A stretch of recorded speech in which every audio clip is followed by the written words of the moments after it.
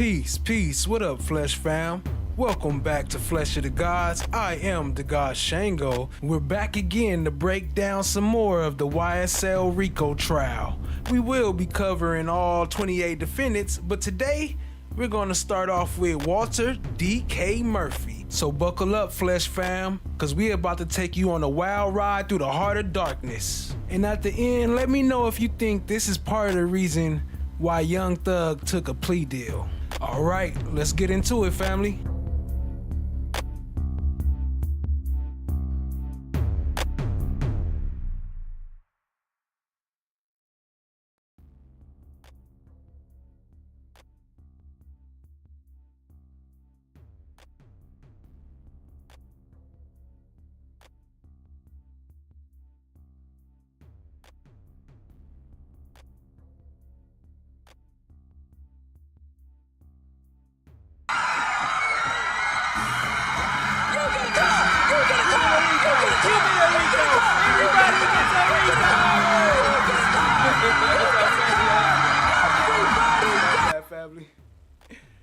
Everybody gets a RICO. That's funny ass.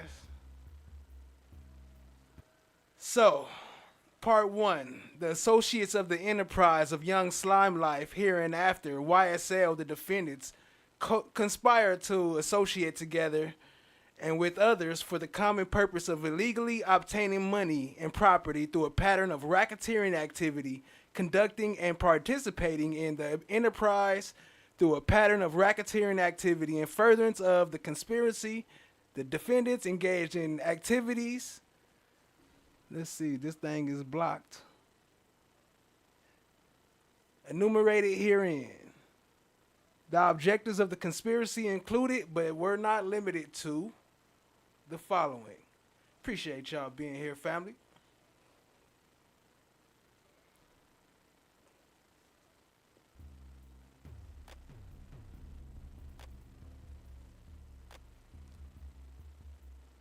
We know it was a whole list of names that we have to go through, but today we're going to start with Walter D.K. Murphy. And as we know, he goes way back to the beginning of YSL, when it first started. Case number 22SC182273.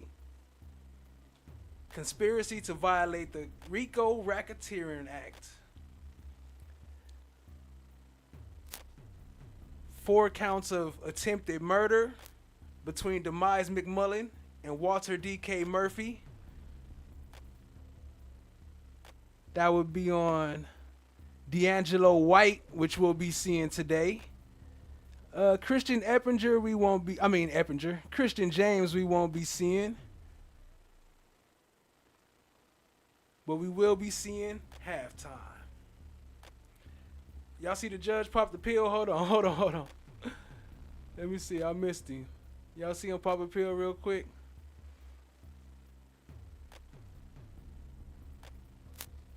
We just getting started. Appreciate y'all being here, family.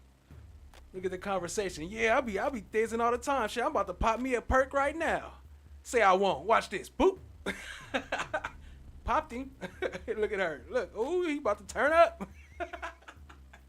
He about to turn up. Yeah, you know. I usually play with my nose. All right, anyway, my bad. Okay, so the count Act 30 and 31, Demise McMullen, attempted murder on Dexter Montgomery, a.k.a. Halftime.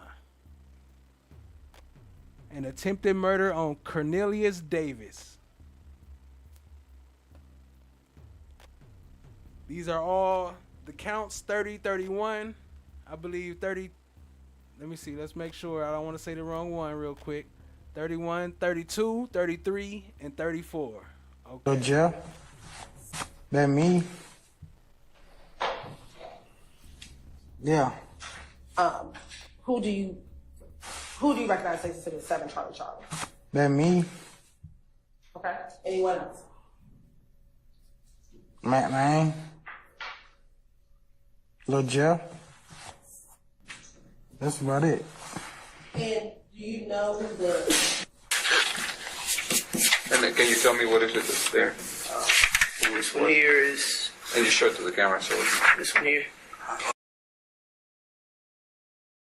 Y'all hear that voice there, right? Y'all know who that is. That's Polo Attorney. I done said it before. But today we got a little clip to show you what he looked like. Let me see. Oh, that's not it. That's not it. Okay, I'm slipping. Here we go. Photos. Boom. There you go right there.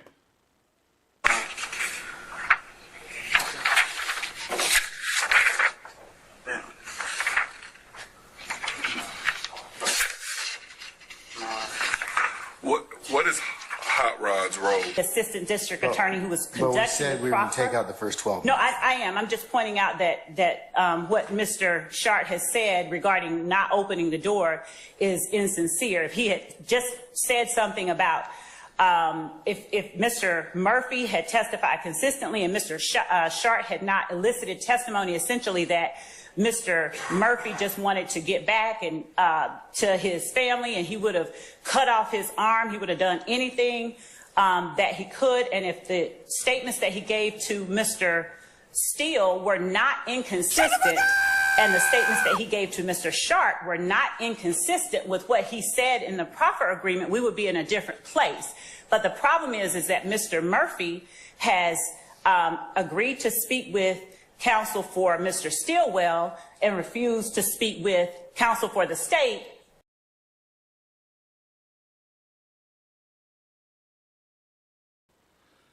So, what is RICO activity? A RICO conspiracy? Preserving, protecting, and enhancing the reputation, power, and territory of the enterprise through acts of racketeering activity, including murder, assault, and threats of violence. So, they brought DK in to connect the murder, but DK wasn't, haven't even been around him recently. He been locked up for the last 8 years. He was only out for like, I think 4 or 6 months before they came back and got him and locked him back up for this case. So that's why he was so quick and easy to plead out.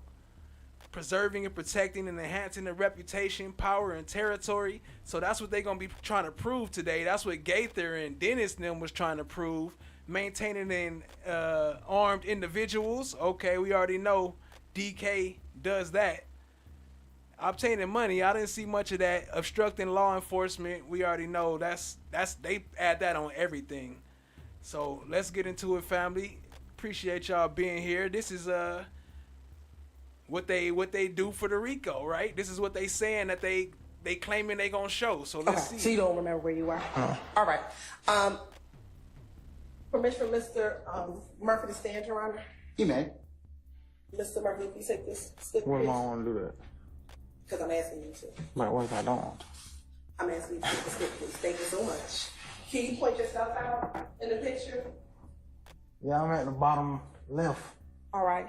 And you said that Mr. Williams is in that Right picture? beside me to the right. Okay, and where is Mr. McMillan?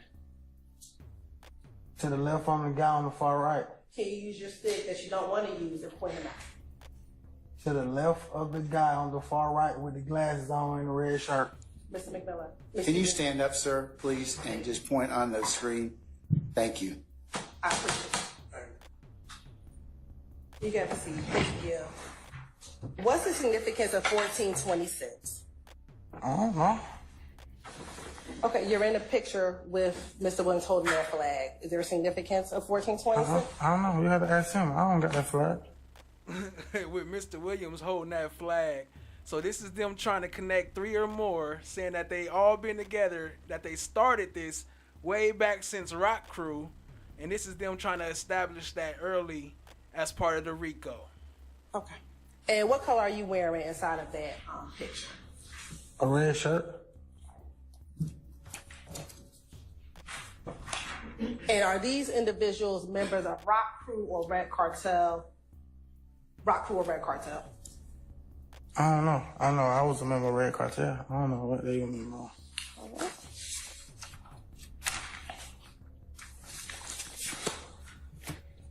Now, let's kind of transition. Did there come a point you still affiliate yourself with Red Cartel now? I don't feel like with nothing but my family and kids. Okay. So when did you stop affiliating with Red Cartel? When I started affiliating with everything. Okay. Did you ever create a group called YSL? A group, yeah. Okay.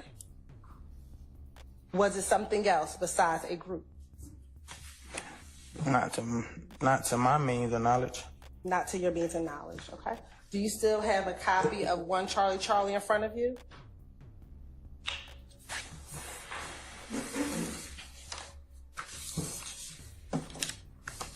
Yeah. Okay.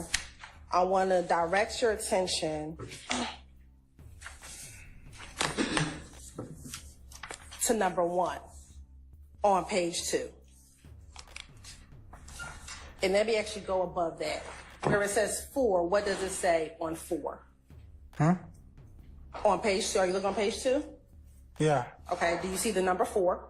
Yeah. What does it say next to number 4? Defendant's acknowledgement. Okay, and then below that, where it says A, what does it say?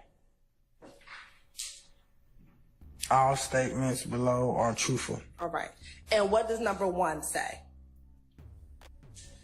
YSL, otherwise known as Young Slime Life, began as a neighborhood group but evolved into a gang. Okay, and did you initial number 1? Quick question, y'all. Is this snitching right here? Just what he did so far. So far, what we seen right now. Is this considered snitching to y'all? Let me see. I'm gonna start a quick poll. Y'all let me know.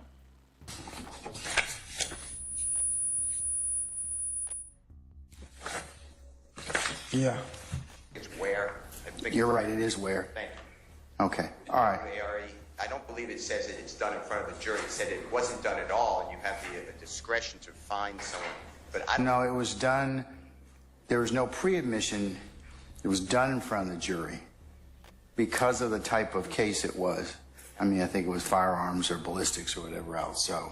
I think the court just made that fine. Anyway, I'm objecting to it being done in front of the jury. I'm objecting not to have a doubt heard outside the presence of the jury. Can I just have a continuing objection? Because I don't want to do this in front of the jury. Okay. Thank you. All right. Good morning. Good morning. All right. Without further delay, we're going to continue with the presentation of the state's case. Call your next witness. The state calls investigator Gaither to the stand. All right. Here's the story of a named Fanny.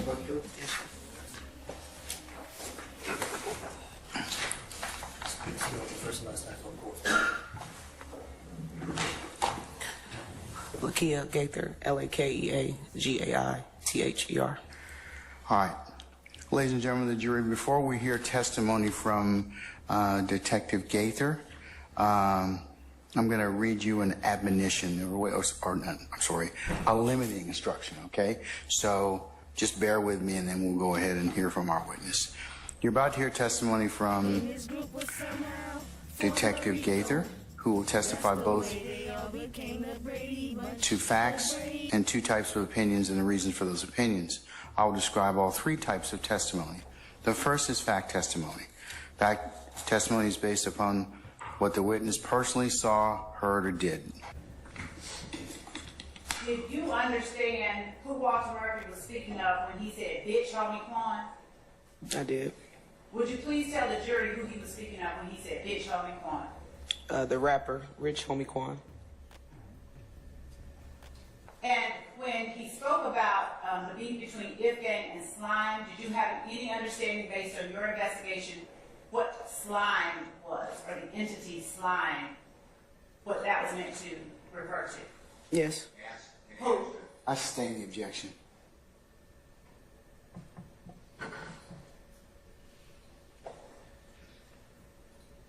Yes, Your Honor. Fuck with, you're not listening. Those started fucking with Wood and them, bro. And Yak and Duke and Roscoe. You know what I mean? Folks, I've been with Roscoe though. I'm not saying everybody know Roscoe. I was always cool with Roscoe, but other than that, I don't know who did that shit. What about you and Duke? What about now? What about now? Is this considered snitching? I just want to know your opinion. This is him, after a couple months in jail, you can tell he got a new haircut. He got the clothes on. He got the blues on. They brought him back. Getting yakking. Excuse me, all those guys. I don't fuck with Duke and Yak. Them niggas they just with us because he got the money, bro. Them niggas want Duke, the same nigga we got into it in the club, come throw up broken shit. You know what I'm saying?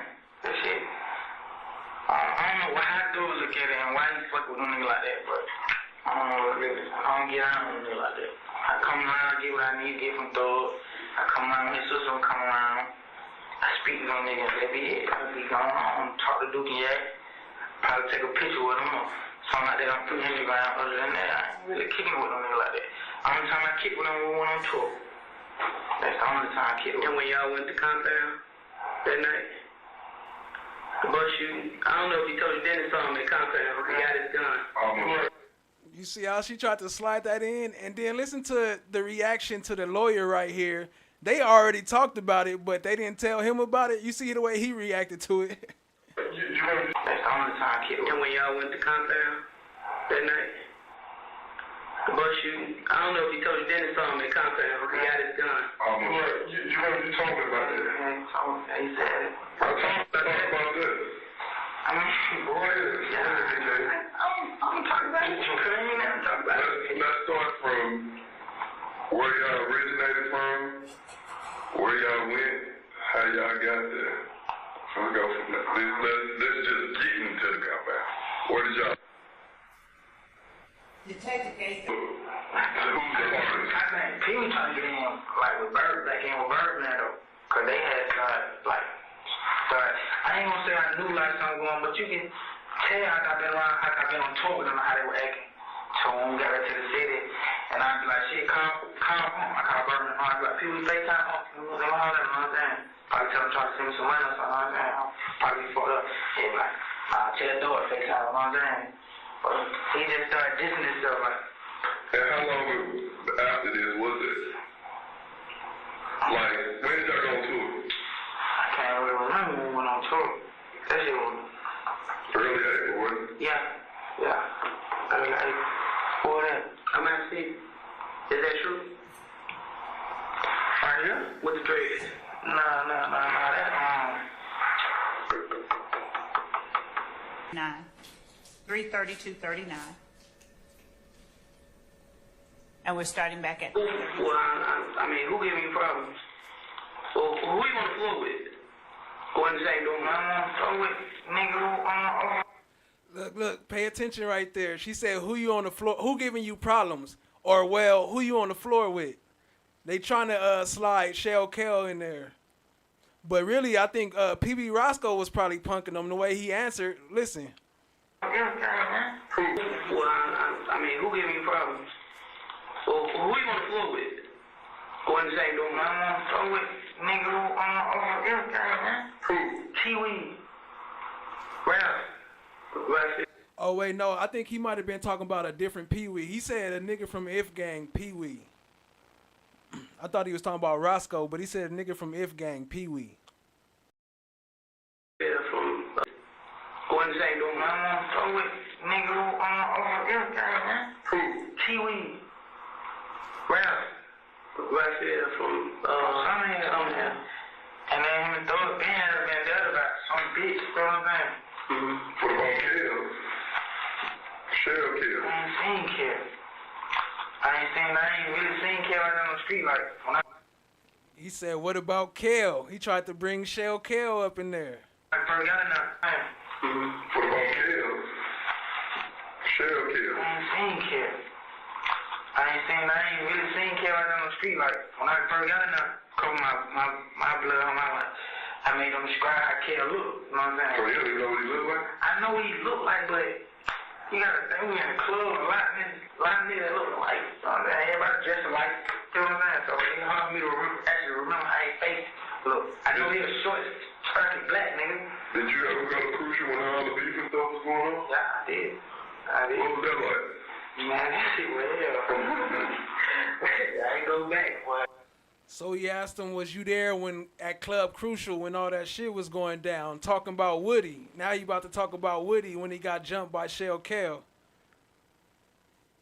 Didn't feel right? Didn't feel like a death trap? Oh, yes.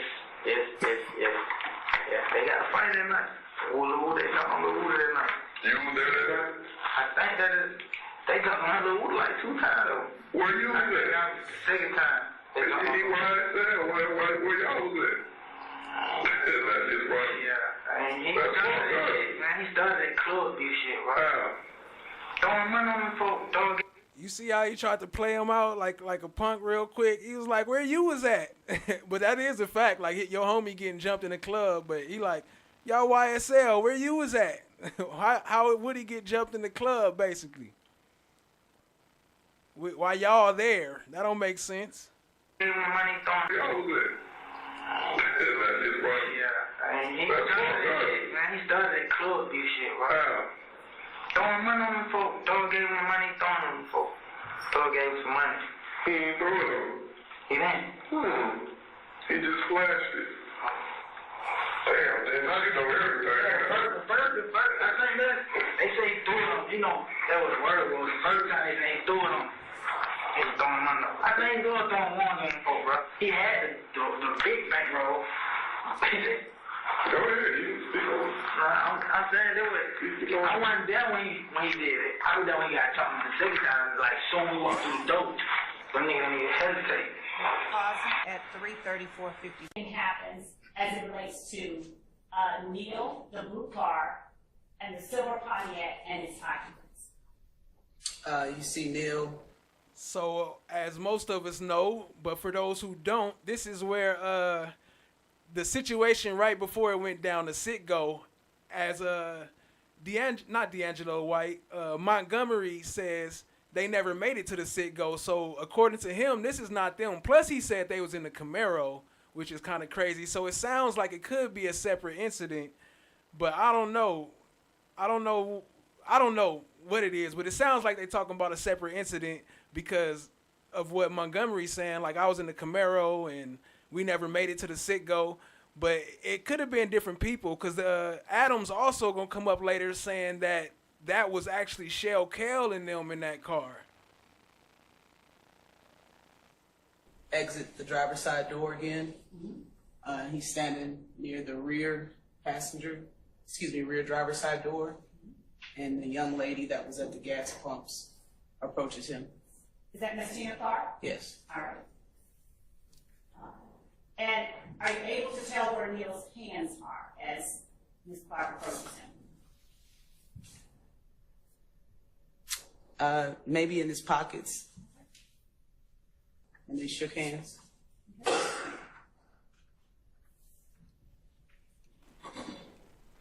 And so they was saying real quick that these people was trying to rob him, right? And his hands is in his pocket while you over there talking to them in the car.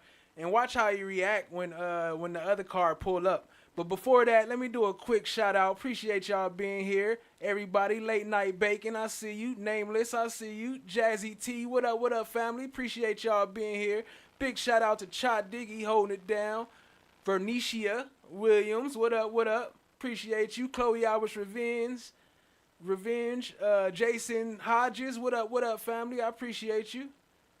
Who else up in here? Cynthia Torp, I saw earlier. Cynthia Throp, Black Butterfly, what up? FFS in the building, holding it down. Daniel Berry Sports Highlights, what up? Lady L, what's good, family? No one in the building, appreciate you. All right. Brooklyn, what up? I see you. Laugh always, have fun. Appreciate you, family.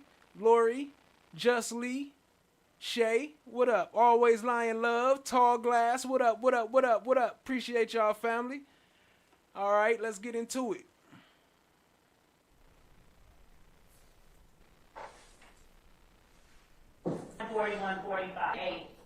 Have you seen Neil with any type of object that even resembles a firearm? You can't even see Neil at this point. He's inside the vehicle. That was not an answer to the question. She said, at this point, have you seen him with anything that resembles a firearm? And she said, at this point, you can't even see him. At 2143-32. You can't even see Neil at this point. He's inside the vehicle. At 2143-32, what has Neil done? He's got into his blue vehicle and closed the door. And what about the occupants of the Nitro, what is happening at 2143, 32, and 823? They're walking into the parking lot armed with firearms.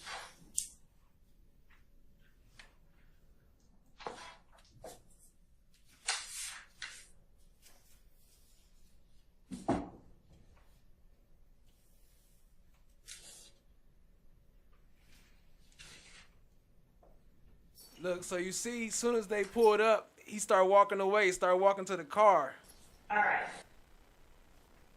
As soon as they pulled up. 32, and 823. They're walking into the parking lot. Has anyone from the Nitro, now, where is Neil? Inside the driver's side seat with the door closed. Has anyone from the Nitro done anything in relation to Neil's car at this point? You can see this guy here, later identified as Walter Murphy, walking up towards the rear of their vehicle.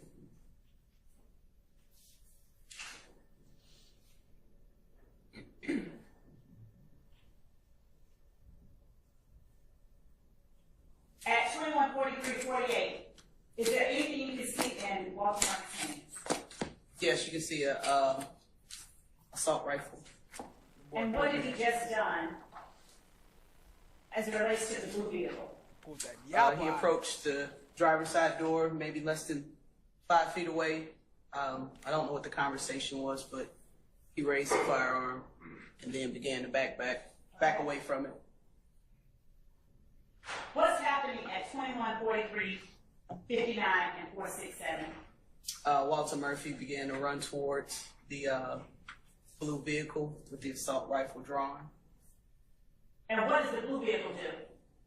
Pulls away. What does Walter Murphy do? Here go another lie she about to say. She's saying he having a conversation with the people here. He not even talking to none of them. You see, he just put the yappa up, and now he about to turn his head and walk right past the dude. He ain't gonna say nothing to him. Standing in the parking lot having a conversation, short conversation with this gentleman who was an occupant of the silver vehicle. And do you know who that gentleman is? I do not. Okay. At 2144-06, has the blue vehicle completely exited the parking lot? Yes. Hey, real quick. I ain't gonna read too many comments, but this one I had to hop on real quick. I hear around the way dudes say all the guys were tweaking so bad off drugs, that's why they was snitching, mainly to get out and feed their addictions. Yo, that's true, and actually we gonna see that in this video. It's gonna prove that in this video. So that's why I had to read that comment, because you absolutely right, Black Butterfly. Appreciate you, family. South on Jonesboro Road. Did the blue vehicle creep off, or did it speed off, or did it do something in the middle? It appeared to leave at a high rate of speed. Where?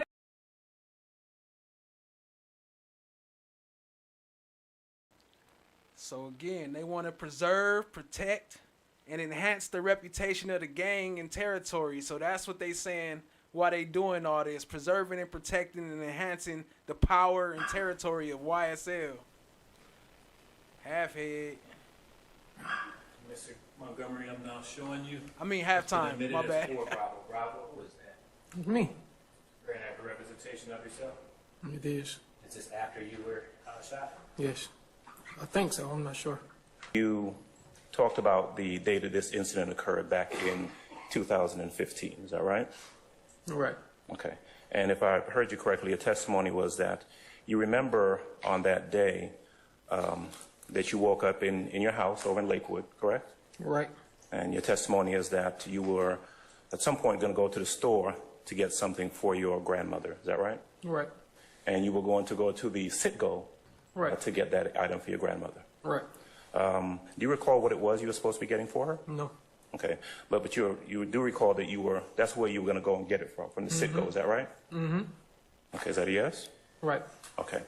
You said Neil was at the house. Right. And there were other individuals at the house as well. Is that right? Right. Now, you got in a vehicle. Is that correct? Right. And is it your testimony that you got into a Camaro? Correct. Okay. Were you driving the vehicle or were you a passenger? I was a passenger. So this is Dexter Montgomery, the one who got half-timed. And yeah, he just said they was in the Camaro. Now I understand that, you know, the brain thing, so maybe he just remember it being a Camaro and you know, he might be remembering wrong, but I don't know. It's hard to tell. What up, Rainy Rain? I see you, family. Appreciate you joining. Joni Ford, what up, though? You're a passenger in the vehicle, and you went to the Citgo where you were going to go get that item for your grandmother. Is that correct? Correct. Now, do you recall how many people were in the car with you? No. Okay. And do you recall anyone in the car having any weapons, any guns? No. Okay. When you got to the Citgo, am I correct that you never exited the car to go into the Citgo? Correct. Okay. We never even made it to the Citgo. You never got to the Citgo? No. Do you remember? He said they never made it to the Citgo. Never even got there. Remember Detective Gaither showing you pictures of the victim with half of his head cut off? Yeah, I remember. You remember that? Yeah. And do you remember telling Detective Gaither that it was Nard who shot half his head off? I don't remember saying that, though.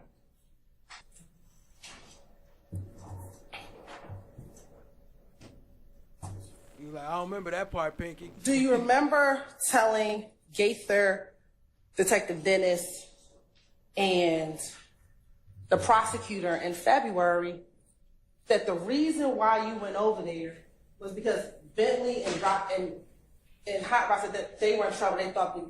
They thought that these 4 young men were trying to follow them. I don't remember none of that. I don't even remember nobody named Hot Rod. That sounds like a toy car.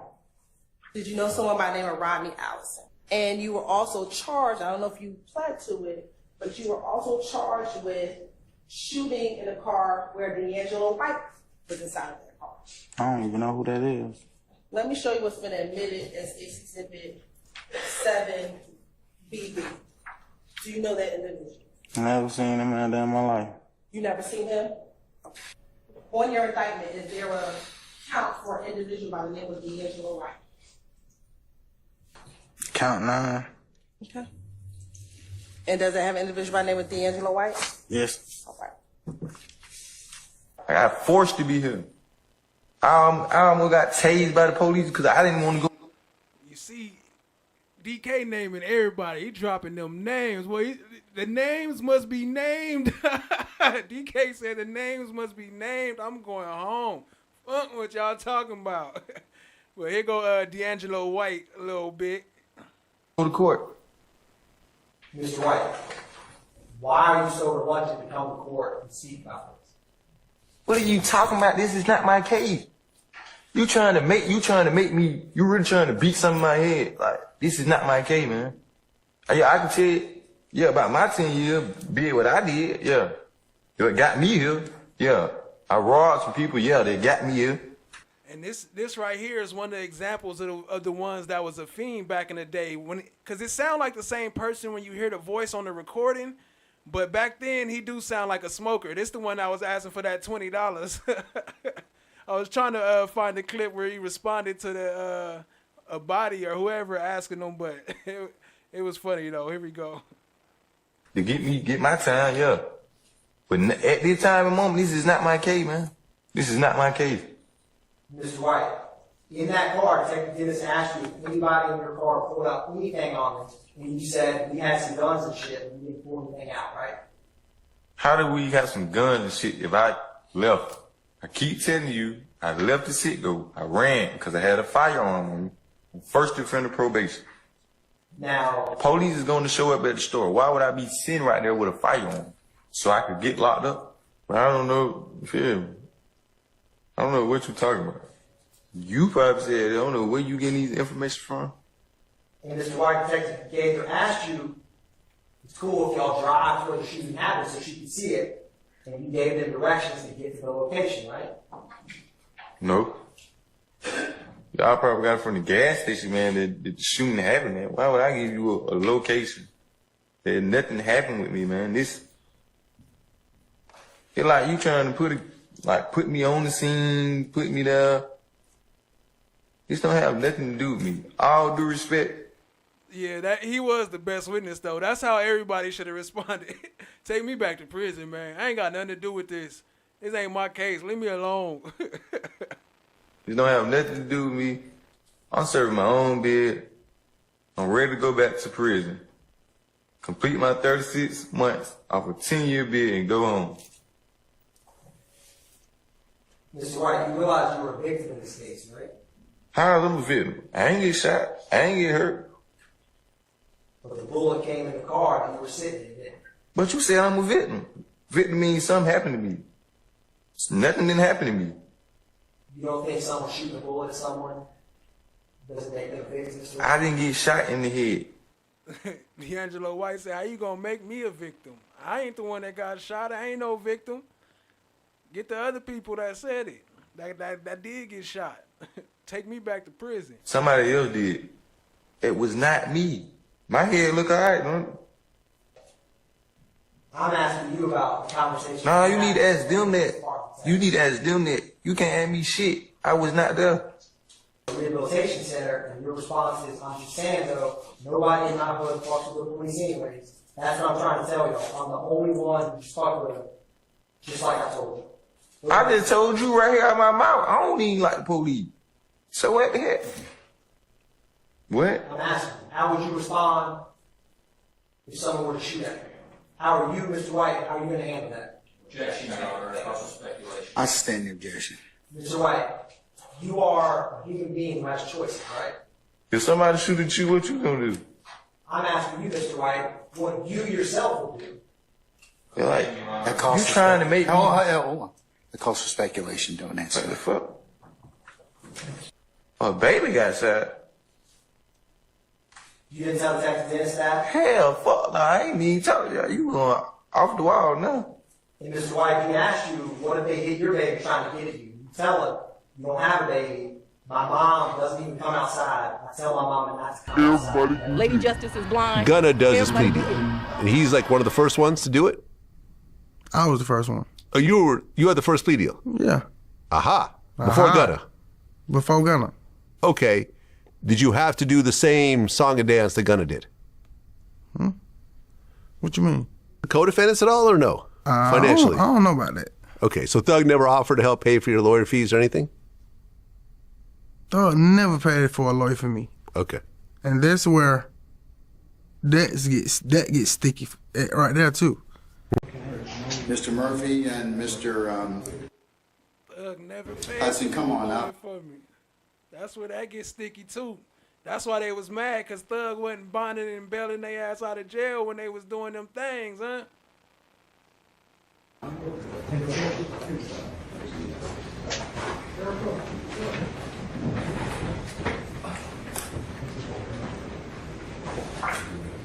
This has been sitting here for no, I'm saying it has been still sitting here. Counsel, interested parties. We're here on the record in the matter of the state of Georgia versus Walter Murphy and 22 SC 182273. Good morning, Mr. Hudson. Good morning, Counsel for the state. Which one of you is going to do this particular bond, arraignment and bond? Is that Mr. Geary or I'm going to handle that, Mr. Smith? Judge. Okay, all right, Mr. If I Geary. can, Judge. Okay, good He's morning. now been incarcerated, I think, for minutes. Yeah, he turned himself, as I understand it, did your client turn himself in this morning? Yes, sir. Okay. Mr. Hudson, would you like to otherwise waive formal arraignment, enter a plea of not, have the court enter a plea of not guilty on behalf of your client? Hold on. That is incorrect. I'm sorry to say, Black Butterfly. No, DK did not take the charge. He was in the front passenger seat, that's correct, and the shot came from the back passenger, allegedly, we don't know. But actually what he did was he snitched on Nard. He said Nard is the one that bust them shots, and that's how all them attempted murders turned to him only getting 8 years or 9 years or 6 years, whatever it was. I think it was 8 years. something like that. But that's because he snitched on Nard. We got that coming up for you, family. Appreciate you. And you otherwise have 10 days upon the receipt of discovery to file any motions? Yes, sir. Okay, all right.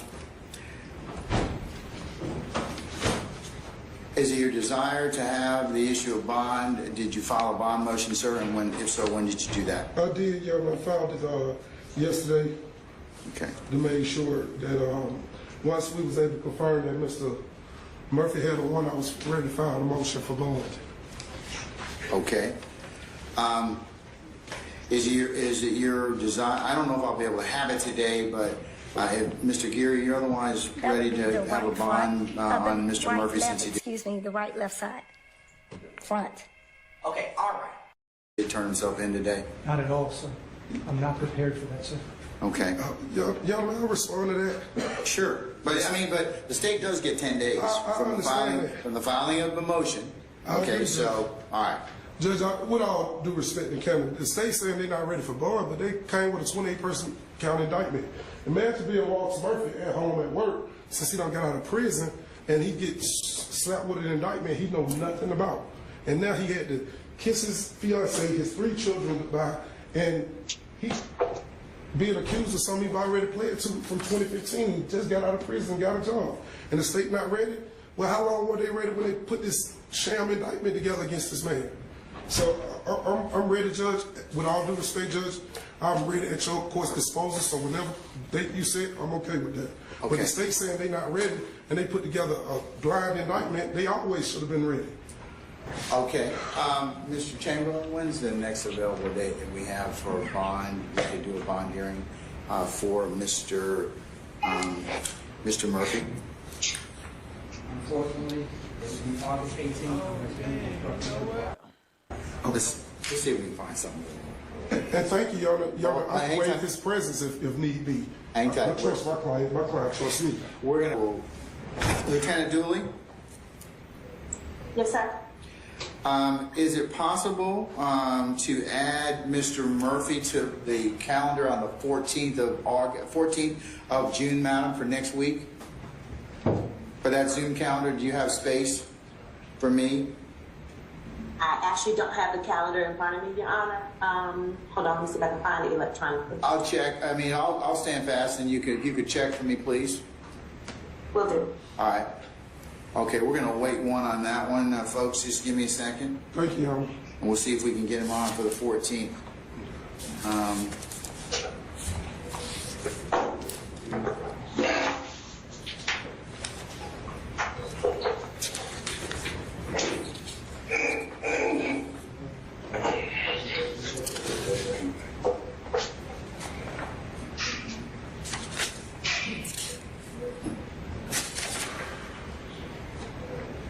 Is the purpose of the name and date that is depicted on the first page of State's Exhibit.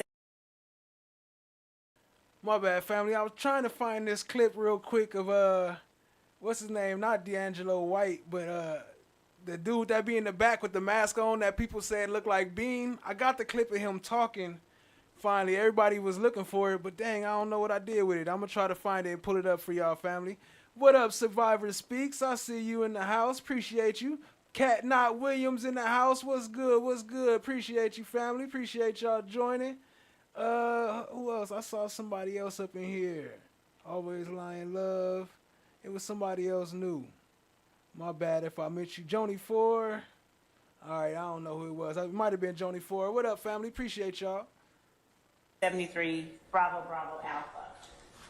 I would use just a blank sheet just to cover up any evidential purposes. So if I had my file folder open and I didn't necessarily want the photo lineup to be shown to whoever I was speaking to, I would always essentially just make like a cover page with just the person's name. All right, my bad. That was Brigetta L I was looking for. That's the name I was looking for. Appreciate you, family. And Chan My Black is golden in the house. What's good? What's good? Appreciate you joining. Name and his date of birth, or her date of birth. And scrolling up along that. Who wrote the word copy above the date and those initials that we see there? This is my handwriting. I wrote copy, the date, and my initials. What was the purpose of that? A copy was given to the Fulton County District Attorney's Office. Okay. So I just wrote copy and not my original copy. Speak up, please, if you could. Sir? If you could speak up, please. Oh, I'm sorry. I just wrote copy. And then I wrote copy. This here was given to the Fulton County District Attorney's Office. So I just dated the date that I made the copy. I didn't want to give them my original at the time, so. Okay. Wrote copy, the date, and my initials. And Your Honor, does the court wish that I give to the witness the microphone I'm no longer using, or would you just prefer we keep going as we are? If it's portable, yes. Would you go ahead and give it? Everybody. Lady Justice is blind. Everybody can get it. Detective Gaither, what are we looking at on the second page of State's Exhibit 73, Bravo, Bravo, Alpha? The second page is Walter Murphy's name with the lineup 2. Writing that you recognize. Yes. Beginning with the date. Would you please tell the jury what that writing is, who wrote? So look, this is the trip right here too, right? So if this is their case notes and this is the file that they're using, she got right there on the file, it says D'Angelo White identified Walter Murphy, number 3, as person with the rifle and shooter. But then they bring Walter Murphy in there and he snitch on Nard, and then Nard end up getting the time for it. What? How that work? And then they sitting here acting like it wasn't nothing to do with Walter Murphy, like it didn't say that he the shooter right there on the paper. Wrote it. I wrote it. Talking about here? Yes. I wrote it. What was the purpose of that writing? To memorialize what the lineup was for and the date that it occurred. And what is the name depicted under the date 7/13/15? D'Angelo White. And what are the numbers depicted under the name D'Angelo White? 2/24/97, which is his date of birth. Now, what is written underneath that date of birth? Identified Walter Murphy, aka DK, as person with assault rifle and shooter with the number 3. All right.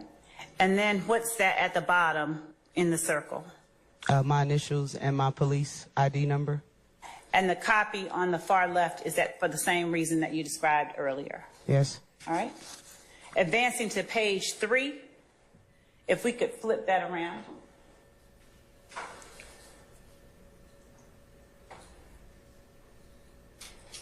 Would you tell the jury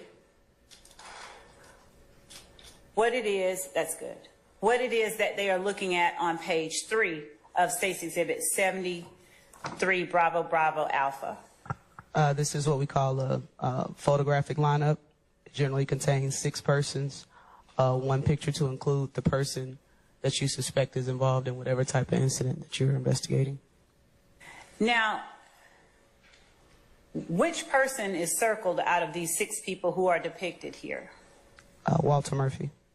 And who placed the circle around Walter Murphy's head? D'Angelo White. Are there any initials or other markings to identify that person as having been circled by D'Angelo White? Yes, he put his initials here, DW, and circled them right under Walter Murphy's photograph. Did you personally see him place his initials there? I did. What is the number next to case number at the bottom? That's the date that we met with him and he identified Walter Murphy. All right.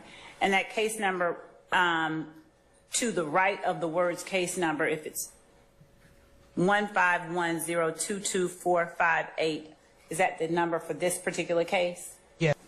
This is a 6-pack photo lineup and containing Mr. Treadwell. Okay.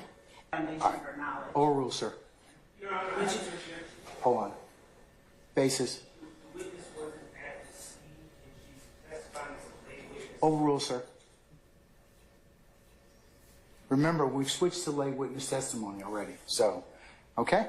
Right, and y'all go sub up to Cat Knot Williams, Queen Slime. Appreciate you joining. Appreciate you being here, family. It's your witness, your objection. Hi guys. Your objection How is everybody? Overruled, sir. Okay. I appreciate it, man. Yeah, we trying to get your boys some justice. So this is D'Angelo White, the recording with them in the car. And he in the car with all three of them. He in the car with Dennis. He in the car with Detective Alligator. And he in the car with Detective Thorpe as well. They got him surrounded. What up, Allie? I see you. Appreciate you joining, family. That way. Which way? This one? You said that your mom know? She in 2607? Or is it 7 or 8? Your license say 8. My license say 8. Yeah. My mom saying right here. Okay. Which this Breezewell that one? I really don't want to be in the parking. You just want to pull out? Okay. Would you describe for the jury who it is that we have just now heard over the last 39 seconds? Myself, Investigator Dennis, and D'Angelo White. You want to call her?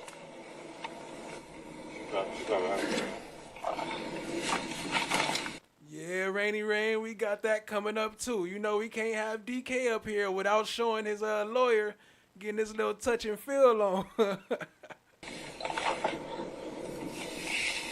Long story short, though, we trying to keep you out of it as best we can, but at the same time, we need somebody to step up with the other what we got. You know what I'm saying?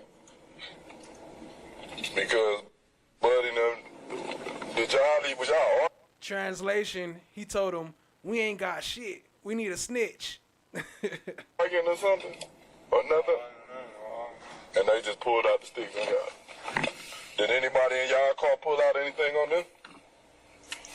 They had guns and shit. And was Buddy trying to talk to dude girl and that's what he got mad about or what? So when y'all first pulled up, what was like the conversation about? Just about the speed? Let's see how they climb on that, right?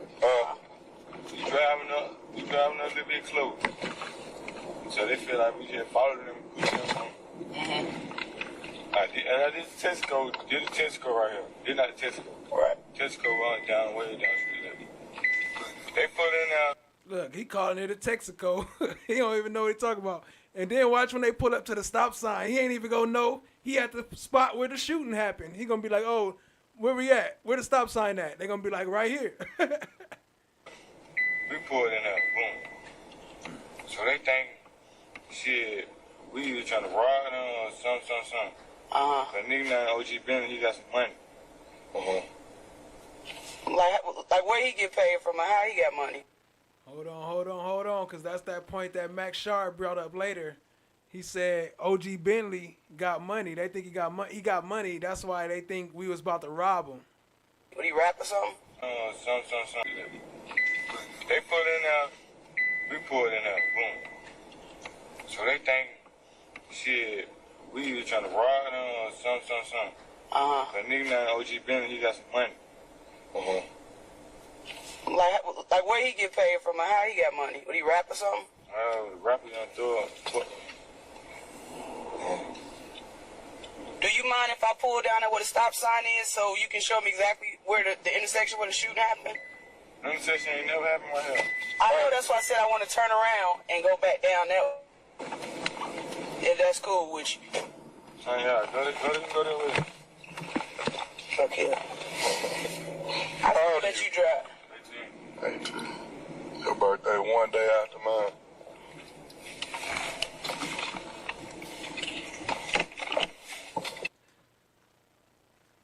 So real quick, the poll in the chat is asking, do you think YSL Mondo and DK started a separate YSL? Because they all say they was there together with Tick, Mondo. Well, DK gonna say that later on this show. He gonna say that it was Tick, Mondo, Young Thug, and him. But then they got into some beef and split up. I think it was, I don't know what it was about, but I think they might have split into two separate YSLs, kind of like, you know, not to say like probably the same group, but just both of them saying, "Nah, I'm the king of YSL." The other one like, "Nah, I'm the king of YSL." So y'all hang out down by Lakewood. Y'all don't be up this way? What high school you went to? It was like, I'm the best snitch. I'm the best snitch. You just came out? You got out? How long ago? A day ago. They told y'all I was calling for you? Phone is it for people trying to call? What you was locked up for? Probation. Take his left? Take his left.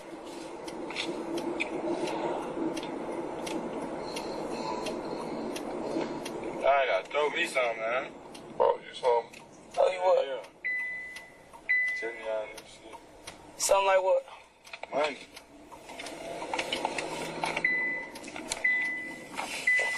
How much you talking about? 20. $20? Yeah. I really couldn't ever say shit. My other partner, they wasn't gonna say shit neither. How you know they ain't already said shit? I know they wasn't gonna say nothing. How you know that? I know them personally. Right. But what if you'd have caught that bullet in your head? What you would want us to do? You feel me? You seen your partner? I ain't seen him. Why you ain't been up there to see him? First of all, man, this shit too hot now. I ain't know where hospital he was in anyway. He ain't even in the hospital. He in a rehabilitation center. He that fucked up. Like half his brain, like It's literally like it's gone. his head is gone. Like a chunk of his head is gone. You feel me? If that was you, what would you want him to do for you? That's what you got to think about. Do the right thing. I just saying, nobody in my family really fuck with police anyway. They want to jump to it. We understand that. I'm the only one that just fuck with that shit. That was Hey, do that sound like the same D'Angelo White that was just on the stand saying, "Take me back to prison, man. Take me back to prison." It's kind of sound like the same voice, but he definitely sound like a different person. I don't know if it was drugs or what. What up, T. Roberts? I see you, family. Appreciate you joining. Stacy Sibbett in the building. What up, though? And that's what make our job.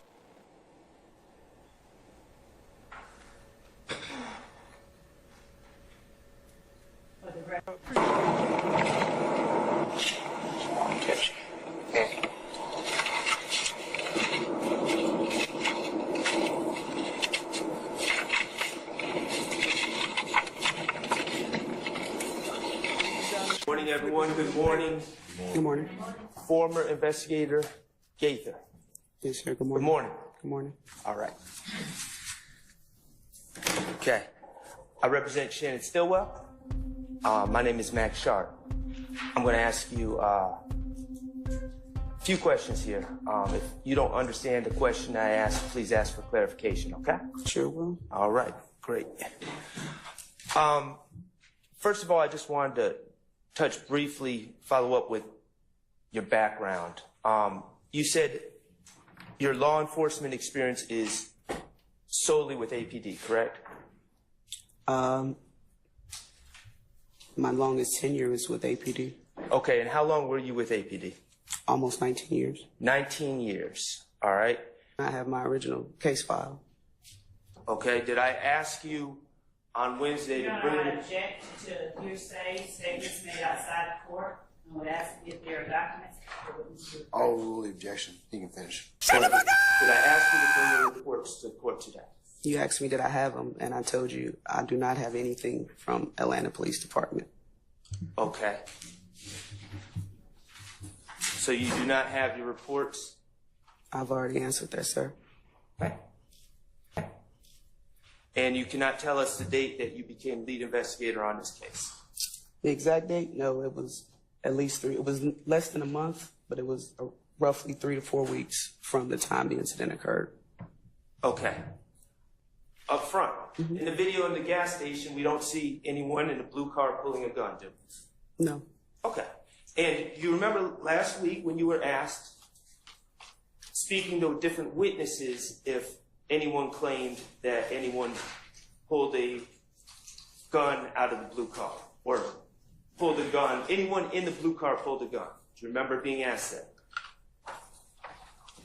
I don't recall specifically in that the way you're saying it now. I don't recall that. Okay. Do you remember being asked if you spoke to Cornelius Davis? Yes. And you indicated that you did interview Cornelius Davis? Yes.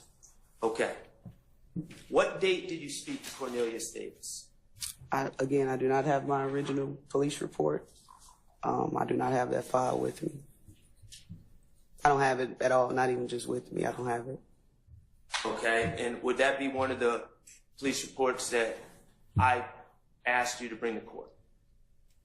Would it be? I don't have that case file again.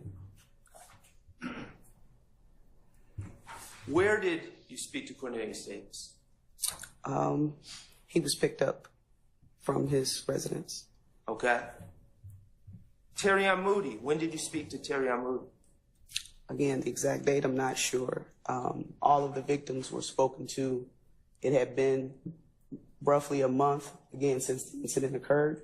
So it was our priority to try to get their statements as soon as we could, myself and investigator Dennis. So from the time the case was assigned to myself, which was, again, roughly 3 to 4 weeks after the incident occurred, within a week's time, everyone outside of Dexter Montgomery who was in the hospital we spoke to. Do you have a report that with you that indicates when and where you spoke to Terrion Moody? I've already answered that. What was your answer? I do not have that case file, sir. What about Christian James? What date did you speak to Christian James? It's my same answer as the previous question. Which is what? I just answered that, sir. Well, I'm going to ask you to answer my question. And I just... Look, she the witness and a prosecuting attorney. She like, objection, asked and answered. What up, T. Roberts? I see you, family. My answer is the exact same answer as the previous question. Okay, and I'm going to ask again because this is... Move on, Mr. Sharkin. Is your answer that... Objection, ask and answer. I haven't gotten an answer. You haven't postured a question. Denied. Sorry, go ahead. So, you don't know what date you spoke to Christian James either? Objection, ask and answer. She hasn't answered. She hasn't answered that. I'll rule the objection. I do not have my case file from this particular incident. I did not have it from the time I retired with APD. I do not have in my possession any files from any case that I've worked. Okay. And when I asked you to bring your reports last week, I asked you to bring your reports Monday, and you indicated that you're no longer with APD and you might have trouble getting them, correct? You said you wouldn't be able to bring them, right? I said I wouldn't be able to bring them because they're not in my possession. I do not have anything from Atlanta Police Department. But when I asked you for those police reports, District Attorney Seth Brown was there as well, correct? Yes, sir. From the District Attorney's office, he was aware that I was asking you for those police reports, correct? Your Honor, I'm going to object as to this witness testifying about what someone else was aware of. I stay the objection. Was he actively involved in the investigation? Was he actively involved in the conversation between me and you in that back room? I stay the objection.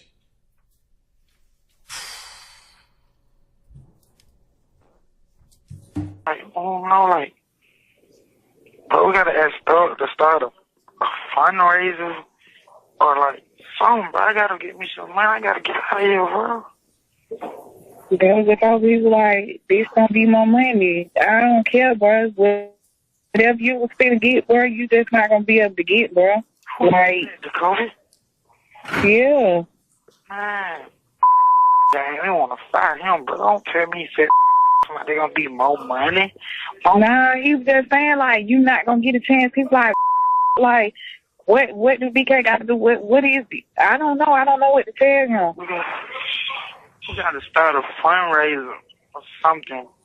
We gotta get me some more money so I can get a better lawyer, bro. Into during this time, say what like the tender. Stacey did with 30 and into during this time, say what like the tender. Because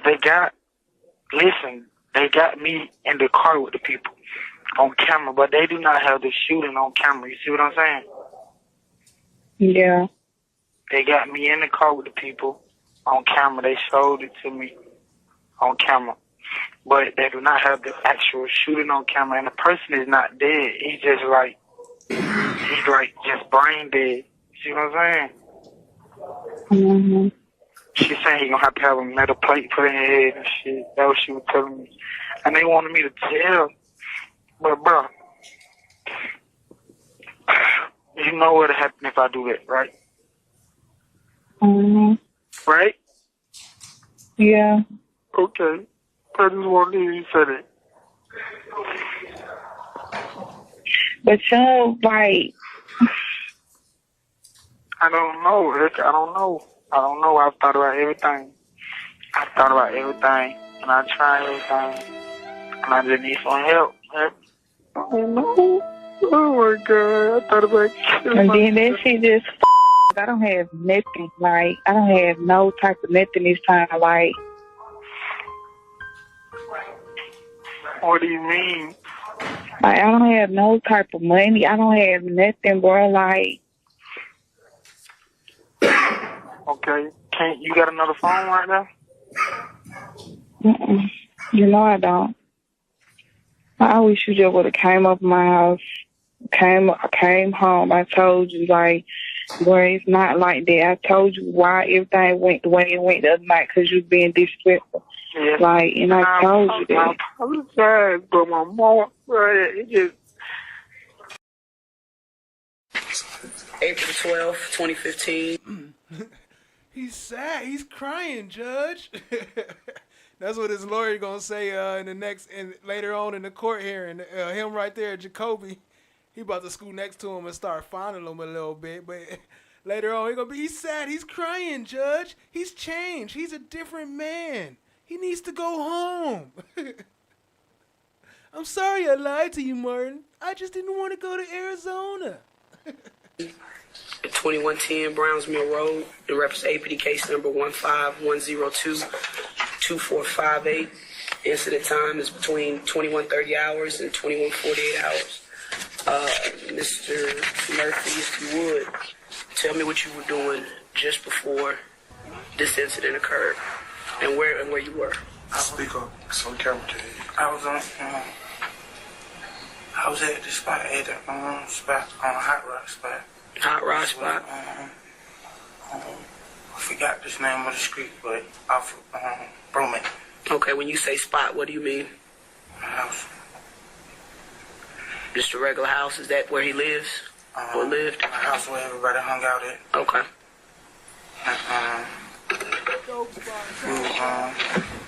We were just chilling. Okay, who all was there with you? Me, Fatty, and no, I was in the back. Anybody else? The names must be named. Speaking of names, what up, Tack Clouds? I see you, family. Appreciate you joining. Jazzy T in the building. What up, though? I think it was like a jail working the door or something. When you say working the door, what do you mean? You said working the door. Yeah, answering the door. Oh, is it like a dope house? Do they sell dope out the house? Like, I'm just trying to... You saying working the door. Like, why do you need somebody... Okay. So you, Fatty, and Nard, and maybe a Jay that was at the house. Okay. Yeah. Okay. What happened next? We were just chilling, high, and Nard came out the back. And he was like, let's ride, yeah, we gotta ride. And I was like, alright. So when I got up, he walked back in the kitchen, and then when I got up, he handed me a chopper. So Nard handed you a chopper? Mm-hmm. Who all left?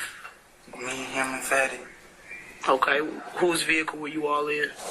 Bentley. And what type of vehicle was that? The white Jeep truck, the white truck. The white truck. This part here is important. What exactly did Nard say when he came out the back? And I'm assuming you and Fatty were in the front of the house. Mm-hmm. When he came out that back room, what exactly, as best as you can remember, were his words? I think the best I can remember was, I think he said, let's ride, let ride. What did you take that to mean? Like something going down, we gotta ride. Okay. Something bad going down? Yeah, like something going down. Okay. Why did you take the He said, let's ride. You know what let's ride mean? Let's ride. Get the yapper. assault rifle from him? Why did I take the assault rifle from him? To be honest, like I thought it was finna go down. Like right there, I thought somebody would come to the spot. Cause we had so much going on, like beef in the streets and stuff. Mm-hmm. I thought some nigga about to pull up on the spot. Okay. But then when we jumped in the truck, I knew we were going to either do something or something had went down. We had to pull up on the scene. Okay. Did he say why you guys had to ride or who called him? Not at that moment. Not at that moment. When did you find out? When I got to the scene. When you got to the scene? Okay. And what was the scene? The store. The gas station? Okay. So when you got to the gas station, continue from that point. When we pulled up to the gas station, I think, if I'm not mistaken, Nod got out first, or me and him got out at the same time. Mm-hmm. And we walked to the front of the store. When we walked to the front of the store, we opened the door. And said, get your hands out my pocket. Why is he holding his pocket like that, yo? It's making me suspicious, Holmes. It's making me think a lot. Smart guy. And when we pulled up, I seen the car Bentley was driving earlier, which was Hot Rod car. The car that they were black something. The car that Bentley then was in. Yeah. Okay. Sedan car, it's black. Bentley was driving earlier, so I seen it and I knew it was like, you know what I'm saying? So when we opened the door, I seen Bentley and I'm like, come out, you know what I'm saying? I'm holding the door open, like in the middle of the door. Come out. And they were acting scared, like. When you say they, who are you talking about? Who did you see at the store? I seen Bentley, I seen Hot Rod, like standing in the back, like talking to somebody on the phone or something. And who else did you see? Bentley and Hot Rod in that part. Okay. And then they told Nod something, and then Nod came out and pointed, he pointed at the car. Pointed at which car?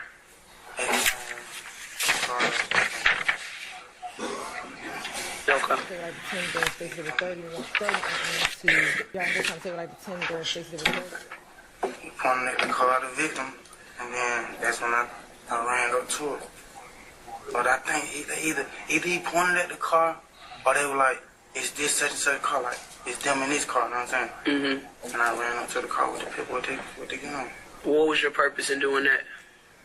Like I can't really remember, I was so high. I was so drugged out and so gone out my mind, I wasn't even who I really was. But you remember running up to the victim's car? Yeah, I remember running up to the car. Do you remember? I'm sorry, go ahead. I remember running up to the car, and then, like, I could see movement in the car, and then the window came down. Mm-hmm. So I backed up. Did you at any time point that chopper at their vehicle? It was already pointed at their car? Okay, when you say Bentley, what other name do you know him as? Or do you know his real name? Bentley. You don't know his real name? What about Hot Rod? Hot Rod. And you don't know a real name for them? What about Hot Rod. Tat, tat, tat, what the fuck, man? I know his last name's weird, John, but I like that. Weird, like what? Kirkendall. Okay. What about Nard? Do you know his real name? I think his real name Kennard. Bernard. Bernard. Okay.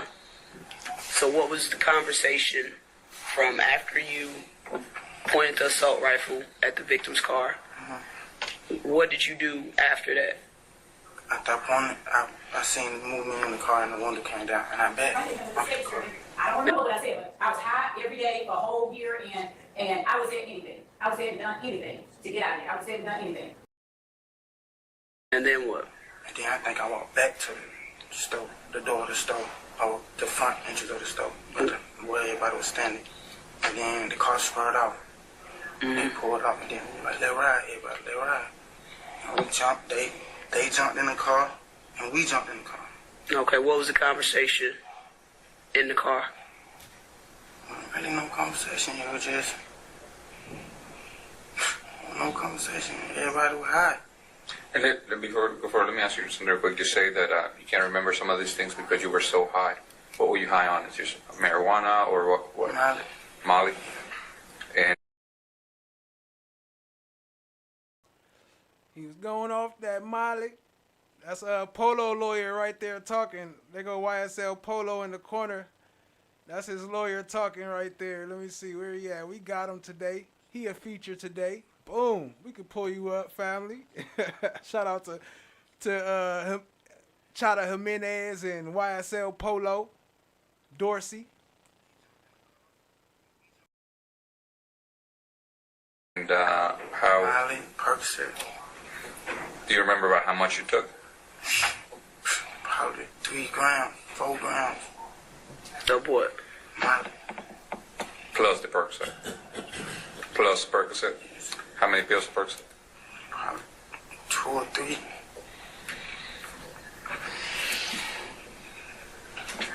And is that something that your body's used to? Is that like the normal dose that you usually take to feel good, or? That's over the limit. Okay. Yeah, over the limit for my body, especially the Molly. And how often do you? Look, he should have been a rapper. He in there rapping. Too much for my body, especially that Molly. Too much for my body, hey, especially that Molly. You use Molly? That your body's used to? Is that like the normal dose that you usually take to feel good, or? That's over the limit. Okay. Yeah, over the limit for my body, especially the Molly. And Too much for my body, especially that how Molly. often do you use Molly? Probably like 4 times a week. Okay. 4 days a week. 4 days. 4 times, 4 days a week. And about how much do you take when you usually take Molly? Probably like a gram. Okay. A gram and a half on a good night. All right. So go on. Okay. Is it your testimony that this incident occurred, you were shot before you even got to the Citgo gas station? Correct. Do you remember exactly where you were when that actually happened? On Browns Mill Road. Okay. Going up Browns Mill Road towards John. So that's Dexter Montgomery. For those who just joining us or those who just tapping in or didn't start from the beginning, we doing a series breaking down the full YSL indictment, each of the charges, well, most of them, as many as I can, but we starting right now with DK, charge number 30 or 31. Let me see, I might have to pull it back up. I closed it down. But anyway, 31, 32, 33, 34. And that's the attempted murder of Dexter Montgomery, the guy that's on the stand right now.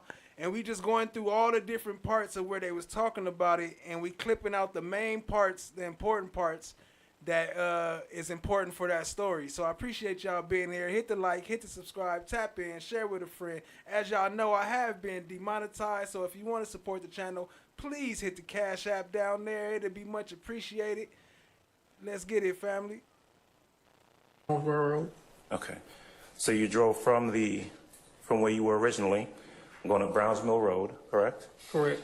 And at some point before you got to the Citgo, there was a shooting that left you injured. Correct. All right. D'Angelo White. Who is D'Angelo White? I have no idea. This was formed? Is that the day that this was typed up? Is that the day on the top of the paper? Yes. Okay. I want you to go to the last page on page. And we talking about the RICO. So this is what they trying to prove as a RICO. They trying to prove that they was preserving, protecting, and enhancing the reputation, power, and territory of the enterprise through acts of racketeering activity, and also by posting of messages, images, and videos and songs maintaining armed individuals ready and willing to preserve, protect, and enhance the reputation of the territory, obtaining money and weapons, and etc. Page 5.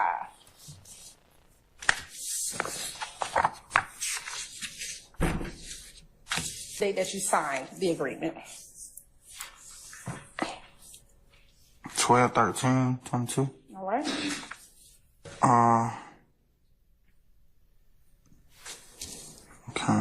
Count one, the conspiracy to violate the racketeering, influence, and corrupt organization act. Okay.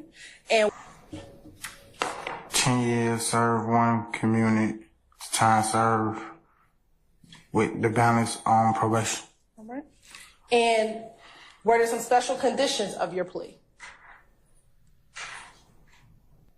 About I, Walter Murphy, will testify truthfully to I, Walter Murphy, have read and carefully reviewed this agreement. I fully understand this agreement. No promises other than those contained in this document have been made to me in furtherance to this agreement. I freely, knowingly, and voluntarily enter into this agreement without force, threat, or I don't know that word. It gets you high. Okay, and when you say get you high, does it make you sleepy? Does it make you hyper? That's what I'm asking. The effect it has on you. It just have you up like floating. Floating, okay. What about the Molly? It's the upper. It keeps you up. Okay. And you would take Molly 4 times a week or so, correct? Every day. Every day? Typically, you would use about 1 to 1.5 grams a day. Is that correct? Yeah, it depends on how much money or how much Molly I had, but yeah. Is it true that one of the big limitations on how much you would take is how much you could afford? Yes. That night in particular, on April 12, 2015, you were getting high at Hot Rod's spot, correct? Yes. Okay. You were on the couch in the front of the house, correct? Getting high? I think so. I can't really recall. I think I was on the couch. Did you take 3 to 4 grams of Molly? Did you take more than you usually take? Yeah, I think I remember that because I know I was up probably about a week straight, about 5 days straight. Do you recall telling, saying in your proffer statement in February 2016 that you took 3 to 4 grams of Molly? I heard me say that on the recorder. Okay, and that would be about 3 times your normal amount? Yeah. Okay, and you also took Percocet that day, correct? Yes. 2 to 3 pills? Yes. Okay. And you recall saying that in your proffer? Yes, I heard that record. From your recollection, to the extent that you have one, on a scale of 1 to 10, 10 being the highest you've ever been, 1 being sober, where were you that night? 11. Okay. Fatty was there. Yes. Correct? I don't remember what I said, but I was high every day for a whole year, and I was at anything. I was at done anything to get out of here. I was at done anything. A man named Nard, whose government name is Demise McMullen, was there, correct? Yes. Nard was in the back. I think I can't really remember where he was at, but he was there. Okay. And was there another person there as well?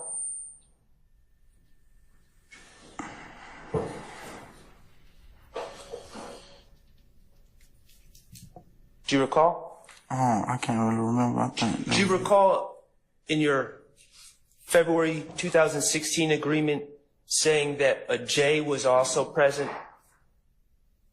I don't recall saying that, but I probably did say that though. Okay. Well, could you explain to me, and you might not use that term anymore, and I don't like using that term, but could you explain what a J is? Somebody who like homeless, got on drugs. Okay. When you said a J was present in that house, J is short for junkie. Yeah, correct? junkie. Okay.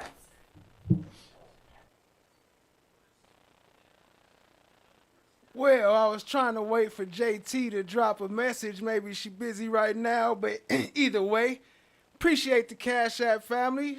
Y'all show some love. Show some love. Appreciate it, JT. Drop something so I could post you on the screen. But other than that, y'all show us some love. Appreciate the love, family. Drop some JTs in the chat. Drop some umbrellas. Drop something up in there. Show us some love. Appreciate the support, family. I ain't got my bullets either, so I can't bust yet. But you know, we strapped too. You know what I'm saying? Let's get it, family. Appreciate y'all. Appreciate the support. You've been doing this for a while? Doing what? Investigating crimes? I'm no longer investigating crimes, sir. Okay. Been to court before to testify? Yes, You testified in trials? I have. Okay. You're aware that police reports, if they exist, are to be provided to the defense in discovery, correct? If I have a police report, I'll give it to the district attorney's office, and I would assume they would transfer it over to you. Okay. And you don't have these police reports indicating the work that you say you did Your Honor, objection. from 2015? I'll sustain the objection. Okay. Where's your case file? I don't have it, sir. Well, where is it? I left. When I retired from the Atlanta Police Department, I believe it was August 2020, I left everything regarding Atlanta Police Department at the Atlanta Police Department on the 5th floor where our offices work. That included all of my case files, all of my uniforms, all of my equipment. I do not own anything but my Atlanta Police badges I accumulated over the years. That is all I own. Who did you leave them with? Sir, I just answered that question, sir. You said you left them on the 5th floor. Whom did you leave them with? I left them in our offices on the 5th floor in a file cabinet. We are not allowed to take our case files with us once you retire. I have no purpose for them.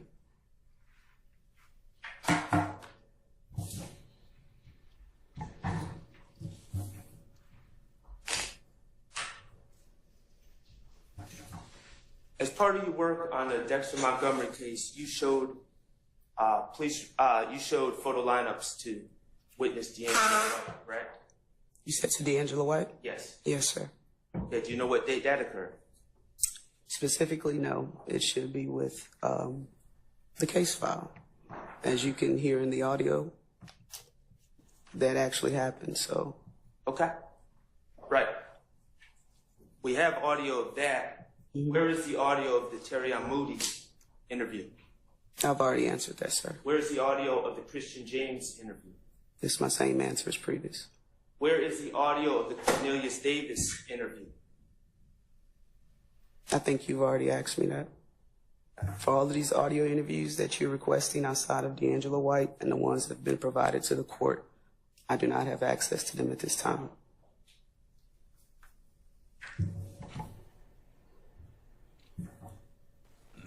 You were in the car when Mr.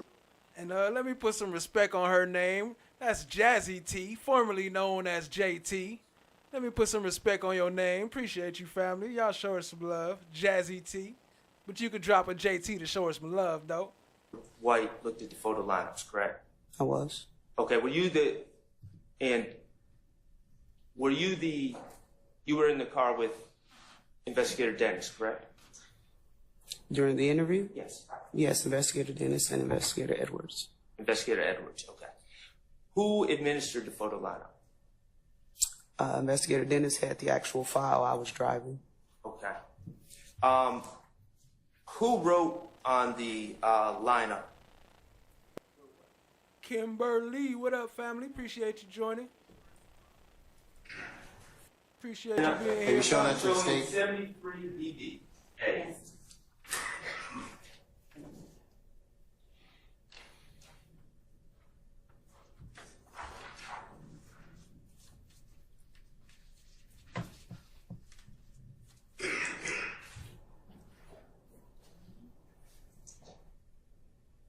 On the, as part of the photo lineup, little statements about what, and we're going to talk about statements. You said little statements?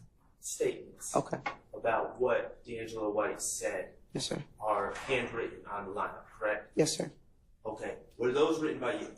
Is that your handwriting? Yes, last week we went over this, that this was my handwriting. This is also my handwriting. Okay, great. You can't hear the witness. I'm sorry, sir. Can you hear me? Yes. Okay. And now there was 2 lineups shown to D'Angelo White, correct? Yes, sir. Okay, one, and in the lineup, just to be clear, there's a target or an alleged suspect, right? In each lineup? Yes. Yes. And then there's 5, usually, in this case, it's a 6-photo lineup, so there's 5 fillers. Correct. Okay.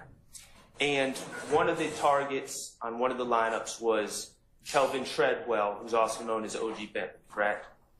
I didn't label them as targets. They were, for me, persons suspected as being involved in the crime, but target is your word. Okay, I'll use suspect. That's fine. Okay. So one of the suspects was Kelvin Treadwell. Yes, sir. And in the other lineup, the suspect was Walter Murphy, correct? Yes. All right. Now, let's first talk about the Walter Murphy lineup, which was lineup number 2. You wrote on 7/13/15 police report that D'Angelo White identified Walter Murphy, aka DK, as person with assault rifle and shooter, correct? Yes. Okay. When you say person with an assault rifle and shooter, yes, are you saying he was identified as the shooter? According to Mr. D'Angelo White, yes. He was identified as the shooter.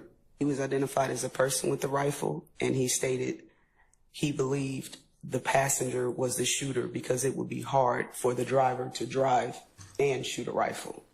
Look, now D'Angelo White, a firearm expert. He said it would be hard for him to shoot. He didn't believe it was that because he didn't believe the driver shot because it would be hard for him to shoot. Now he's the firearms expert and she's just going to go with what he believed? Well, actually, he believed, according to Mr. D'Angelo White, yes. He was identified as the shooter. He was identified as a person with a rifle, and he stated he believed the passenger was the shooter because it would be hard for the driver to drive and shoot a rifle. Well, actually, in his interview in that car, he indicated that the shooter was definitely on the driver's side, didn't he? He did. And he also stated that it would be hard for the driver to drive and shoot, so he believed it was the passenger. Actually, in his statement to you in the car, he indicated that his thought was the shot came from the backseat driver's side, correct? He said the passenger shot. Okay, Your Honor, I'm going to ask to publish. I didn't say the passenger side. I said he stated the passenger shot. Passenger being who? In the backseat or front seat?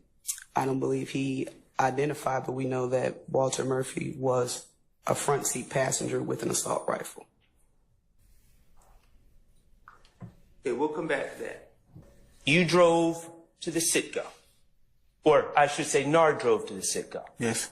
Okay, and that took a minute or 2. Yeah, no time. You said no time? Yeah, no time. Okay, and in that ride to the Citgo, at that time, on the ride, did you have any conversation with Nard to the point that you understood what this was all about? I don't recall if I did. Okay. When you arrived at the Citgo, you and Nard both got out of the car, correct? Or the truck? Yeah, yeah. Okay, the truck parked in the Citgo parking lot and both of you got out. Yes. Okay, and both of you were armed with assault rifles. Yes. Everybody get Lady it. Justice And when you is blind. arrived, Everybody can get it. you saw OG Bentley and Hot, correct? I saw OG Bentley, yeah. Okay, you saw OG Bentley. And OG Bentley was in the store, correct? I think so. By the front door of the store. He was there. I don't really remember like where he was at though. Oh. And what happened was Nard. What had happened was, Chloe said, hit the like button for secret copies of the police reports and the McDonald's surveillance tapes. Just send $19.99 for shipping. We got you, family. We got them coming through. Hit that like button. Was driving down Browns Mill Road with you back in the passenger seat and Fatty in the back, correct? Yes. And Nard saw that same car driving up the road that connects, that you don't know the name of, towards Browns Mill Road. Yes. And the car you were in, the white truck, was at the intersection. At a stop sign. I think it's the other way around. I think we was going down the street and they was coming up on the intersection. Okay. And Nard, the driver, said he saw the car coming at y'all, correct? Yes. And Nard said, Objection, hearsay. it's not for the truth of the matter asserted. It's and the state elicited testimony about this very same statement. Still hearsay. They elicited. I'm saying the objection. Okay. Did Nard indicate that he saw the car coming? Yes. And did Nard pull out his assault rifle from his floorboard? Yes. Did he roll down his window on the driver's side, which was on the side that they were approaching? Yes.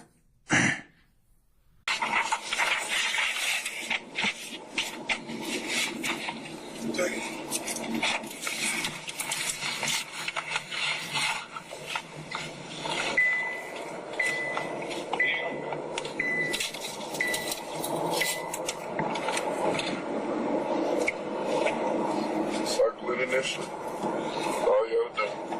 We'll take you back where you need to go. I gotta know you something, man.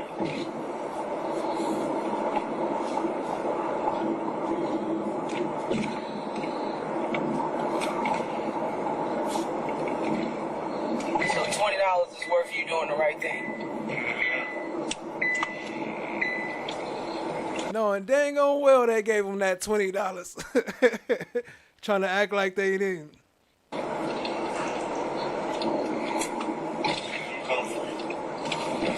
You said what now?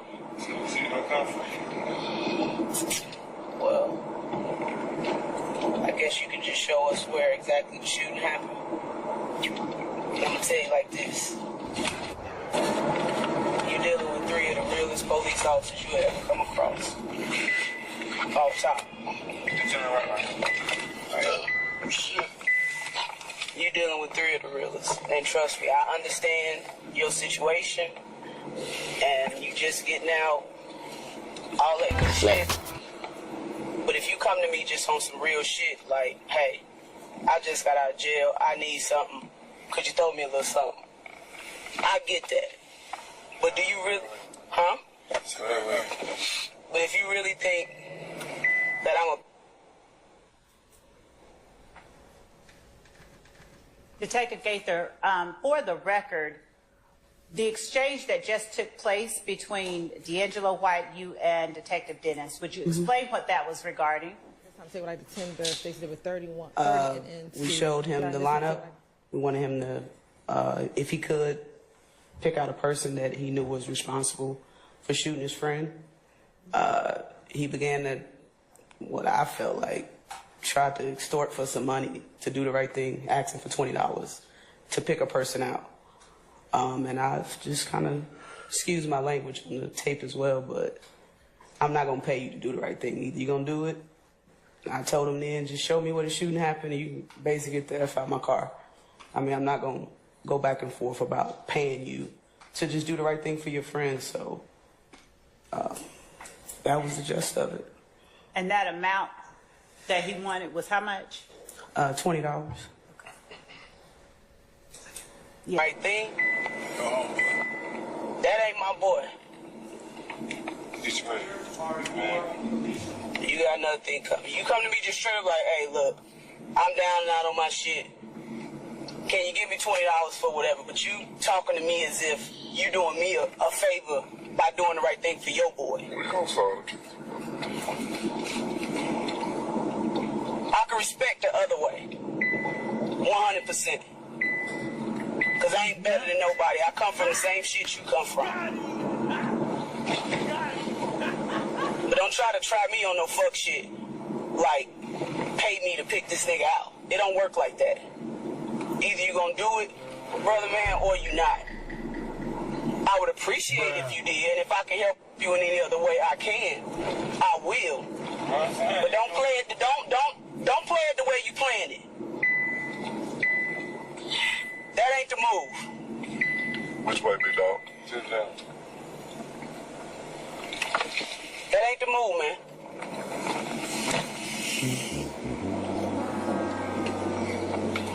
This man shot your homeboy in front of you. It ain't even about that now. This man shot your homeboy in front of you, and you ain't gonna do shit. He hit him with the Menace to Society line. It's not even about. This man shot your homeboy in front of you. It ain't even about that now. It's not even about that now. Y'all know exactly who did it. I don't mind helping somebody that need it. I don't. Because I would want somebody to do the same thing for me, but don't play it the way you playing it, bro. You hit me out? You need to come at me a whole nother way. This shit you talking ain't how we do police work. It's not. This the intersection, right? You see where them two people started at? Yeah. We started at this stop sign. Coming this way. They came from my way down the long ass street where no stop sign. He shot right here. Boom, boom, boom. Which y'all was coming back this way though, right? Yeah, we were coming this way. Y'all coming that way and they were coming from that way? Yeah. Okay. Did they turn on this street after they shot or did they keep straight? No, we were coming this way. Right. We started at stop sign. They were coming down that long. Down Brownsville. Yeah. So they cut y'all off. Yeah. They knew where y'all was from? Yeah.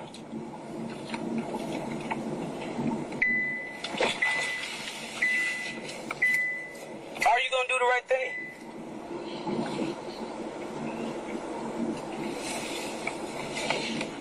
Yeah.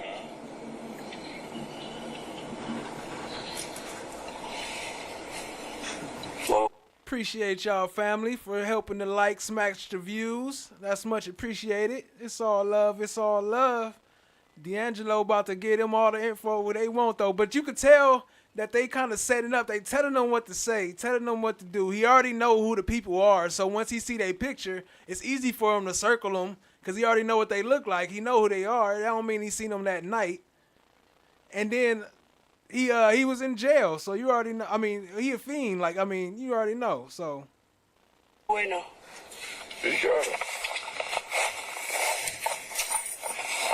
At least he was back then. I don't know if he's still a fiend, but he was. Sound like it. For $20. Let me get that $20.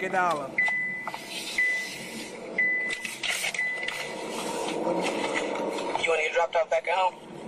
Yeah. You show another one? You ain't even did nothing with that one. Pull that hair or something.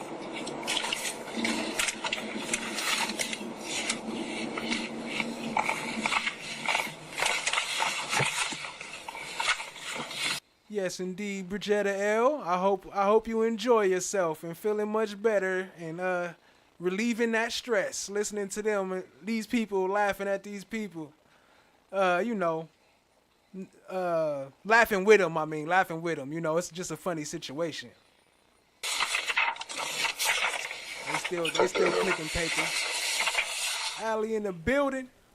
Uh-oh. Do you recall that at some point after you got out of the hospital, you had an interview with some police officers by the name of Gaither and Dennis? Do you remember that at all? No. Okay. Do you have any recollection of at least Atlanta police detectives coming to your house and asking you questions about the incident? No. Do you have any recollection whatsoever of meeting with anyone at your house and indicating that you had absolutely no memory of anything that happened on that evening, either before, during, or after the incident? No.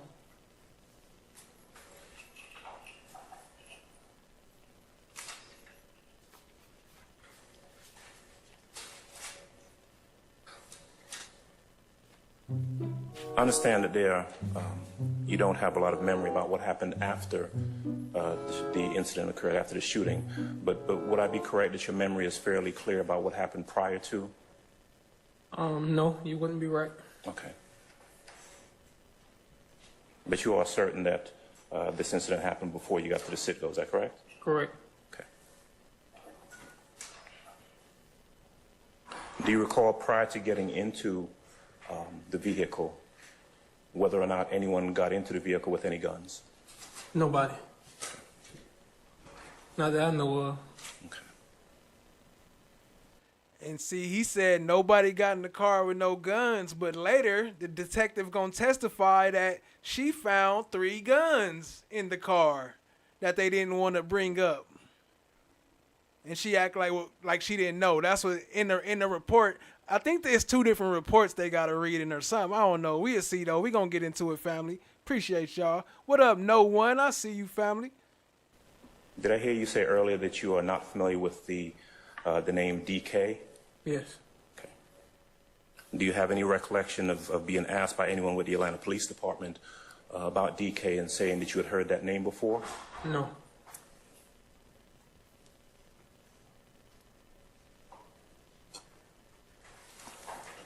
At any time after the incident occurred, were you asked to come to court in regards to someone named DK being related to or connected with this incident? Not that I can recall. Okay. Did you ever have any communication with the district attorney's office? Dang, as soon as I think they're going to be quiet. My bad. Peace, Aubrey, y'all. What up, though? Jason Hodges in the building. What up, family? I see you. Appreciate y'all. Office prior to the past few months or so? Yeah, I do. They came to the house. Okay. When was that, recently? Maybe about a month and a half ago. Okay. No time back in 2015? No time back in 2015. Okay. All right, one moment, please. All right. Thank you. I think that's all I have. All right. Anyone else? All right, Mr. Matthews. Twin. Hang on. Good morning, Mr. Montgomery. My name is Carrington Matthews. I represent Mr. Huey in this matter. Back in 2015, 2016, is it your testimony that you were not contacted by any member of the district attorney's office concerning any other case that involved you? Right. No one contacted you to talk about any resolutions? No. No one contacted you regarding anything? No, I just said no. Okay, thank you, sir. All right, Mr. Sharp. You mentioned a cousin named Neil that was in the car. He was about to bang on him, huh? Oh, that's why I love, too. She kept on saying, Neil. You see Neil? What is Neil doing? Neil? Is Neil in the seat? How the hell you know that's Neil? Neil? Okay. Is that correct? Correct. What is Neil's last name? Davis. And where is Neil Davis right now? I have no idea. Is he in Atlanta? Yes. I think so. Okay. All right, thank you. I have no further questions. I forgot to ask you, can you tell the jury where you got shot? What body part? My head. Okay, can you show the jury the portion of your head where you got shot? Right here. Where the den is. There's no skull there. Now you mentioned you drove it, you guys were in a Camaro. Is the Camaro your memory today? Yes. And do you remember leaving the Citgo and then getting shot? No. I told you we didn't make it to the Citgo. I got shot before we made it to the Citgo. Is that a fair and accurate representation of you? Yeah, that's me. What about this photo? That's me. Which one are you talking about, this photo? For Bravo, Okay, all right. He tried to slide the Citgo back in there. He was about to get hot at him. He said, no, I told you I didn't go. We didn't make it to the Citgo. He know what he talking about. He ain't stupid. What up, Prentice Jones? I see you, family. Two last questions. I think I heard you say, Mr. Montgomery, that the DA's office spoke to you recently or within the past few months about the case. Is that right? Wrong. You can hear me say that. No? No. Okay. Well, let me ask you this. They didn't contact you back in 2015. Is that right? Right. Did they ever notify you that the person who was convicted of shooting you, Mr. Walter Murphy, they struck a deal with him? No. They never told you that either? No. All right. Thank you.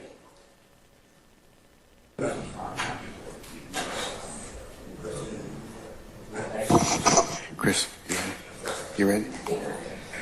All right, let's get back on the record. Sergeant Ingram, are all our participants back? Yes, sir, Vice President. Okay, good.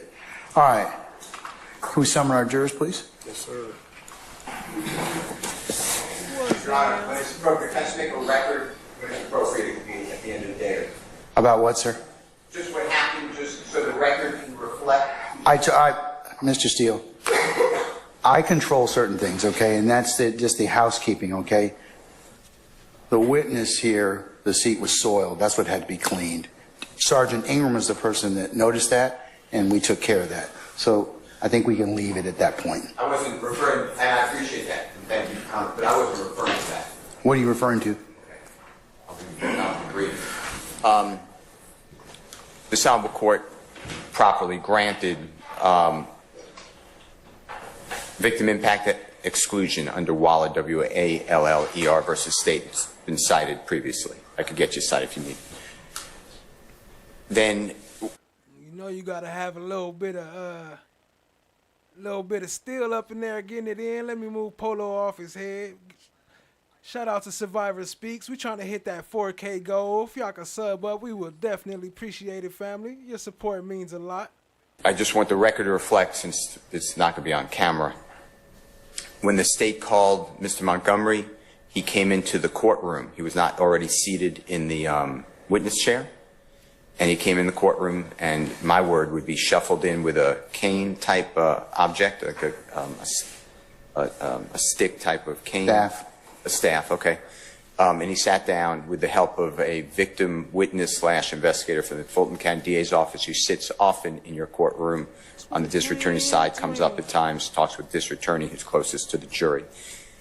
The first question from the honorable prosecutor was something to the effect of, whatever the record shows, tell us why you're here. I want justice for the people who did this. Whatever the quote is, I don't remember, but it's something to that. I then asked to approach. The next question was also victim impact. Your honorable court stated that tried the case, that leave out victim impact. We appreciate that. And then when we're leaving, when the witness was asked to leave, he was struggling, my view, he was struggling to get up, and he was being helped again by the investigator with DA's office in Kimberly, what up, though? front of the jury. A juror actually got up and gave room. And I just want the record to reflect all that, because you already ruled no victim impact, and it was breached, my word would be intentionally, by DA's office. And I believe that that goes against what we're doing here. Okay, since you're crafting that for the record, I'm going to craft what I saw. I saw a witness who had physical limitations come in our courtroom, who was helped by the DA's office and our sheriff's team to sit down. And that was the only thing that I believe that the record should reflect and craft. So, and to leave. Would be the right, and to leave. The right, left, the right, left side. Front. Okay, all right. And I think that that would be appropriate for any witness that we have, Mr. Steele. So I'll note it for the record, but I'm just putting on what the court observed. And is there anything else? The only other issue, the state, I say, intentionally violated the court's order to leave out victim impact. Okay, but I already ruled upon that. So you ruled upon motion in limine granted. They do it. You tell them not to do it. I mean, but you objected appropriately, and I ruled on it. So, okay. All right. Thank you. Okay. All right. Yes, sir. And I was not getting into that other matter, but I'm sorry? I understand that. No, it's fine. But I wanted you to make sure that that there was no other communication with any of the jurors. That was, that I control the housekeeping and other things to keep everyone in good health and for your protection. Okay. Thank you. Okay. All right. Your statement is that he said. Juana, what's up, cousin? I see you. Appreciate you. Hope all is well as can be out there in Cali, family. Because the driver couldn't have been the shooter. He's assuming because he was driving, right? Is that what D'Angelo White said? No, I'm going to object to the line of questioning involving speculation. I stand the objection. Well, what did D'Angelo White say about who shot? Sir, I just answered that. Well, could you? Sir, I just answered that. I stand the question. He said it wasn't the driver. I stand the question, sir. Did D'Angelo White ever say, I saw DK, or I saw Walter Murphy, or I saw the person in this photo shoot at the car I was in? Sir, I just answered what D'Angelo White stated his remembrance of events were regarding the shooting. Did he ever say, I saw this man shoot? No, I'm going to object asking you this. I stand the objection. The truth is, he said he couldn't see who shot, isn't it? Is that your truth or his truth? I'm asking you. It's on tape. Sir, I've asked. And I would ask that the best evidence be shown to the jury. The complete opposite of when Love was on the stand. She was up there, yes, ma'am. Of course, ma'am. Yes, I know, ma'am. Like she was a gentle little lady. So I object. Your Honor, I'm just asking that the witness answer the question. I'm going to overrule the objection. Did D'Angelo White ever say he could see who shot? D'Angelo White stated he did not believe the driver could be able to shoot a rifle and drive. So he thought the passenger, who was Walter Murphy with an assault rifle, shot the assault rifle at his friend. He also stated the backseat passenger, who was what he said to be a young man named Fatty, he had a handgun. The victim was shot with the assault rifle round. So he never identified Walter Murphy as the shooter, did he? Objection. I stand the objection. Did he ever say that guy was the person who shot? Mr. Short, it's the same question. Let's move on, okay? Thank you, sir. Okay. Look, judge making objections now. Like what did you mean? Same answer. Ask and answer. Sit down, boy. Go do your ref job. What you talking about? Why you all on my head? But you wrote that he identified him as the shooter, correct? I've already answered that, sir. All right. Let's talk about the identification of Mr. Treadwell or O.G. Bentley. You also wrote on that photo lineup 2, correct? Yes, sir. And you said he identified Kelvin Treadwell, a.k.a. O.G. Bentley, as ordering the shooting. What's your question, sir? Is that correct? I think they was around the same age as DK and them. Like he probably in his 30s. Right? That's what that reads? May I approach? You may, sir. Just show what exhibit you Is show. that what you wrote? 13 BB. A. 73 BB. A. Is that what you wrote? Yes, that's what I wrote. Okay. Identified Kelvin Treadwell, a.k.a. O.G. Bentley, as ordering the shooting. Did he say he saw Kelvin Treadwell, O.G. Bentley, order the shooting? He stated that O.G. Bentley was on the phone making a call and what he believed was calling Walter Murphy and Demise McMullen. He didn't say those persons' names. Did he say he saw that with his own eyes? O.G. Bentley on the phone? He heard that?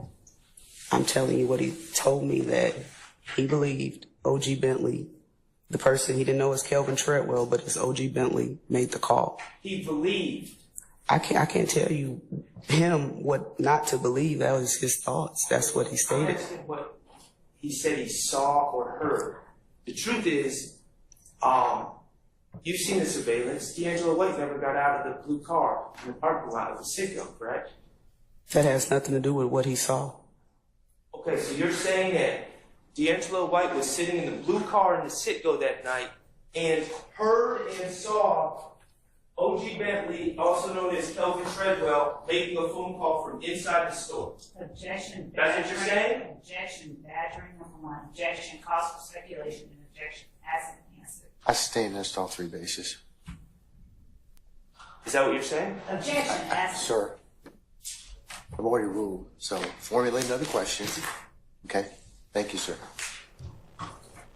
Look, they like, no, you can't get into that. Nope. Who's talking? Nope. Denied. Say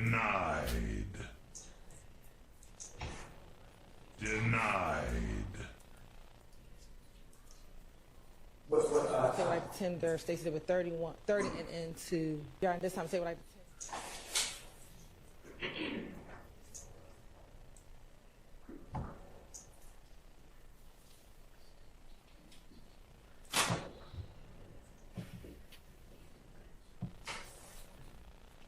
Where are your police reports? Your Honor, we're just going to publish. Yes, sir.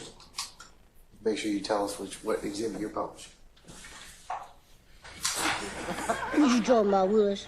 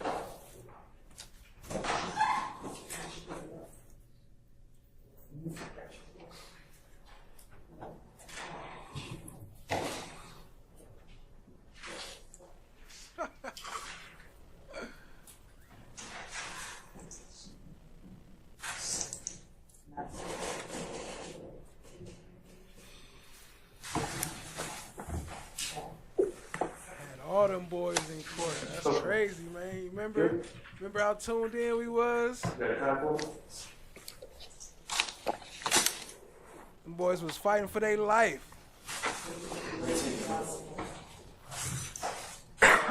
We're going to ask you to publish 102 BB. 102. 101 BB? Okay. 101. All right. At 13:55. All right. Okay, Joanna.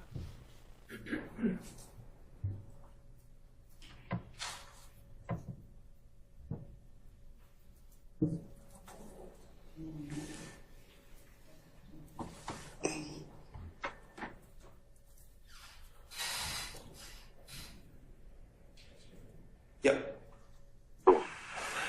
Answer this. Did you see where the shots from the other vehicle came from? Like, did the person, which side of the car did they lean out to shoot? It had to be either on, it couldn't be from the goddamn, it couldn't be from the passenger side or from the back passenger side. It had to be either, it couldn't be the driver neither, it had to be the person behind the driver. Thank you.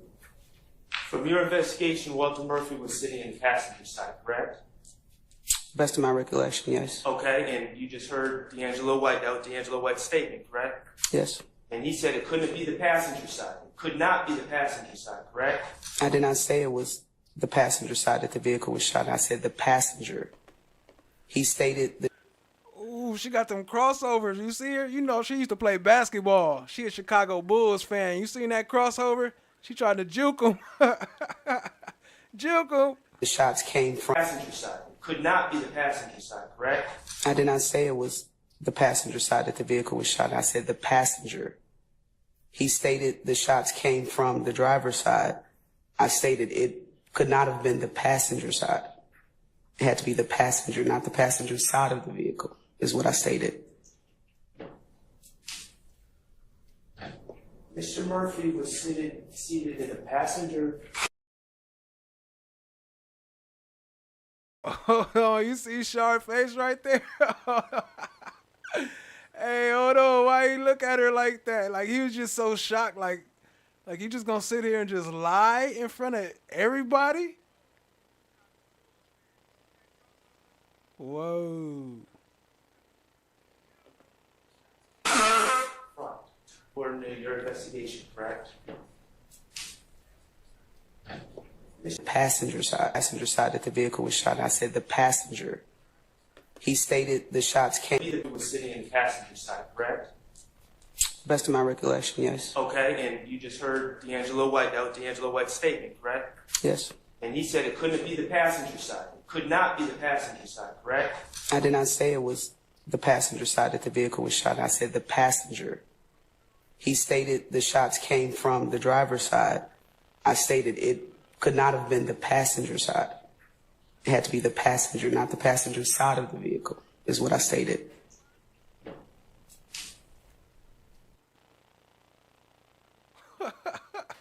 That would be the right front, the right left, excuse me, the right left side. Front. Okay, all right. Mr. Murphy was seated in the passenger front, according to your investigation, correct? And also according to Mr. Murphy, yes. And Mr. White just said on tape, it couldn't have come from the passenger side, correct? If you go to his interview inside our vehicle, he also stated he did not believe it was the driver. It came from the driver's side, but he did not believe that it was the actual driver. Okay. It was someone from the passenger. Sir, are you going to let me answer? Yes. Okay, he stated he did not believe it was the driver because he didn't think the driver could drive and shoot a gun. He stated that it had to have been the passenger. I didn't say the passenger side of the vehicle. I said the passenger. And there's a third person in the car, in the back seat, correct? Correct, which... And that was not Walter Murphy, was it? I don't believe so. Okay, and somehow that statement has become you writing down that he identified Walter Murphy as the shooter. And somehow you're trying to get away from the fact that YSL, members of YSL shot this boy in the head. Whether it's a report... Okay. Statement has the car in the back seat, correct? Correct, which... And that was not Walter Murphy, was it? I don't believe so. Okay, and somehow that statement has become...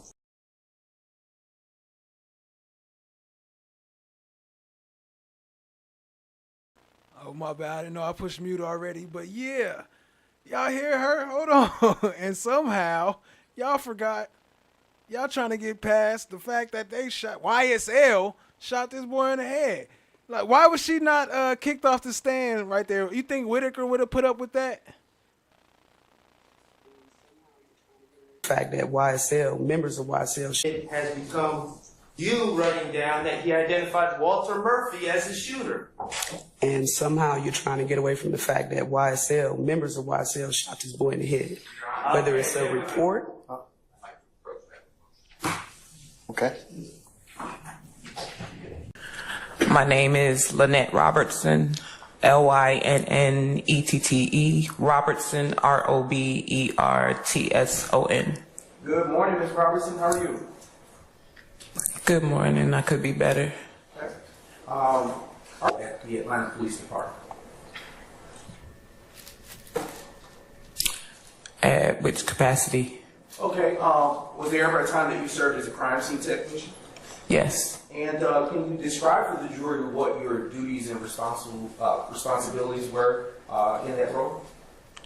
As a crime scene tech, I am to respond to emergency calls, process crime scenes as they happen. Yes. Okay, and how do you recognize it? By what's on the paper.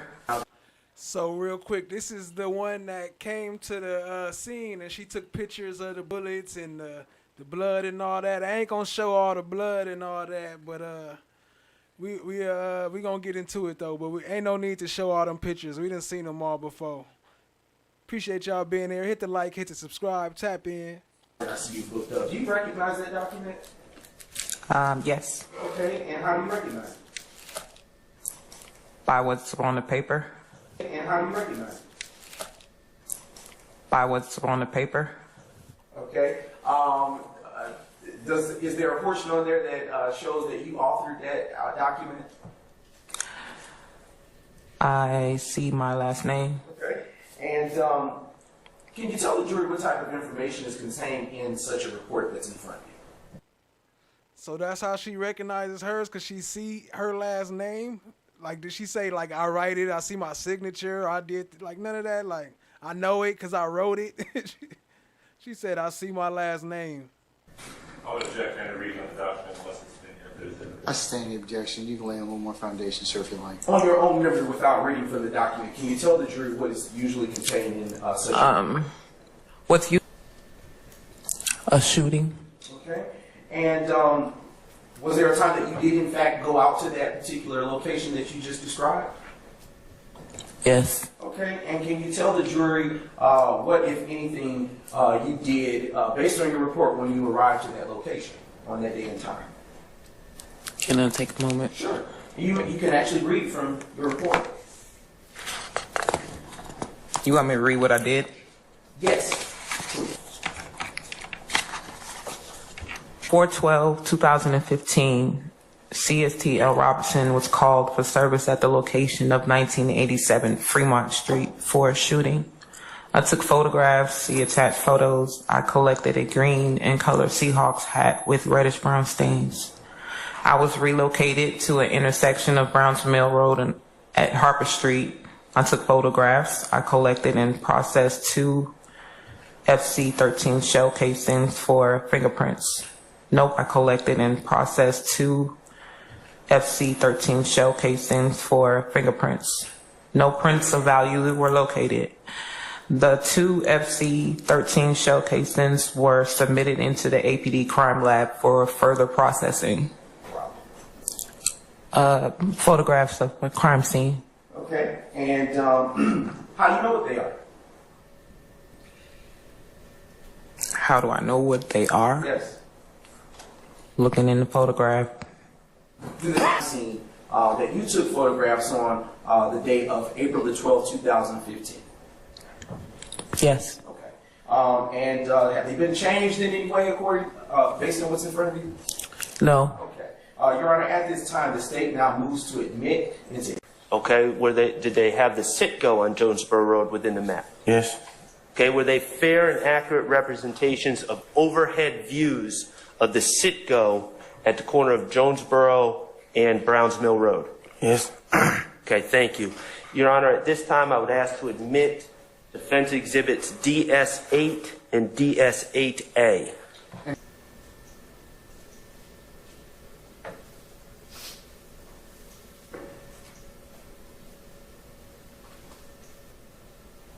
Do you recognize yourself in that video? Yes. Okay, who are you? I'm at the top left. By the whatever kind of car it is. Are you in the back? Yeah. Driver's side, standing behind the car where Mr. Kokomo has put the pointer? Yes. Wearing a black hoodie? Yes. I think it's a jacket, but yeah. At this time, even though we can't see it, are you armed with an assault rifle? Yes. Okay. Got that yapper on him. What up, YP Com Chick? I see you. Appreciate you joining, family.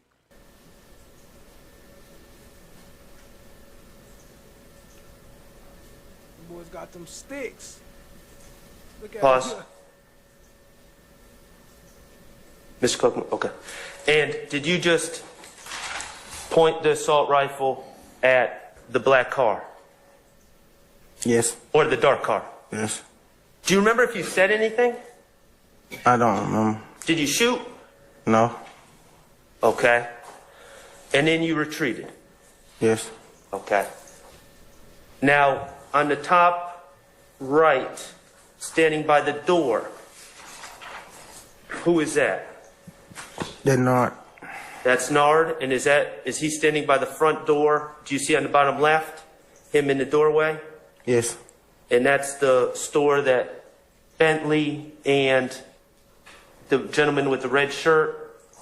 Do you know who the gentleman with the red shirt? Have you seen enough of the video? I can't see his face. Oh, okay. They're in that store still? Yes. Okay.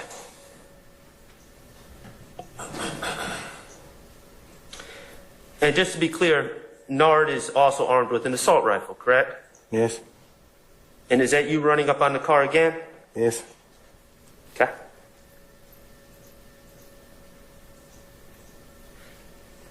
And you just saw the car speed off. Pause, please. And is that... Go ahead, Mr. Kokomo.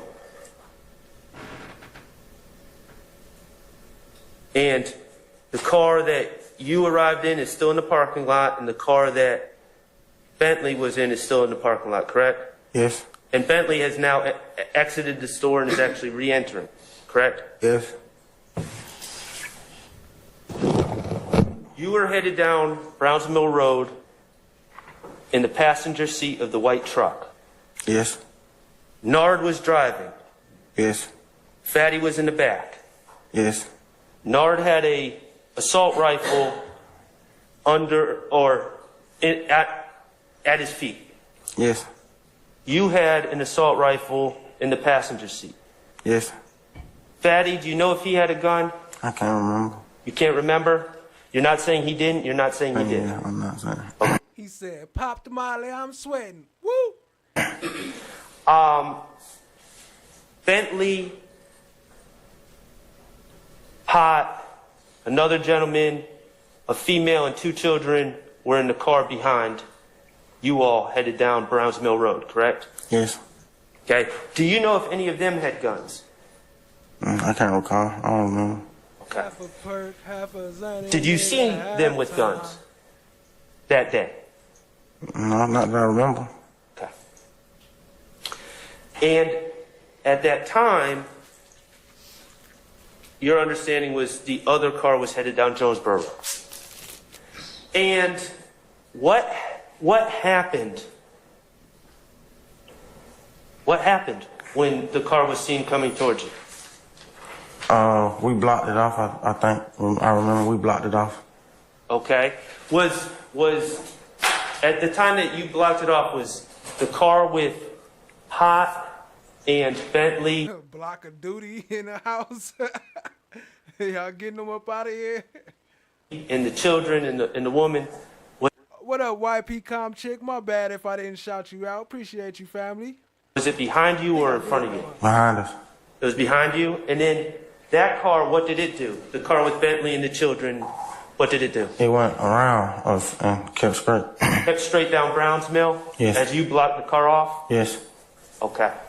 And then, once Bentley and the car with Bentley and the children said, fuck nigga, try me, Lil Woody, gonna pop at your noggin. Pew, pew, pew, pew, pew, pew.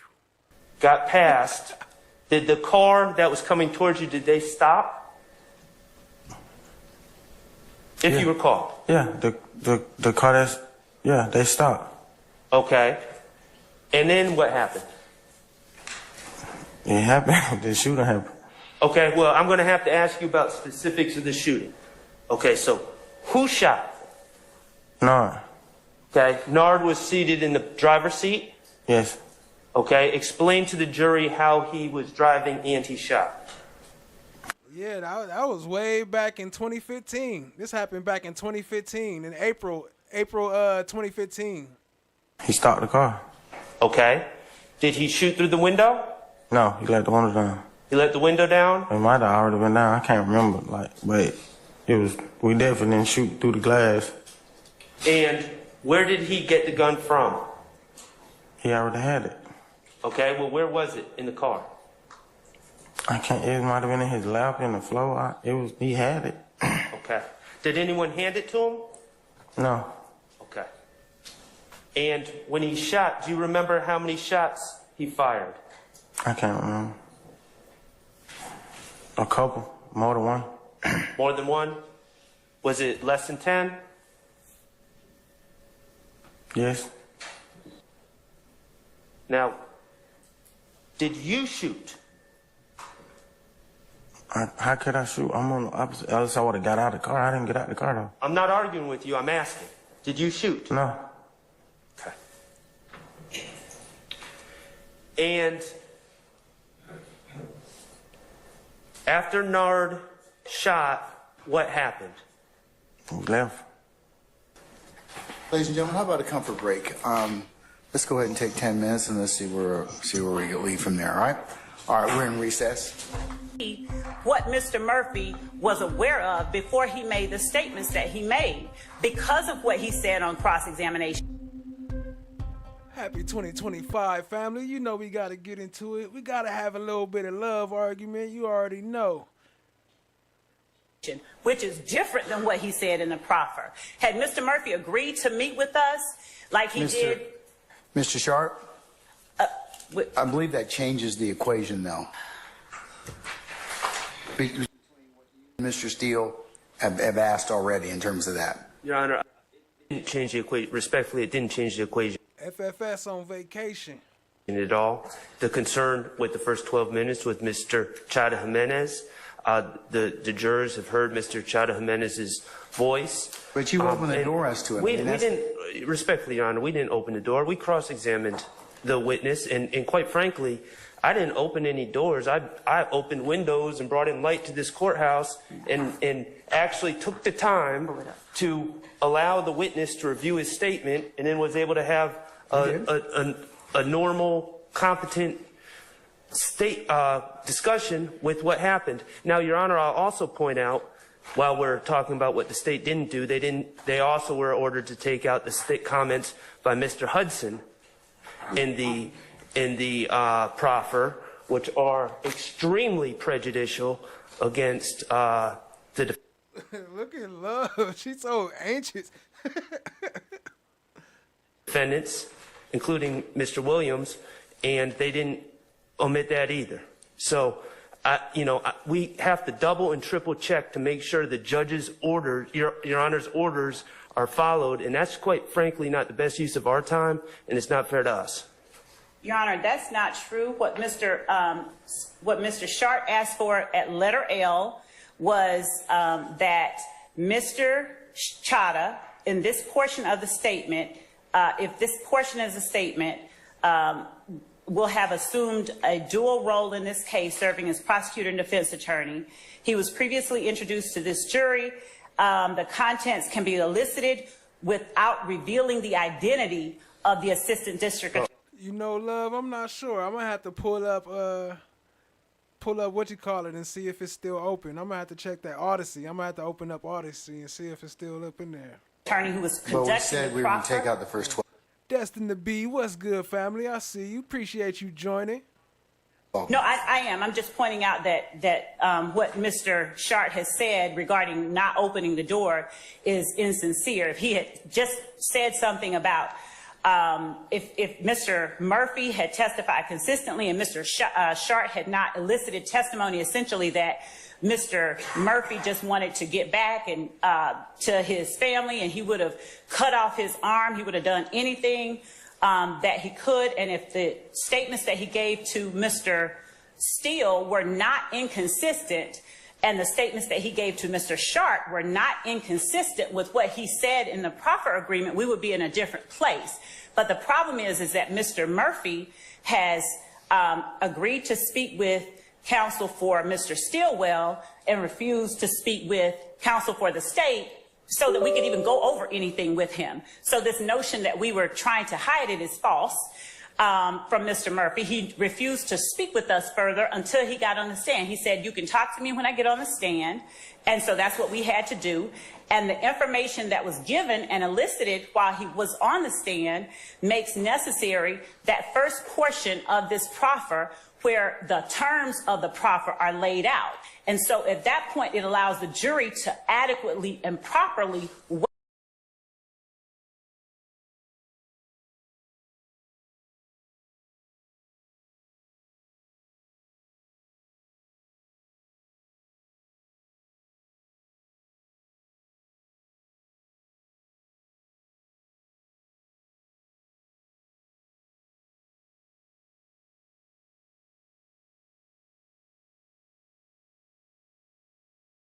Dang, and I've been talking on mute that whole time. Damn. My bad, family. I was saying shout out to y'all. I didn't realize I didn't have the points on. I think somebody mentioned it earlier, but I skipped past it. But I got the points on now. They should be rocking and rolling. My bad, family. It's working. And my bad for the mute. weigh the difference in the two statements and why there would be a difference in the two statements. Who's giving the terms of the proffer? That is Mr. Chada Jimenez. His voice is heard not just in the first 12 minutes, his voice is heard throughout the proffer. It's and there was never a still a problem. It's still a problem. It really is. Your Honor, there was never No, because here's the thing. You all chose to put this case together with Mr. Chada Jimenez in that particular tape. I think you got problems with it. You're going to have to live with it. So I'm going to exclude it. If I may, Your Honor. I'm going to exclude it. That's my ruling. Your Honor. I've excluded it. That's my ruling. You've got some ethical and other issues bringing that. Even though you may have some issues with Mr. Murphy, I understand that, but this is not what you're going to be able to present in front of this jury. Your Honor, the state had the privilege as it related to Mr. Chada and him. Are you going to keep arguing with me or what? I ruled. We are not going to cover the first 12 minutes. I told that to Ms. Hilton. She said she was going to agree to that. Yeah, you can still ask him questions. Do you have a transcript of the proffer? Yes. Then use that. That was what I was asking. Use that. I don't have any issue with that. I told you that. Okay, we'll go past that. Thank you. And Your Honor, as it relates to Mr. Sharp's comments to the court about what Mr. Hudson said, actually, Judge, that was as it related to the August interview. There was never anything in this motion in limine. She just don't stop. FFS in the building. She can't stop, won't stop. Take that, take that. She got the Diddy baby oil. You're not making Mr. Hudson's statements. Because I think we're supposed to exclude those as well. No, you only said to exclude the ones in the August statement where they left the room and only Mr. Hudson and Mr. Murphy were in there. Yes. Okay. So, no. All right. Ask for Your Honor, I apologize for interrupting the state earlier, but the state can talk the ears off a donkey. This continued filibustering has got to stop. That's what I asked you in my motion, not to be allowed to get in via recording. They're not testifying. Attorney Hudson is not testifying. The state has it in this exhibit, I don't know the number, from 46 to 4630, and I'm strenuously objecting. In addition to that... Who's that, 46? What part of the... Mr. Hudson is the attorney for Mr. Murphy. He's in the proffer. There's Detective Gaither, Detective Dennis, prosecutor at that time, Jimenez, Mr. Murphy in handcuffs. Those are the people I believe are there. Mr. Hudson says we are not, he gives multiple statements, but we are not discussing Jeffrey Young Thug Williams. I can't cross-examine him on why he would say that. Yeah. So I want that out respectfully, and you granted it. That needs to be excluded. What else? We can take that out, Your Honor, but this is the recording that has already been admitted as evidence has that in there. What? It has that portion Hold in there. on. You mean the proffer? But we can mute that part. We'll mute that part. 46. We have it from 4602 to 02 to 4022. We can mute that part. In addition, Your Honor, at 2750 through 29, Detective Gaither is telling Mr. Murphy Fatty is not in the car. Mr. Murphy's the only one who identifies Fatty as being in the car, and that's not. Fatty? Was Fatty in the car? Detective Gaither said Fatty wasn't in the car. But yeah, nah, they ain't get the points. We still rocking with them, family. You know, I do that on my end. What her Detective Gaither. Gaither is testifying, though, isn't he? And not only that, It's a Your Honor, woman, but I believe She's testifying, isn't She is. So she can be crossed on that. And not only that, Judge, but Detective Gaither, she is pushing against Mr. Murphy and telling him that she knows Fatty is not in the car. Mr. Murphy consistently says that is Fatty in the car. So before he made the statements that he made, because of what he said on cross-examination, which is different than what he said in the proffer, had Mr. Murphy agreed to meet with us, like he did. Mr. Sharp? I believe that changes the equation, though. Between what you and Mr. Steele have asked already in terms of that. Your Honor, it didn't change the equation. Respectfully, it didn't change the equation at all. The concern with the first 12 minutes with Mr. Chada Jimenez, the jurors have heard Mr. Chada Jimenez's voice. But you opened the door as to it. We didn't, respectfully, Your Honor, we didn't open the door. We cross-examined the witness, and quite frankly, I didn't open any doors. I opened windows and brought in light to this courthouse and actually took the time to allow the witness to review his statement and then was able to have a normal, competent discussion with what happened. Now, Your Honor, I'll also point out, while we're talking about what the state didn't do, they also were ordered to take out the state comments by Mr. Hudson in the proffer, which are extremely prejudicial against the defendants. 23. Did you write, "Good morning, Mr. Steele. I have decided not answer any questions at this time. Hopefully you are able to find answers to any questions you may have in my corresponding police reports." Is that what you said? Is that what you emailed? That is what I emailed after Mr. Steele was given an opportunity to call me and meet with me, and he did not meet that time. So therefore, I was not going to keep rearranging my schedule because he did not meet that time. Hopefully you are able to find answers to any questions you may have in my corresponding police reports. Mr. Gaither, where are your police reports?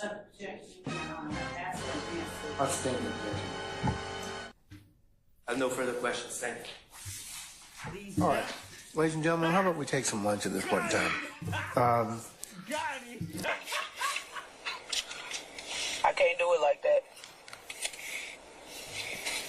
I ain't to my eye yet. I don't to my I'll see what I can do.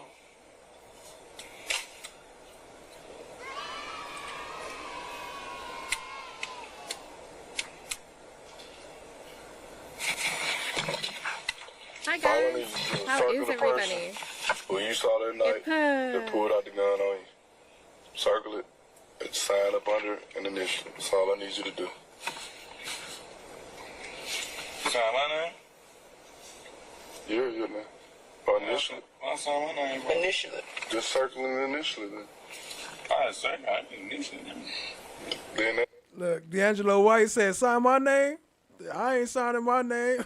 He said, "I'll circle it, but I ain't initialing it." That's like one of us could have circled it. You got me? I'm just saying, that's just like me saying, that's just like me circling it. Y'all take the paperwork, boom, You go back to the discovery page and saying I did. Bruh, why do y'all think shit work like that? I've been doing this 13. I was high every day for a whole year, and I was at anything. I was at done anything to get out of it. It is, bro. It don't work like that. These are the companies. You know what unit we work in? We don't work zone 3. Number 1. And that's what y'all used to see in these zone 3 cases. Do you want to know the department we work in? What department? We're on the gang unit. This shit is way bigger than you. It's way bigger than you. And what she telling them is, she yelling at them saying it don't work like that. Basically saying that she not going to show the paperwork and they ain't going to use the paperwork. But then you see they dragged him into court and tried to force him to testify. I need to show them. Put it, picture. Yeah, like we... No, wait for that. I ain't ready for that. Like... I make shirts. The case is... Going. It's going, but we need y'all help. That's just how it go. We need y'all help. We need somebody to step up and do the right thing. Like, we know you know. We know you know what I'm saying, what it is. But you gotta... Man. I don't want to sound like I'm begging you, dog, but I'm asking you to step up and do the right thing. I should have took a picture of your homeboy. That's what I should have did. Lady Justice is blind. Everybody do it. Who? Yeah, I should have took a picture. I'm telling Look, he said, took a picture of what homeboy? He don't even know what he talking about. you, though. He fucked up. Who you shot with? He got shot with an AK. AK? This side of his head. You see that? That's where he at. Just like that. That's where he at. He in a rehab. He fucked up. They waiting for his skull to heal because they gonna have to take him back into surgery to put a hard piece in his head so he don't have a big ass dip on the side of his head. This shit is literally gone. The bullet hit him right here. And took off all that skull. So they had to remove all that. One of them motherfuckers did that. And you still tongue though? Huh? Because it didn't hit any of his brain. It just tore his damn skull off. How cool you and old boy was? I'm partner. The partner, Real right? partner. The real partner, huh?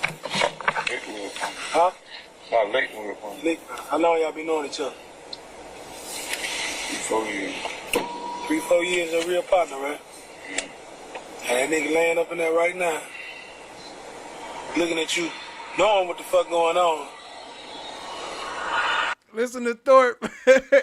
Hold on, where the squirrel brain at? Hold on, we can't listen to Thorpe without the squirrel brain. I had Dennis too, the Operation Peanut Planners Dennis, but I forgot to bring him up on the photo panel. Hold on, we got squirrel brain though. Let me move him over so we can see him.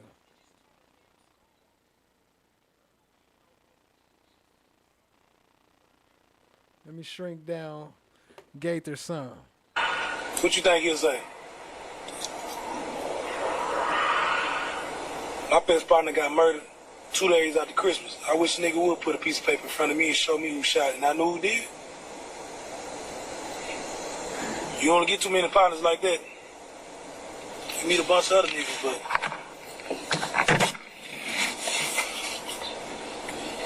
Hey man, what I finna say?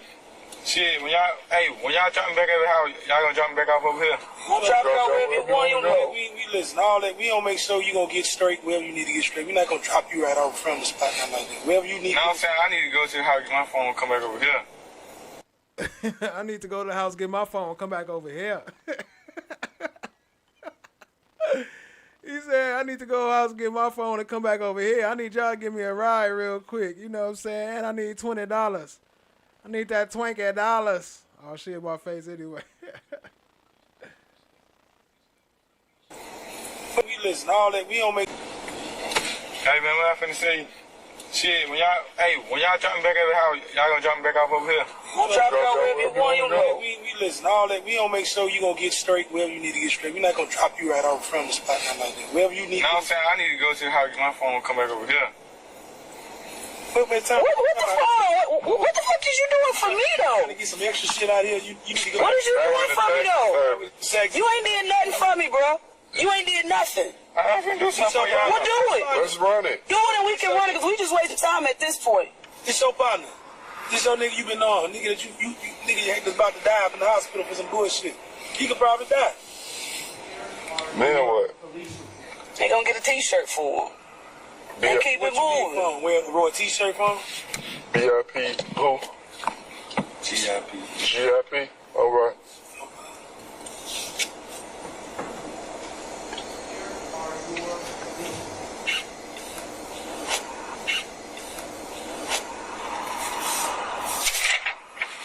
Only nigga in the head when I see that nigga DK.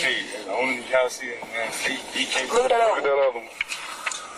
There's ain't no other one, we just him. It's another one. Look at that. You want somebody right here? Which one? Nigga named OG Ben. Circle it and do the same thing.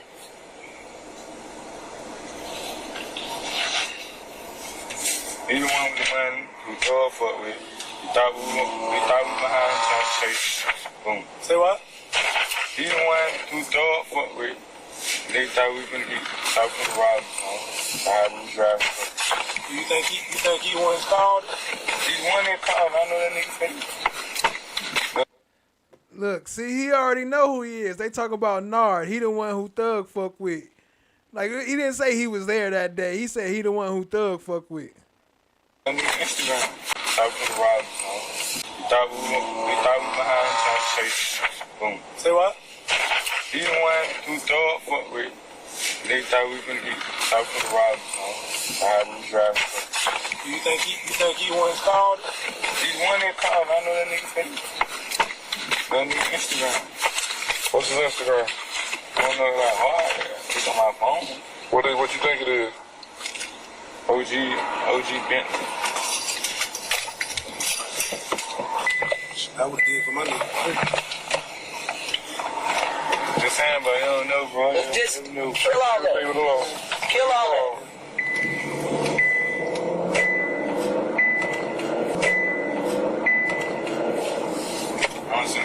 Same thing. Feel all that Right noise. now. You know, we on this recorder. You can't be saying that while we recording. You know I'm gonna slide you something.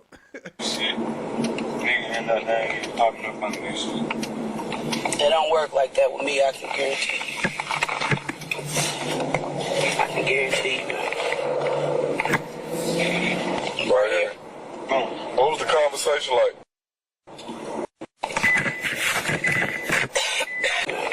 Nigga end up there and popping up on this shit.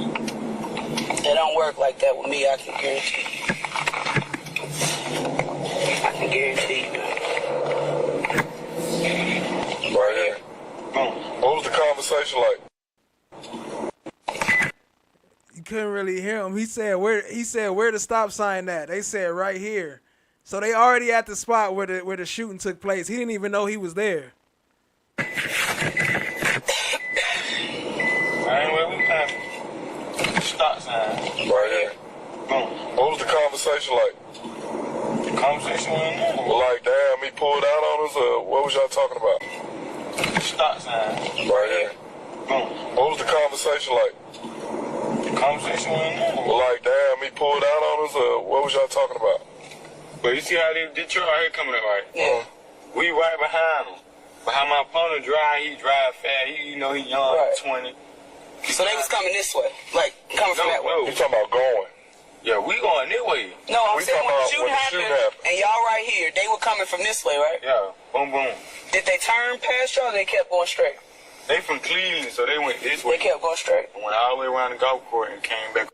He know where they from. That's how you know where they went. They from Cleveland, so they went this way. Cause Cleveland is that way. Go to that way. Shot 2 times. We heard the first shot. Me and my other 3 partners. Me and my other 2 partners. Shot the first time. Boom. We killed. He came through the window. He hit him through the air. You know where they be at? I just heard that. Go. They be on Cleveland. They be on Cleveland. Go sub up to No One. Appreciate you, Tack Clouds. Well. Like, you know what, Mount Zion? Yeah. The apartment down there. Mm-hmm. Chairs. You know what Empire Park at? Yeah. That's where they mostly be at, Empire Park, like.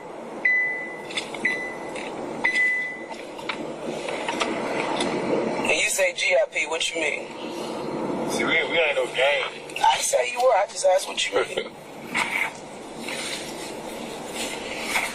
GIP stands for Get Our Profit. Like, we don't want nothing less. You want to keep straight? Shut the fuck up! You want to keep Sir.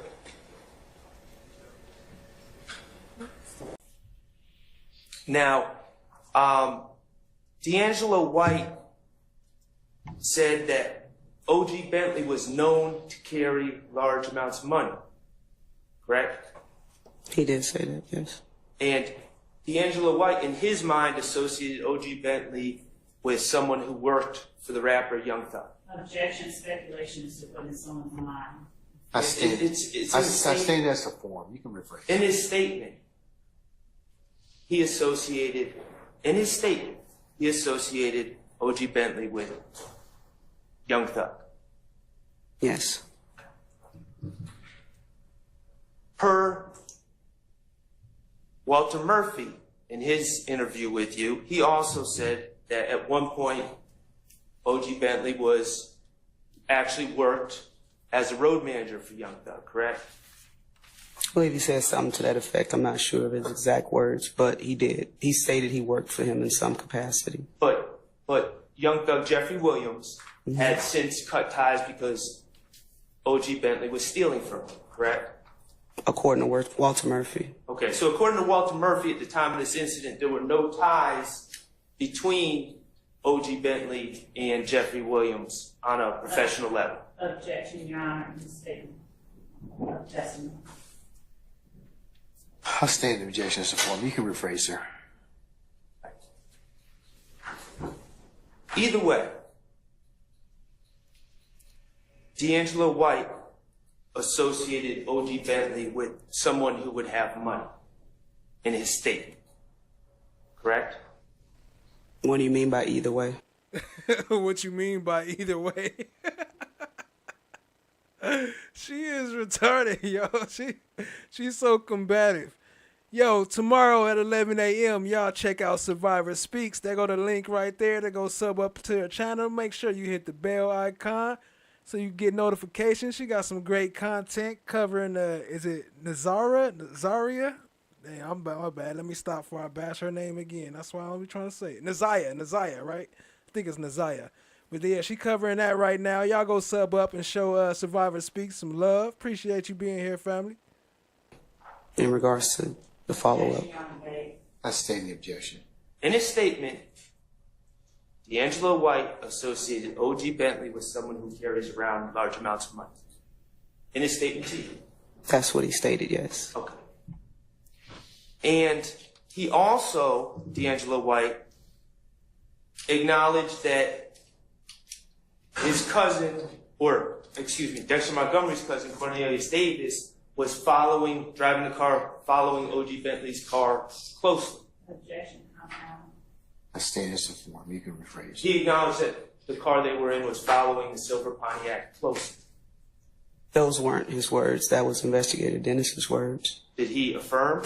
He stated, Cornelius, he a young and, he drive the way he drive. And as he was stating that to us, he was, stating he drives wildly, not he was following too closely. Okay. D'Angelo White told you and Investigator Dennis that O.G. Bentley must have thought we were going to rob him, correct? Yes. Did you, as the investigator, bring up robbing O.G. Bentley? I did not. Did Investigator Dennis bring up robbing O.G. Bentley? I don't believe he did. Okay. It was D'Angelo White in the interview who first said anything about O.G. Bentley must have thought we were going to rob him, right? He wasn't prompted by any of you police officers to say that, right? Compound. Objection. I stand as a form. You can rephrase, sir. Did he bring it up on his own? He did. Wait, what? How he sustain? Wait a minute. Let me catch that one more time real quick. My bad, family. That was crazy. Right? Said anything about OG Bentley must have thought we were going to rob him. Right? He wasn't prompted by any of you police officers to say that, right? Compound. Objection. Oh yeah. I stand as a form. You It can was compound. He asked 2 questions. rephrase, sir. Did he bring it up on his own? He did.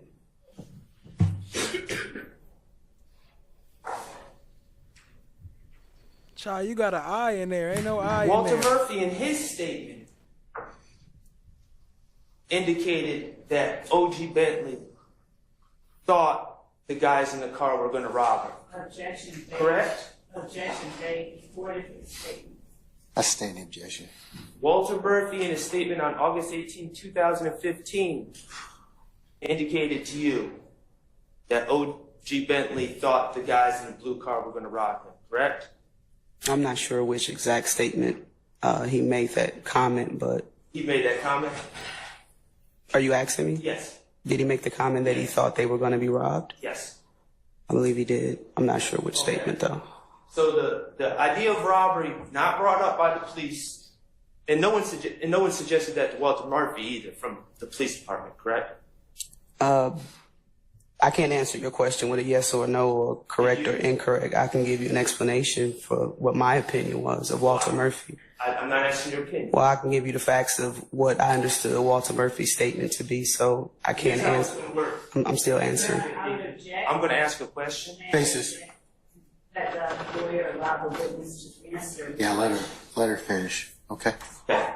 Did you suggest to Walter Murphy? I wasn't done answering. Your Honor, it's not responsive. Why don't you just rephrase the question, sir? Did you personally suggest to Walter Murphy that there was a robbery afoot? I didn't suggest that to him, no. He was giving me his account of what he believed happened, and the majority of his statement was based on once he received discovery and hearing other people make statements, he was working his story to work with their story. So if we didn't know a particular person or a particular statement was made, his way of trying to get around telling us information was kind of telling us stuff we already knew. Now that you got that out. That was my answer. Okay. I stated. So D'Angelo White. Your Honor, I object. Now that's I should not be allowed to. Let's drop the commentary, okay? D'Angelo White, when he made his statement about OG Bentley must have thought I was going to be robbed, did he see the discovery too? Did who see the discovery? D'Angelo White. Discovery wasn't a thing yet. It hadn't gone to court. So that would be no. He hadn't seen the discovery. No, he had not. There was no discovery to see. I'm sorry. So why is she trying to say it's about discovery then? You gotta let her finish, sir. Okay? There was no discovery to see. We weren't at that stage of the case yet. But D'Angelo White brought up what OG Bentley must have thought he was being robbed too. Yeah, objection, ask and answer. No. I stated. Your Honor, I apologize for any- interrupting the state earlier, but the state can talk the ears off a donkey. This continued filibustering has got to stop. Evidence that Walter Murphy and D'Angelo White, those two individuals, ever talked together and said that this must have been a robbery? I've never said that they knew each other or spoke with each other to come up with that particular statement. But they both said it. D'Angelo White's statement was first, and Walter Murphy's statement was after, which means he would have had part of our evidence from his case file when he was arrested from his lawyer. You would think somebody that lie as a profession, like all they do is lie, you would think they would at least be good at it, right? Like, damn, you would love, like, y'all not even good at lying. And this what y'all do for a profession? A career? In the interview in the car with D'Angelo White, Yes, sir. investigator Career liars? Dennis asked Mr. White if anyone pulled out a gun on the people in the Silver Pontiac, correct? I believe he did. Okay. And D'Angelo White's response was, we had guns and shit, correct? Yes, he did say that, and it was more to that as well. We had guns and shit. Yes, he stated that. Okay. We, being plural, correct? Correct? Are you insulting my intelligence by asking if we means plural? I think you are, though. Okay. I think you are. All right, well, Sir, don't do that. Don't do that. Lawyer not bad to the witness or intelligence, and if he has a question, Your Honor, I would ask you to ask. All right, sir. Let's be respectful to our witness, I'm okay? being very respectful, Judge, and I always will. I doubt it. Guns, being plural. I'm going to object to the last response by the witness as commentary. Let's sustain the objection. All right, Mr. Sharp, please, this is focused on the questions. No, just focus on the questions. And Detective, please just answer the questions. My apologies to the court, sir. All right, sir. All right. Guns, being plural as well, correct? Just focus on the questions. And Detective, please just answer the questions. My apologies to the court, sir. All right, sir. All right. All right, sir. Guns, being plural as well, correct? He stated that's what he said. I sustain the objection. I haven't asked him.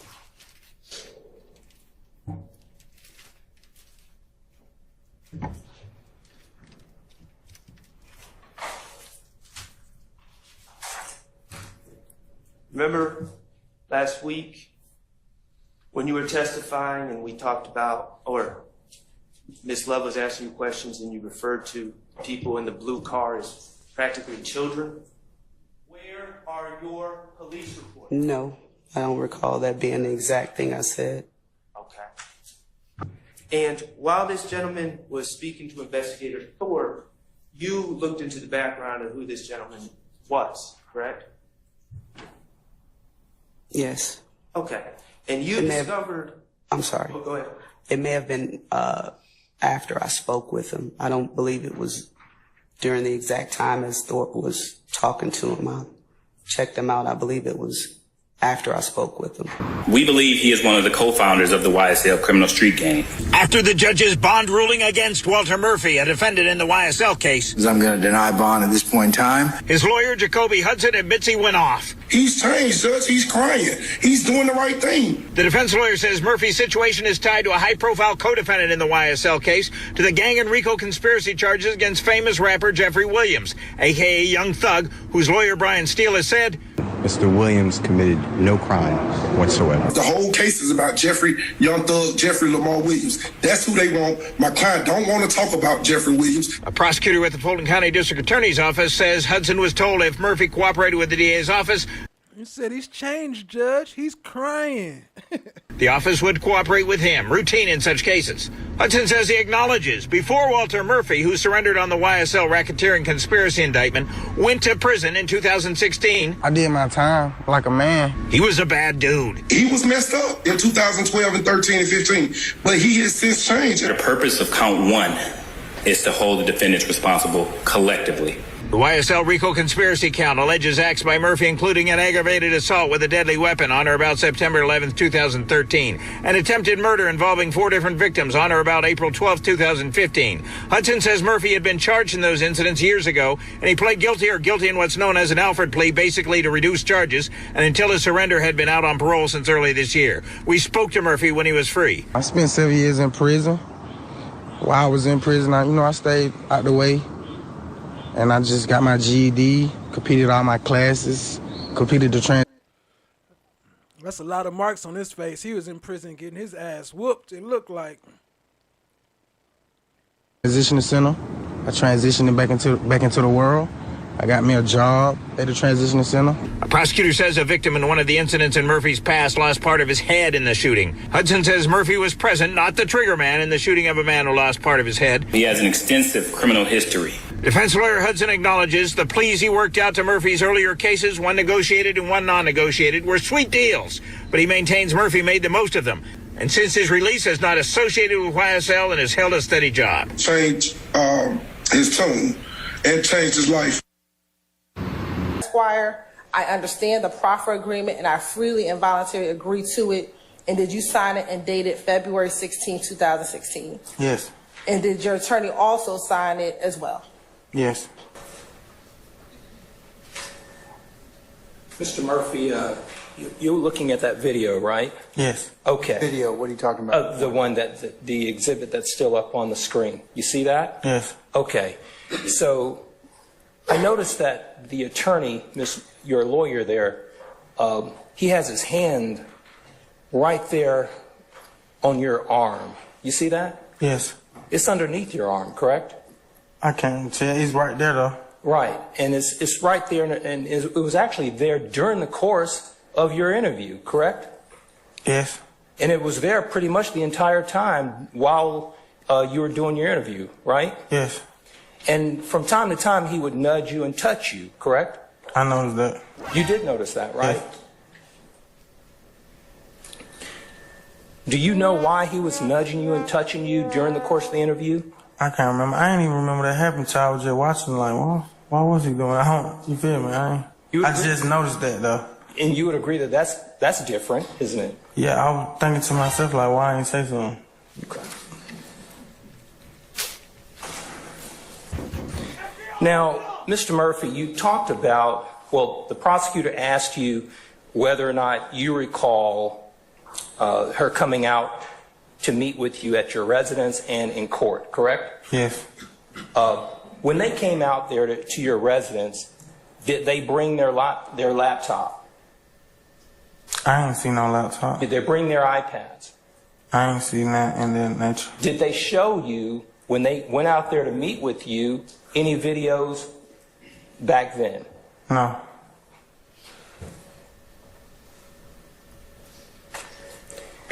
You indicated that while you were actually engaged in this interview, that you were high. Is that correct?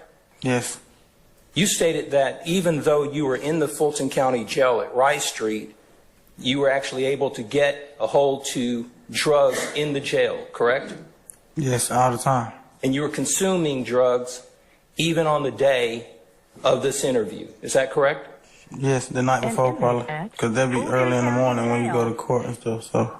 And you also stated that in addition to using the drugs that you had ingested at the jail, you also indicated that you had memory loss. Is that correct? Yes, I suffer from that. And you stated that you also could not retain information, correct? I still can't retain information.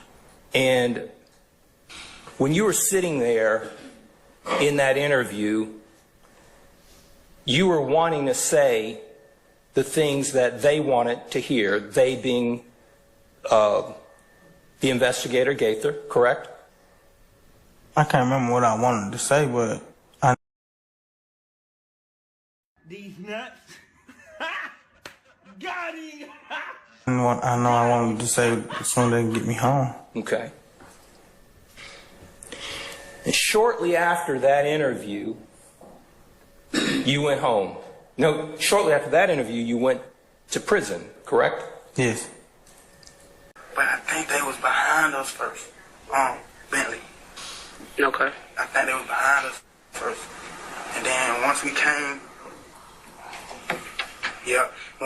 to the street, where Dobbs Elementary, Harper Road. And then I seen the car again. And he like, these niggas think, I think that he said, like, these niggas think I'm playing. And we pulled up, like in between, in the middle of the street. Like, Who said that? No, the driver. And what were you, CJ? Tell her. Get your hand out my pocket. These nuts. Got him. When I got back in the car, I was in the passenger seat. The front or back? The front passenger seat. Okay. And where was Nard? No, I was in the driver's seat. And where was the third person you said? Fatty was in the back. Fatty was in the back Behind seat? Nard. Behind you or behind Nard? Okay. So when Nard said, these niggas think I'm playing with them? Yeah, I think. Fed was like, there they go. And I'm like, oh, these niggas think I'm playing. And he pulled in the, like, because we on the right side of the street. He pulled in the middle of the street, so now we like, the yellow line, like in between the car, and in between our car. Like, yeah, like the yellow line, in between the yellow line, we in between on both sides of the lane. The yellow line, like in between the car, and in between our car. Like, yeah, like the yellow line, in between the yellow line, we in between on both sides of the lane. And the car is on which side of y'all? The driver's side, which is the left side. Okay. You know what I'm saying? And they at the stop sign. And so Bentley don't go around us. Keep straight. Keep straight down Brownsville. Brownsville. And Nard let the window down. You said Nard let the window down? The window down. And then what? And shot. Show your hands. Use your hands.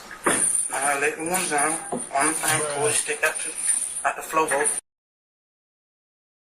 Bro, this dude tell him use his hands one more time. I didn't know he said it twice. Let the window down. And then what? And shot. Show your hands. Use your hands. Nard let the window down. On the thing, pull the stick out the floor boat. Put it on the sill of the window. Shot. Okay. Did he hit the driver's side or the passenger side? The passenger side. He hit the passenger side of the victim's vehicle. Did you shoot at all? That would be the right Did Fatty front. have The right left, excuse me, the right left side. firearm? Front. Yes, handgun. He had a handgun? Do you remember what caliber? Do you know if he shot? I'm not sure. You're not sure?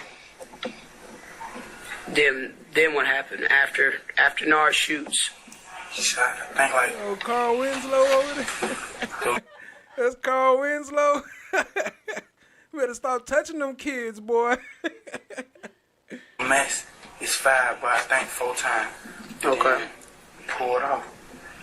Where did you guys go after that? Went back to the spot. And continue on. We went back to the spot. They were there, then down. That was in the conversation. When you say they were there, who are you speaking about? And Hot Rod was leaving though. I think he was getting his stuff. Like everybody was clearing out the spot. Because we knew, you know what I'm saying? I just shot them folks. So everybody's phone calling. My ride trying to get somewhere to go. You know what I'm saying? So I think Fatty had a hot box, so Fatty got in the hot box for either. When you say hot box, you got to speak layman's term. A stolen car. You remember what kind of car it was? When you guys came back to the house, where'd you park?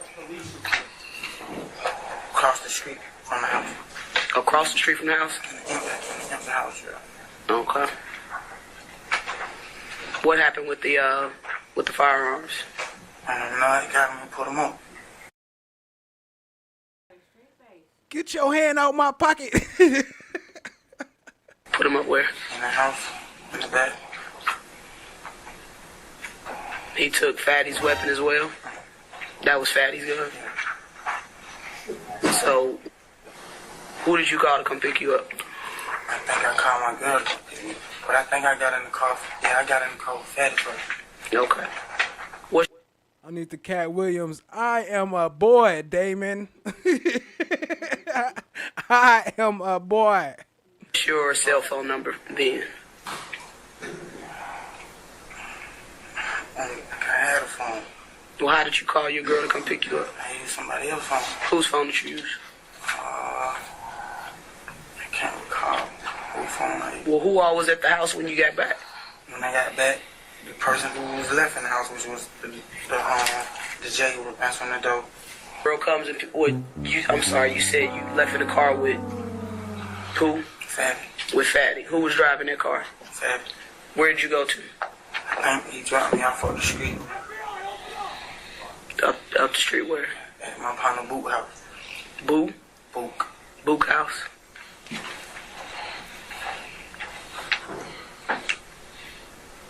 Was there any conversation after the fact? Who exactly called Nard to, I guess, say, let's ride? Who made that call? Bentley. How sure are you it was Bentley? I'm scared from 1 to 10, like a 6 or 7.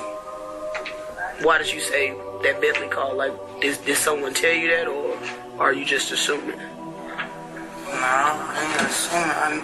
I know Bentley. That's what Bentley do. Like, you know what I'm saying?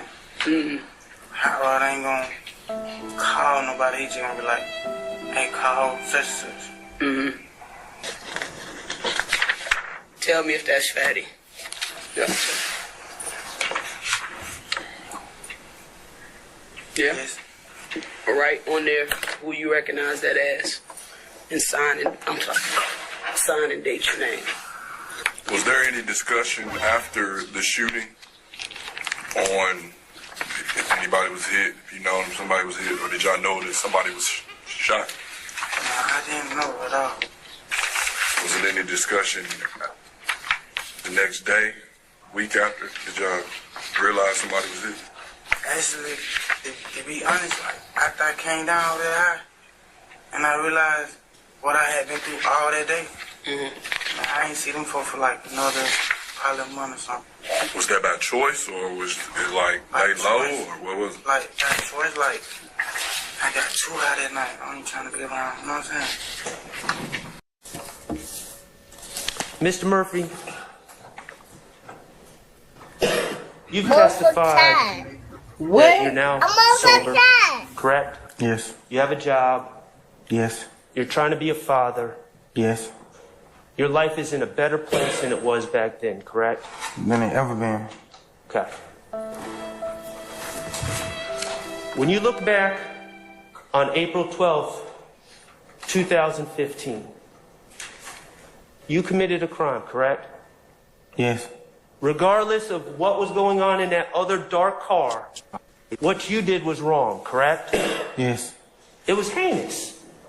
I don't know what that It was means. awful. Yes. It was violent. Yes. What Nar did was awful and violent. Yes. It was selfish, wasn't it? Yes. It was selfish for you to even put yourself in the position that Mr. Montgomery could be hurt and for his head to get hit by a bullet. It was selfish. Yes. It was selfish against your children to put yourself in a position that you would be taken away from their lives. Yes. That was selfish of you, wasn't it? It was. You're not saying that you didn't do anything wrong in 2015, are you? No. Okay. But the reality is, Mr. Murphy, this was an isolated incident committed by men who were high, out of their minds, correct? Yes.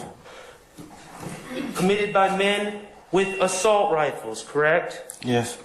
Committed by men who got a call at a gas station, correct? Yes.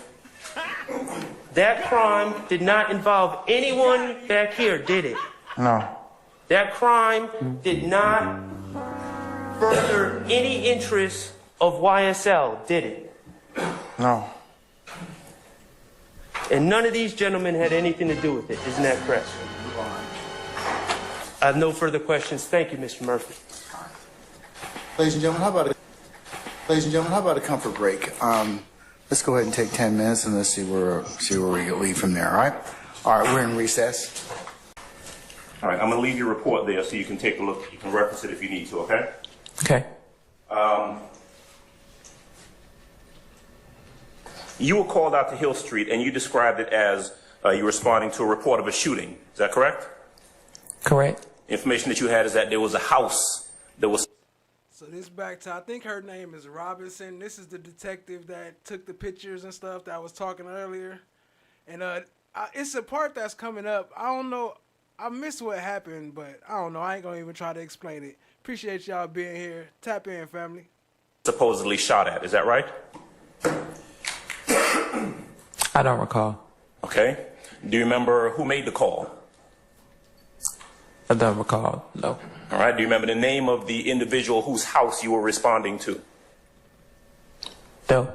Okay. How about your report? Look at your report and see if that helps refresh your recollection. If you want me to point you to it, I can do that. This is your report, right? It is. This is a report that you prepared? It is. I presume you had a chance to review it before your testimony today? No. Okay, so you were brought in here by the DA's office without even having a chance to look at the report that you were going to come in here and testify about? In this case? When the questions come up of the report, then the report would be in front of me or made available for me. Okay. All right, so this is your report. It's already been entered into evidence as Foxtrot 23 or 23FF. Correct. I want you to look at page 2 of your report, the one that you said you prepared, right? Correct. All right. Right at the top, does it have something that talks about involvement? Correct. Does it talk about a crime scene? Correct. And does it have a name? Correct. Okay. Is that Frida Reed? Is that the name? That is a name, correct. Okay. Tell you what, I'm gonna leave that there for you, okay? Did you, at this location where you had been advised that there was a shooting at a house, did you take pictures of the house where there was supposedly a shooting at?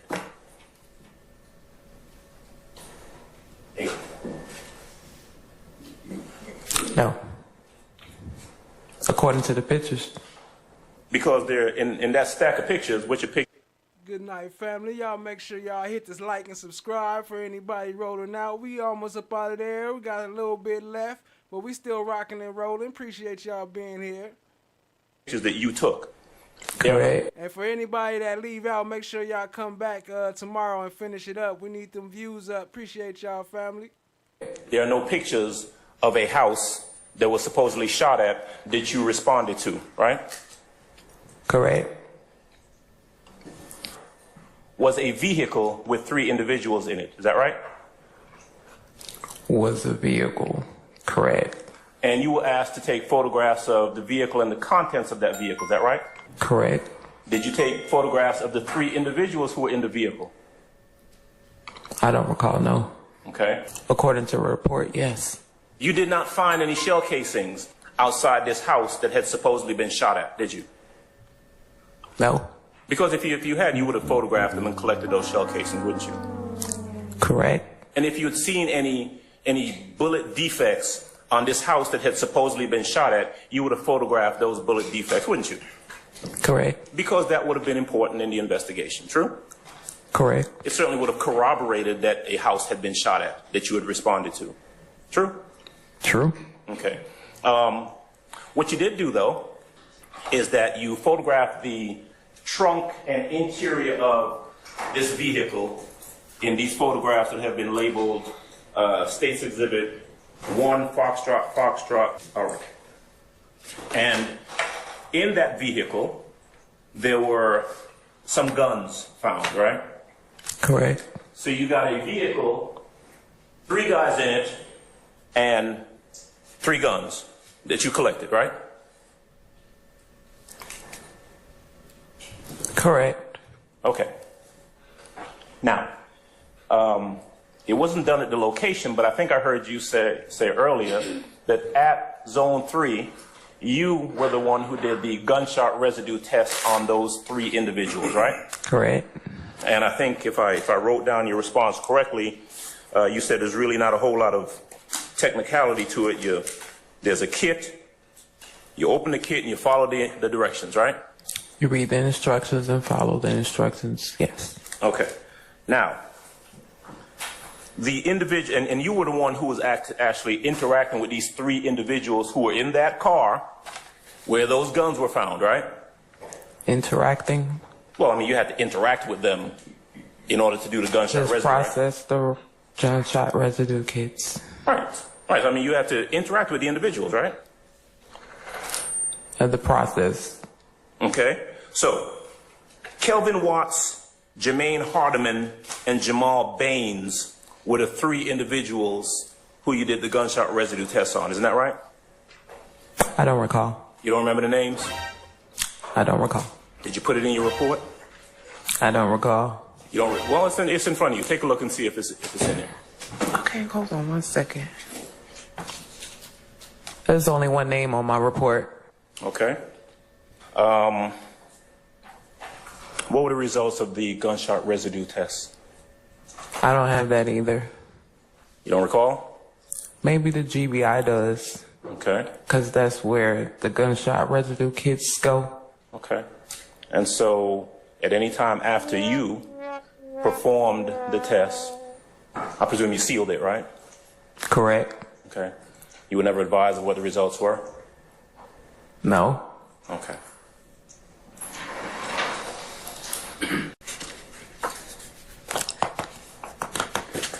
And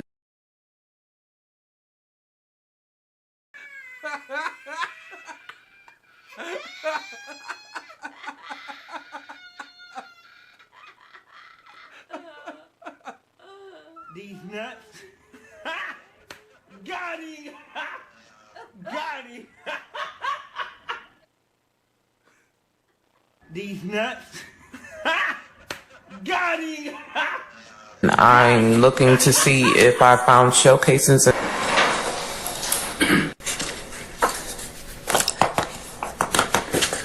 And I'm looking to see if I found shell casings in front of Fremont. 1987 Fremont. No. Is that your answer? Yes. Okay. No further questions, Your Honor?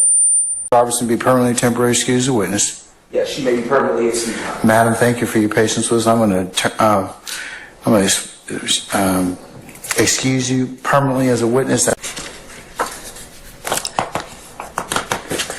And I'm looking to see if I found shell casings in front of Fremont. 1987 Fremont. No. Is that your answer? Yes. Okay. No further questions, Your Honor? Robertson be permanently temporary excused as a witness. Yes, she may be permanently excused. Madam, thank you for your patience with us. I'm going to excuse you permanently as a witness.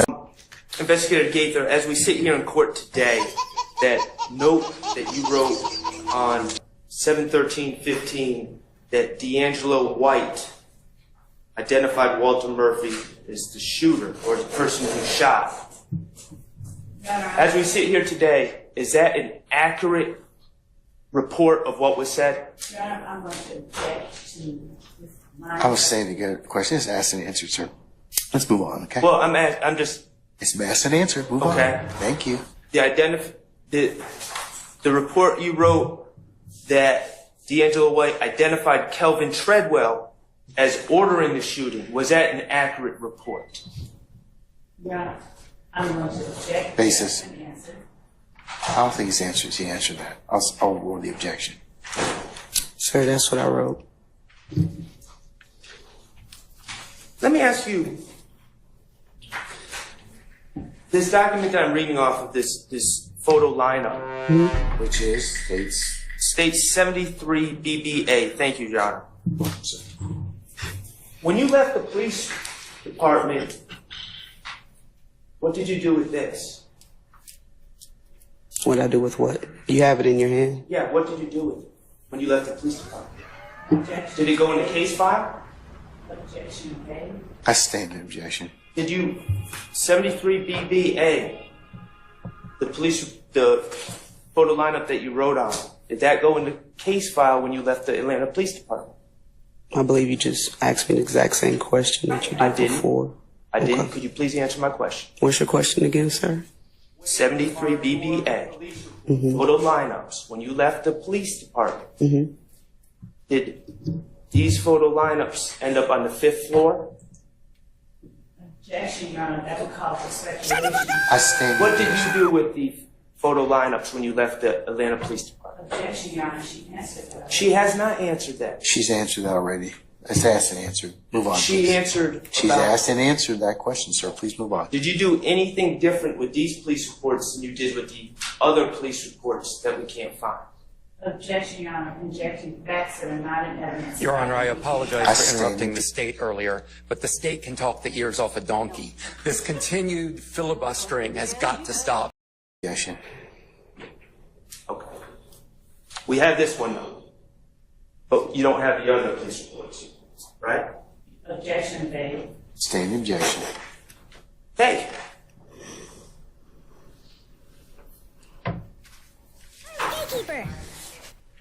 D'Angelo White wanted $20 for helping you out, or helping the police give information, correct? He did. Okay, and you didn't pay him to give information, correct? Not paying anyone to give information, not just him. That is not how I work and how I did police work. Fair enough. Overrule the objection by Mr. Steele. Fair enough. But you did speak to him, even though you didn't pay him. You did get him to speak about what had happened, correct? By his account of what occurred, yes, sir. Yes, sir. Okay. He indicated that he had a familiarity. He knew who O.G. Bentley was, correct? Correct. And he knew referred of to him. I'm sorry. I'm sorry. He knew of him. Okay. And just for the record, when I'm saying O.G. Bentley, we're talking about government name Kelvin Trent. Yes. Okay. And that's the rather large, light-skinned gentleman on the video. That's your description of him. I mean, Okay. I've seen larger. Gentleman that got out of the silver Pontiac. The light skin with the white t-shirt, short sleeve white t-shirt. Yes, sir. All right. And ended up going into the store. Correct. I think you might have looked at some pictures, but today I would like to go over some of the pictures again. If you can tell us who is who with Bentley and Hot Rod and all of them.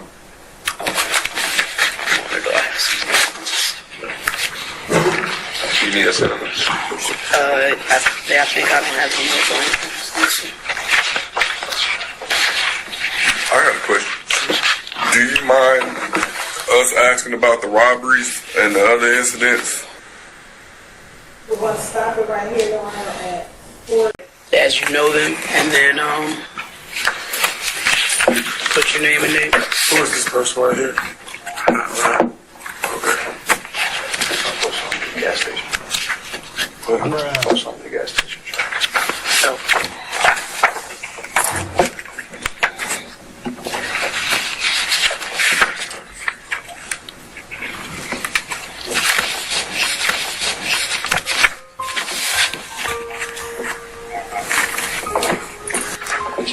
Face anyways, just go.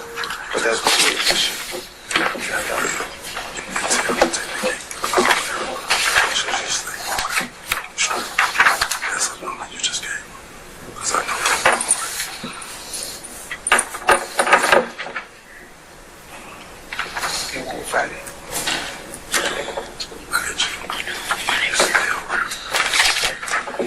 Face anyways, just go. But that's what it is. Not here. Look at this. That's what I was looking for initially.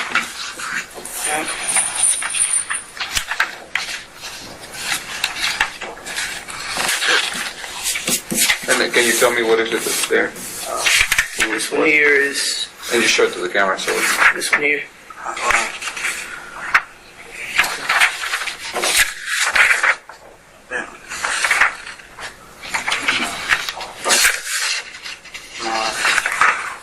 What is Hot Rod's role in everything?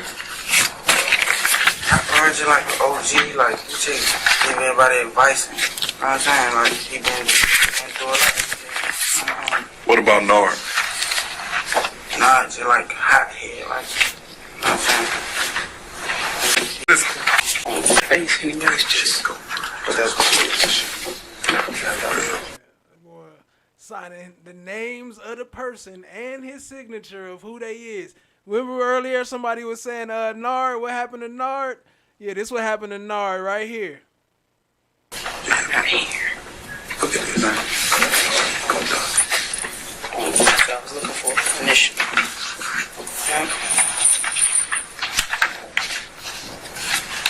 Why was he pumping them up like that though? See the face anyways, just. Just worry about you. Worry about yourself.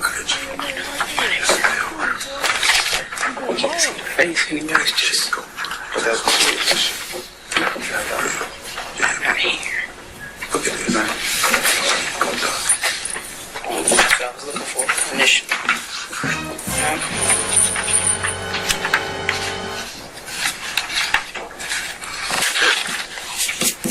can you tell me what is it that's there?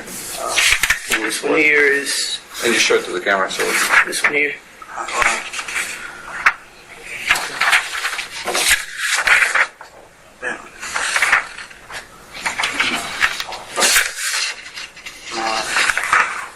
What is Hot Rod's role in everything? Hot Rod's just like OG, like just give everybody advice. You know what I'm saying? Like he been through a lot. What about Nard? Nah, just They were what's his name, Hilton or Love, one of them, whoever it was asking him earlier who was Hot Rod. He was like, I don't know nobody named Hot Rod. like hot head, like you know what I'm saying? He gon' jump off the wall first. Meaning what? He gonna go first, and then basically, all of the above, he gonna go first. So he with it, basically. Like, if it's a problem,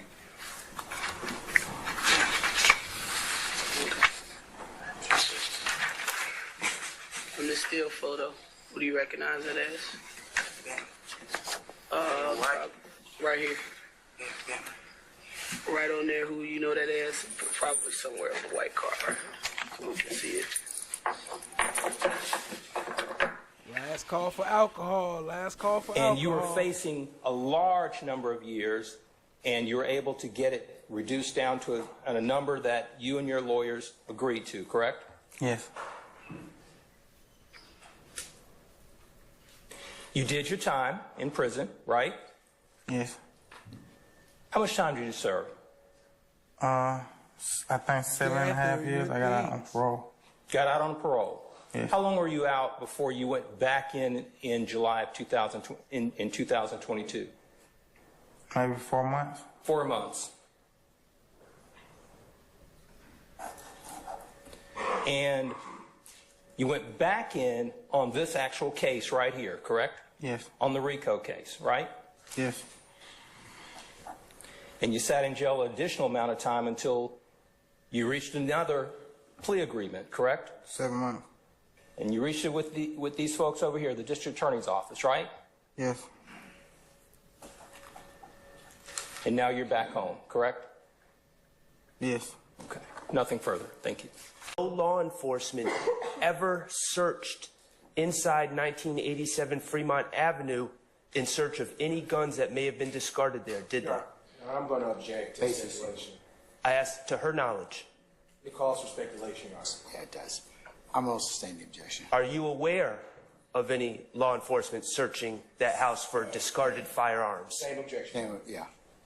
Sustained. No further questions. Anyone else? Let me ask you this. Is it your responsibility after having processed the crime scene to follow up on the results of a gunshot residue kit? No. Okay. Whose responsibility might that have been? The officer or investigator. Okay. Is it sometimes the case during crime scene investigations that more than one crime scene technician will respond? Yes. And would you have had any reason or basis to go into any home on Fremont Street? No. Okay. And why wouldn't you have gone into any home on Fremont Street to take photos? The officer or investigator wasn't there to tell me that or direct me that. I'll ask you a better question. Is it fair to say that you didn't go into any homes on Fremont Street because you didn't? I stand as to form. Okay. I'll rephrase, Your Honor. Where did the shooting take place that brought you to that resulted in you coming out to the Fremont Street location of April the 12th, 2015? Repeat that. Sure thing. To your knowledge, based on your report, where did the shooting occur that resulted in you responding to the Fremont Street on April the 12th, 2015? 1987, Fremont. Let me ask you a better question. Does that, when you arrived, did you find, did the evidence that you collected, I'll rephrase, was the shooting inside or outside? It appeared to be outside. So a few more questions, Your Honor.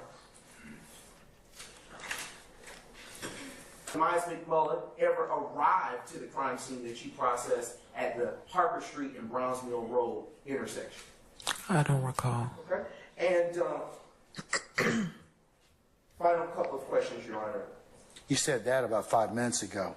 So we ain't done yet. Hold on. Hold your horses. Don't leave yet, family. Don't leave yet, y'all. We still got some time now. come on, let's wrap it up. Yes, Your Honor. Yes, Your Honor. Did a Rodney Allison or Kevin Treadwell ever show up to the Harper Street and Browns Mill Road while you were processing the crime scene? I don't recall.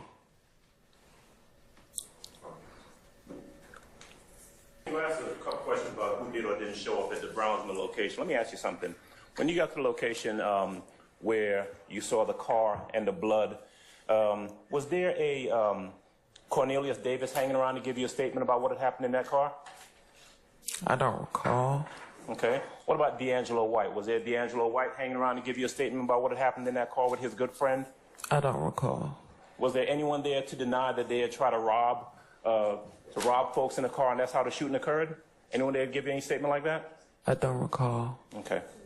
You were asked about a lot of questions about your responsibilities as a crime scene technician. Now, when you show up as a crime scene technician, you're not just a casual observer. You're actually there to collect evidence. Isn't that right?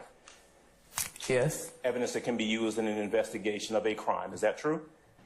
Yes. All right. So when you were asked a question about whether it's standard to take photographs of property when you arrive at a crime scene, in the Hill Street location, the Hill Street incident, where the allegation was that a house, a piece of property, was shot at, does it seem reasonable to you as a crime scene technician that you would want to take photos of this house that was supposedly shot at? I'm going to object, Your Honor.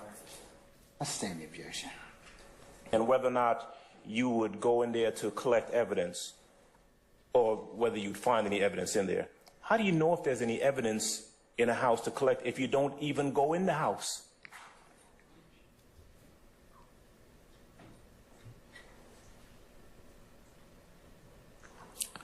I was directed to this car.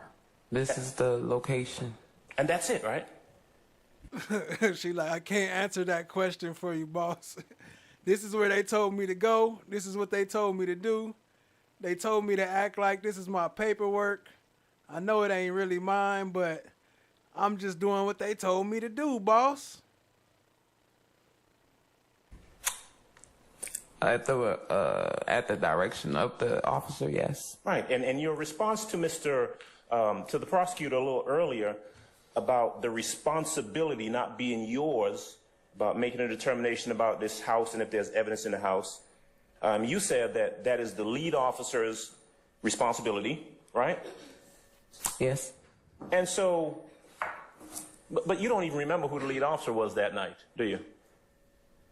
Correct. But that lead officer would have prepared a report, I presume, right? They normally Correct. would, right? They normally would, right? Correct. Okay. And that, whoever the lead officer is, although you wouldn't be able to come in here and tell us about why police did or did not go in a location where a car that had been shot was found in front of, the lead officer or detectives or police officers would be in a position to tell us that, right? I'm going to object, Your Honor. That calls for speculation. I stand the objection. Man, y'all stop putting that good night stuff up, man. Every time I put it on the screen, I drop a view. That about shell casings, the fact that there were no shell casings found in front of the Hill Street location, that doesn't indicate that there wasn't any shooting there. You remember that question? Yes. Well, at the Metropolitan Avenue location, where there was alleged that there was a shooting in front of this structure, this property, you actually looked for and found shell casings, right? Yes. Confirming what had allegedly occurred. True? True. No shell casings in front of Hill Street to confirm, or even defects to the house to confirm the report of a supposed shooting that had taken place there, right? Objection, speculation, Your Honor. I stand the objection. All right, that's all. Thank you, Judge. One question, Your Honor. Investigator Gaither, what I'm going to ask you to to watch over the next 8 minutes or 9 minutes is whether anyone in the blue car either pumps gas or goes into the store to buy any items. Objection, compound speculation.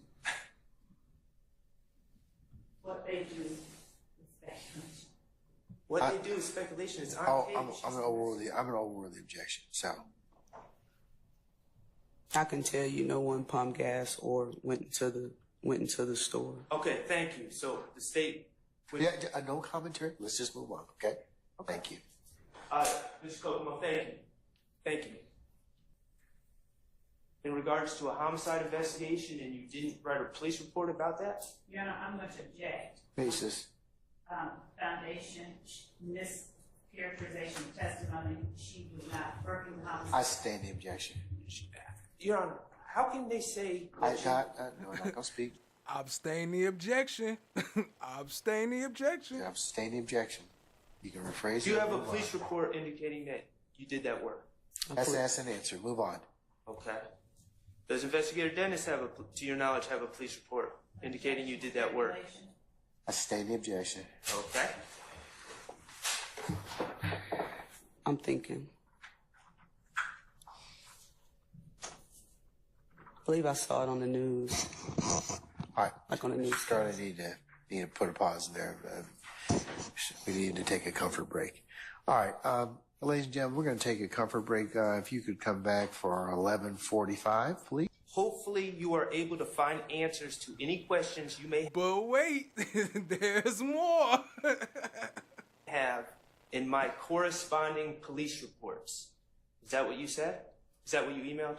That is what I emailed after Mr. Steele was given an opportunity to call me and meet with me, and he did not meet that time. So therefore, I was not going to keep rearranging my schedule because he did not meet that time. Hopefully you are able to find answers to any questions you may have in my corresponding police reports. Mr. Gaither, where are your police reports? Objection, Your Honor. Asked and answered. I stand the objection. Abstain the objection. Doing some business, bro. Like, I do business with these people, bro. Like, when they chop down cars, bro, I sell them cars, bro. Bro, his folk got a chop shop, bro. So I just bring him cars. He call his folk. You know what I'm saying? He take a little extra all the time and give me my money. Right. That's it, bro. But what does that have to do with this now? That's what I'm saying. They got the car, just jump in the car and roll, bro. I'm just a fry in this big old bowl, bro. Like, and you know, some people kind of start with the small fry to get the big fry. You gonna get crispy fries. That's what I'm saying. And I'm either way, you know what I'm saying? I don't eat fries. I don't eat burger fries. So a lot of hungry niggas out there. For some stain, they don't wet me. I'm on DK. Why I said, oh yeah. They come all over Russia. But I mean, y'all.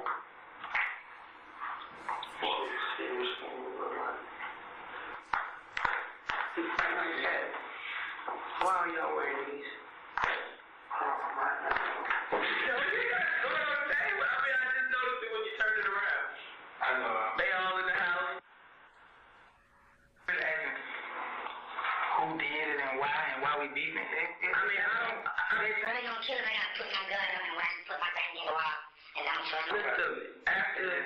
From what I know and how close you are with Doug, and just like you said, ain't nobody just gonna be up in hot by a spot. You and Nard, y'all about to do shit together. Conversation has been said about what it's just hard to believe. It ain't like you one of the younger members, and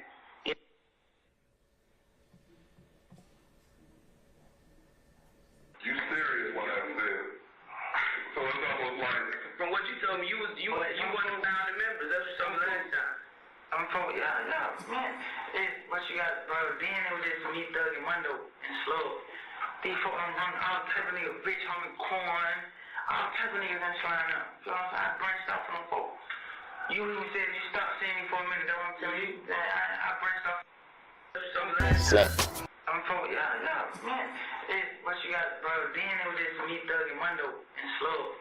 These folk, bitch, homie, corn, all type of niggas ain't flying up. You know what I'm saying? I branched out from them folks. You even said you stopped seeing me for a minute. That's what I'm telling you. I branched out. Pausing at 2:48:17. Hi guys, how is everybody?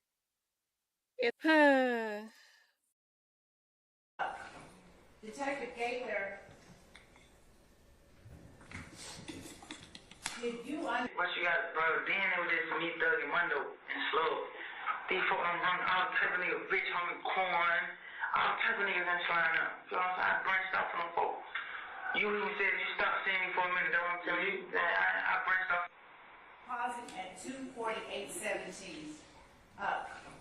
Detective Gaither,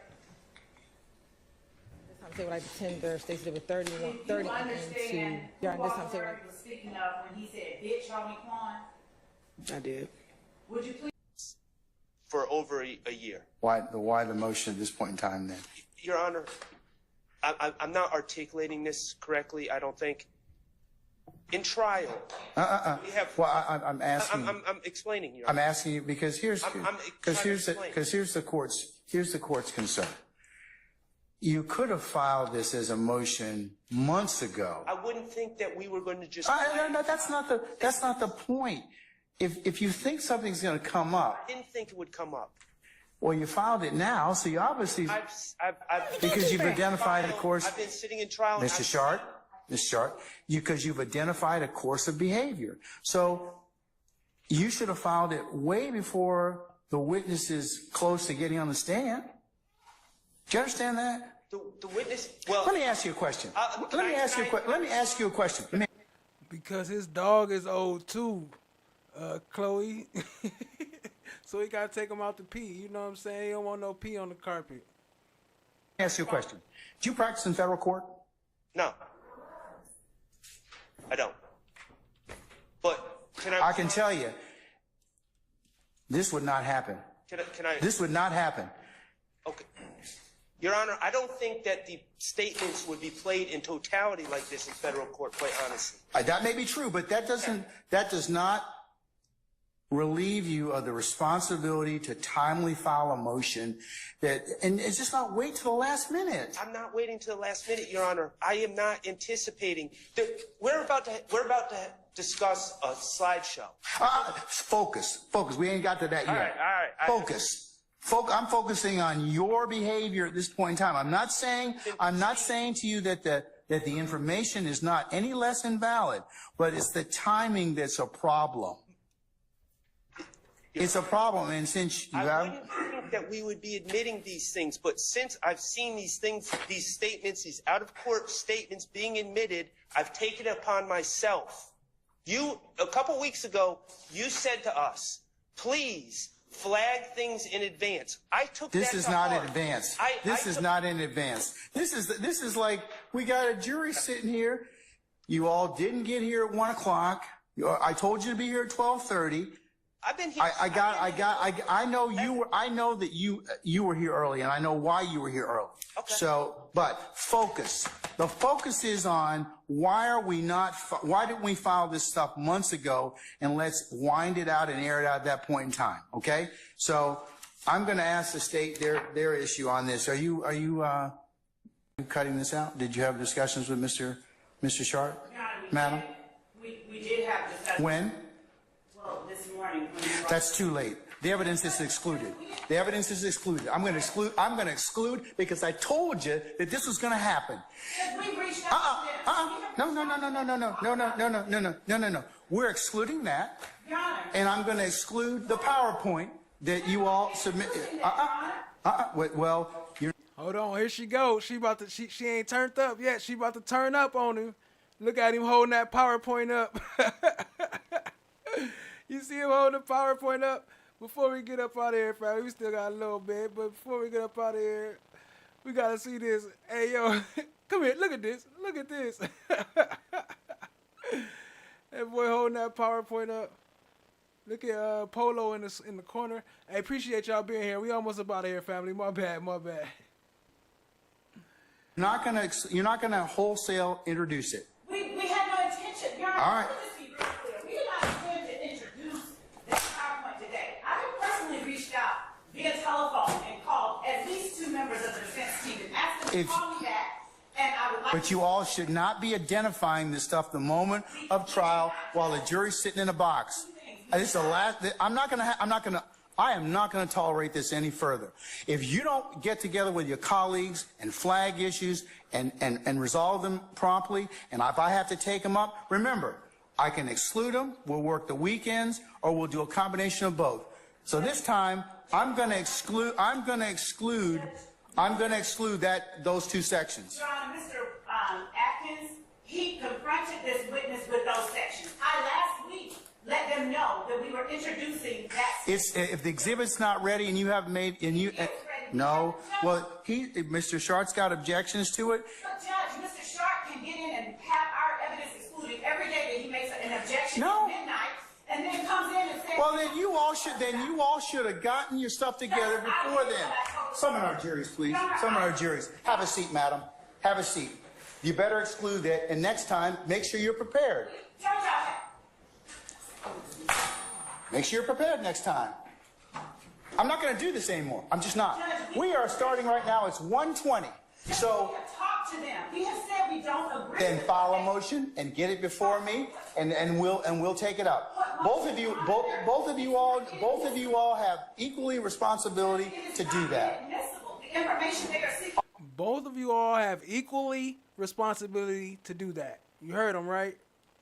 Oh, it's going to be inadmissible right now. I'm saying, Judge, that you said to file a motion. There's nothing. I'm not going to have any more discussion about this, madam. I'm not. Talked to them this morning I don't. about that. Well, you know what? And I attempted to try to talk to them earlier this week. Well, then that's why we have to. Your Honor, so the court punishes the state because the defense. I'm not punishing anybody, but but prior preparation prevents poor performance. Be prepared, Judge. That's why I sent them last week, a whole week and a half ago, 2 weeks, Your Honor. I'm not, well. And I have asked, I have said I would like to discuss this. Our jury's coming in, madam. Our jury's coming in. Have a seat.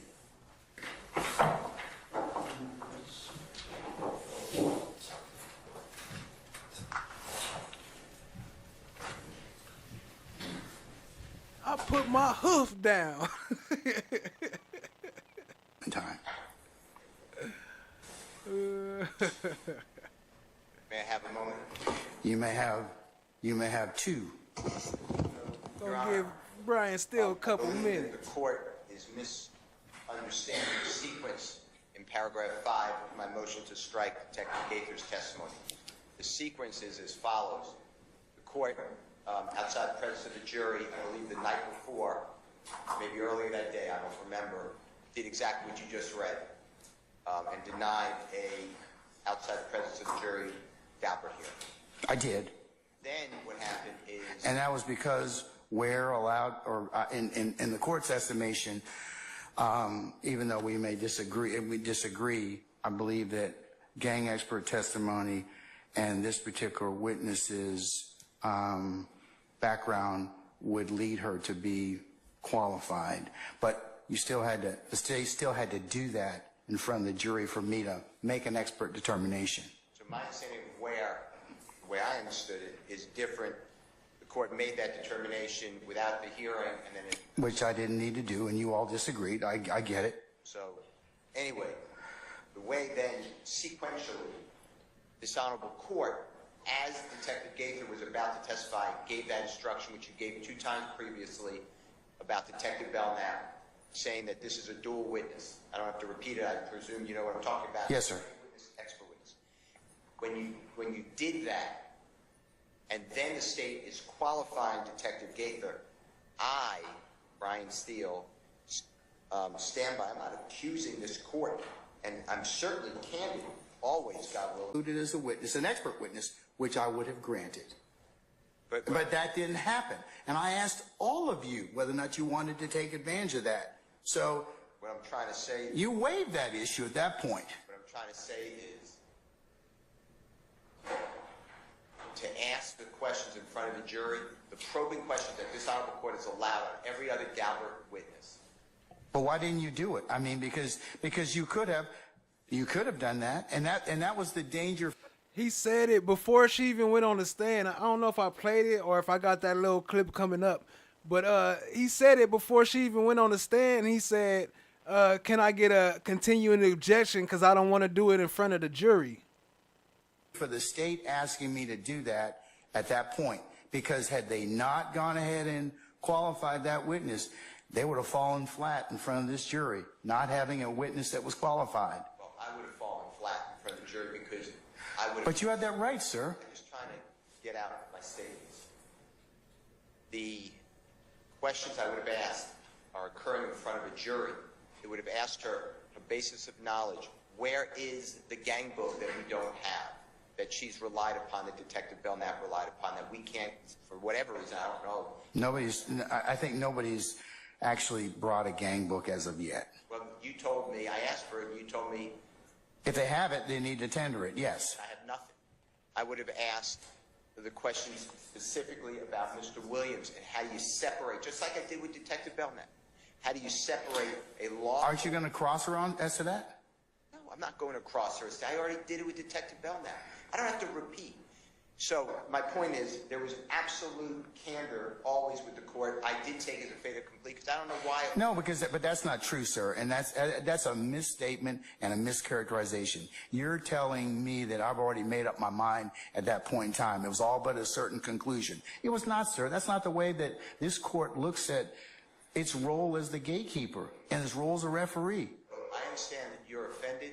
I am offended because it's not true in terms of what you were given. Well, I'm going to tell you, that I've already made up my mind at that point in time. It was all but a certain conclusion. It was not, sir. That's not the way that this court looks at its role as the gatekeeper and its role as a referee. I understand that you're offended. I am offended because it's not true in terms of what you were given. Well, I'm going to tell you I'm offended because no other time in this trial have you given a instruction to the jury before you found somebody expert to say this person's going to give expert and lay testimony.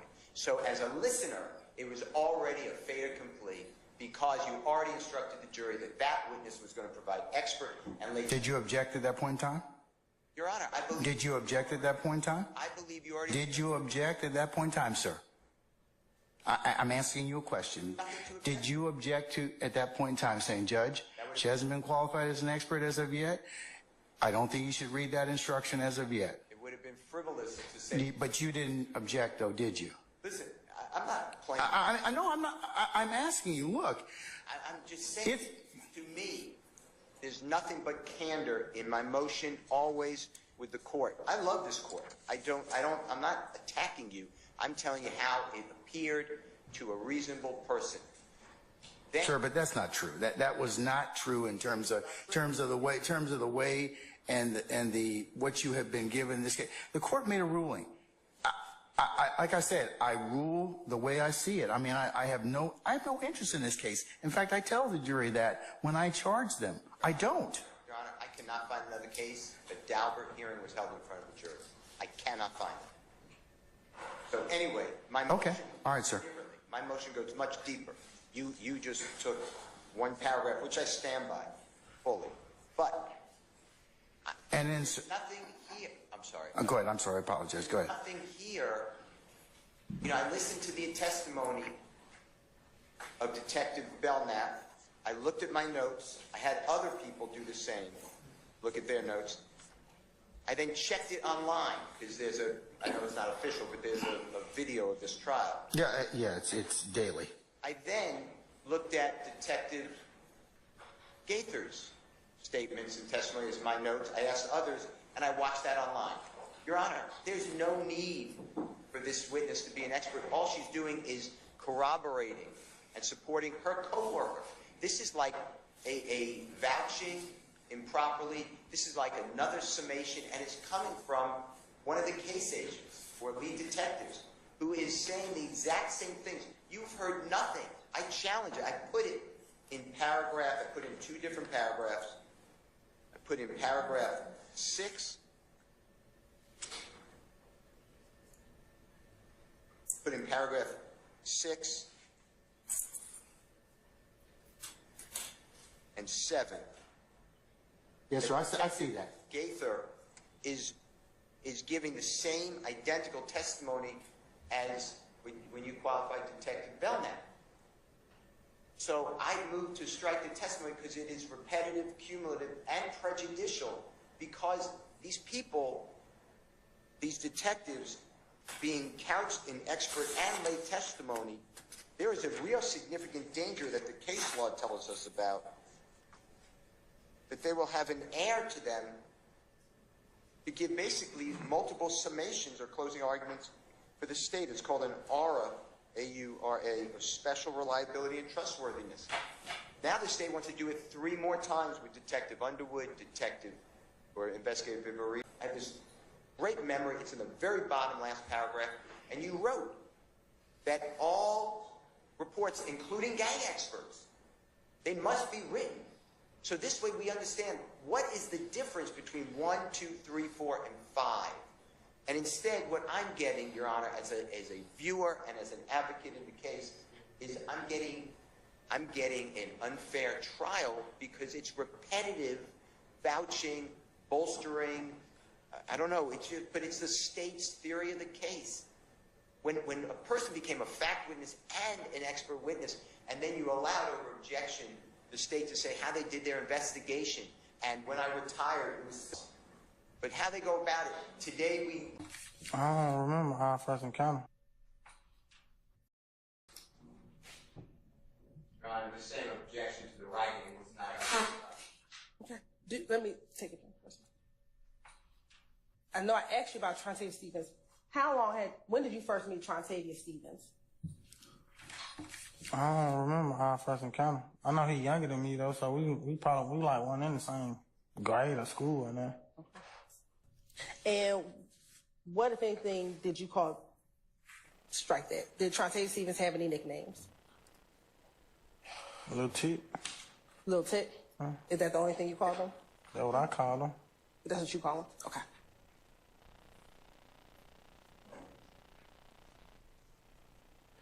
Little Tick. Da-da-da-da. He was gonna be coming up next, but y'all voted Bean. Y'all brought Bean up in this mug. I didn't even think about it till I was actually live. Starting with the word I, Trontavia Stevens, have read and carefully reviewed this agreement. I have reviewed and corrected where necessary for accurate each statement. I was just giving y'all a preview, but you know, next up is probably gonna be Bean, since that's what y'all voted. Each and every statement listed therein, I fully understand this agreement, and I have had an opportunity to discuss this agreement and each of its provisions with my attorney, Ms. Chrissy Gladden. No promises other than those contained in this document have been made to me in furtherance of this agreement. I freely, knowingly, and voluntarily enter this agreement without force, threat, or coercion. Thank you. You knew what it was, though. No. It wasn't explained to you? Oh, I thought you were asking me about that word. When you signed this document, did you go over this document with your attorney? Yes, but not thoroughly. Okay. Were you asked by Ms. Hilton whether or not you had had time to, and Ms. Hilton is my co-counsel sitting right here. I'm sorry, I didn't know your name. Okay. Were you asked by Ms. Hilton at the time that you put your signature on this document whether you had had enough time to go over this document with your attorney? Did she ask me that?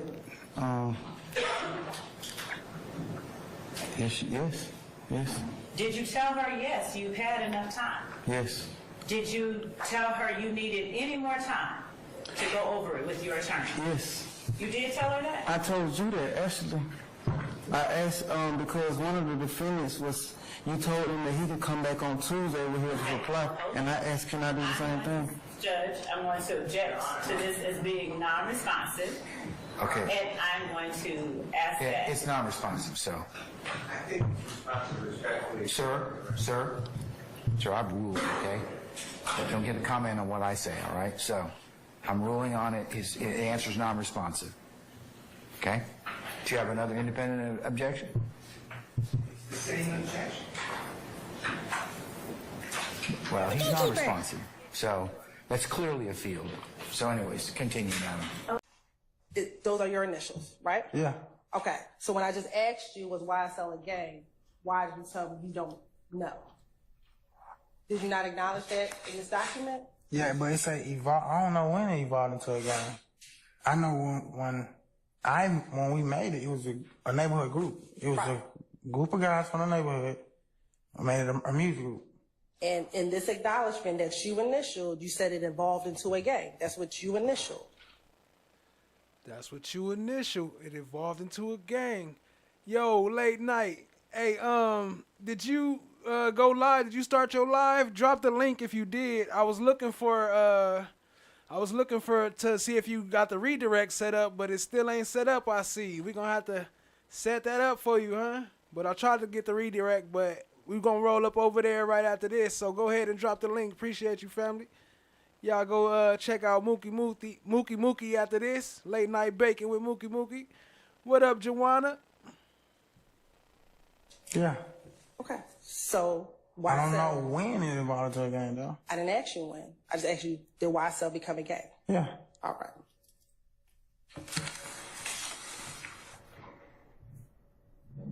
When did you all form YSL?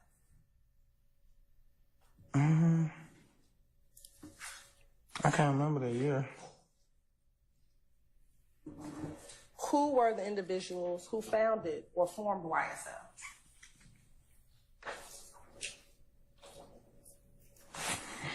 It was a couple of us. It was probably about. It was a handful of people, though. I can't just name them off the bat, but. Name some of the people you can.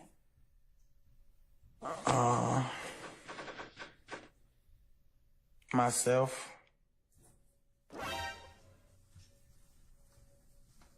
Lil Tig. And Lil Jeff. We made YSL music group. I know you're saying YSL, the music group, but when you all first started, was it a music group? Got it. Yeah. Okay, let me ask you this, Mr. Murphy. Since you got out of jail for this case, have you been on interviews with the person named Mondo when he was claiming to be a founder of YSL? Have I been on an interview with him? Like he interviewed me? Not he interviewed you, but you, him, and Buck being interviewed and him talking about him being a founder of YSL. Do you remember that? Me being interviewed? You, Mondo, and Buck. I think I went with him to an interview. I don't think I was interviewed, though. Okay. And in that interview, are you sitting on the couch next to him in the interview? I think I'm sitting next to Buck, but we on the couch. Y'all on the couch. And in that interview, do you remember having conversations about him being a founder as well of YSL? Objection, Your Honor. Hearsay. Confrontation. Just now found out that's DK, you know what I'm saying? Yeah, for sure. Hell yeah, man. Yeah, the real one. The original one. It's Kizzle, man. The only one. The one and only. You feel me? Yeah, man. It's Kizzle, man. Yeah, how you feeling today, bro? Yeah, oh, man, I'm better than ever, man. I'm with my bros, man. That's what's up, For the first time in 8 years, shit, I'm back with these boys, man. That's what's up, my nigga. That, you know what I'm saying? For those that don't know, you know what I'm saying, where you from and shit with it?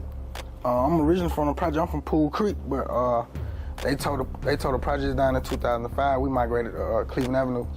Okay. I started YSL, nigga. I'm the founder of this shit, nigga.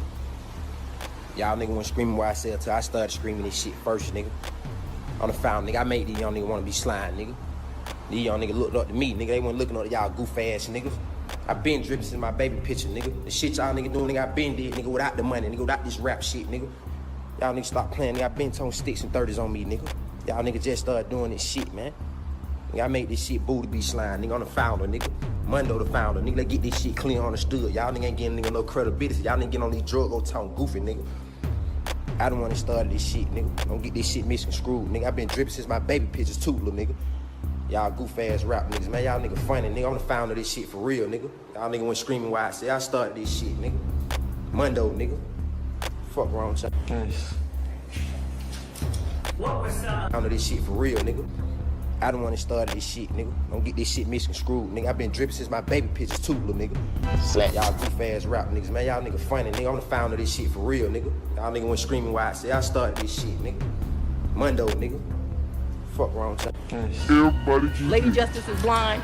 Everybody can hear hand signs that you observed in the juvenile detention center. Oh. Yeah, you can go live now. I'm wrapping up right now. Wrapping up right now, family. Just at the time, because everything was new and we was like so young.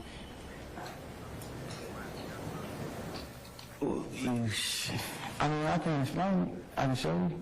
Sure. You gotta give me a hand. You have to show the judge. I mean, I can explain it. I can show you. Sure. You gotta give me a hand. You have to show the jury with your hand. I didn't say handshake, I said hand sign. So you have to show the jury with your own hand. Your Honor, I'm no way like toying with this judicial system. I'm not trying to like play, just for the record. But yeah. So show the jury. I need another hand. Are you telling the jury right now that you're unable to show hand signs without someone else's hand? So my initial response was a handshake. I said, there's this handshake because we were so young, that's the only thing that we was doing. You would call that a letter? You don't? No, that's a snake. Oh, okay. The word slime, what does it mean? Good question. That's a good question. So, the S is for slug, the L is for love, the I is for I, the M is for me, and the E for everything. So,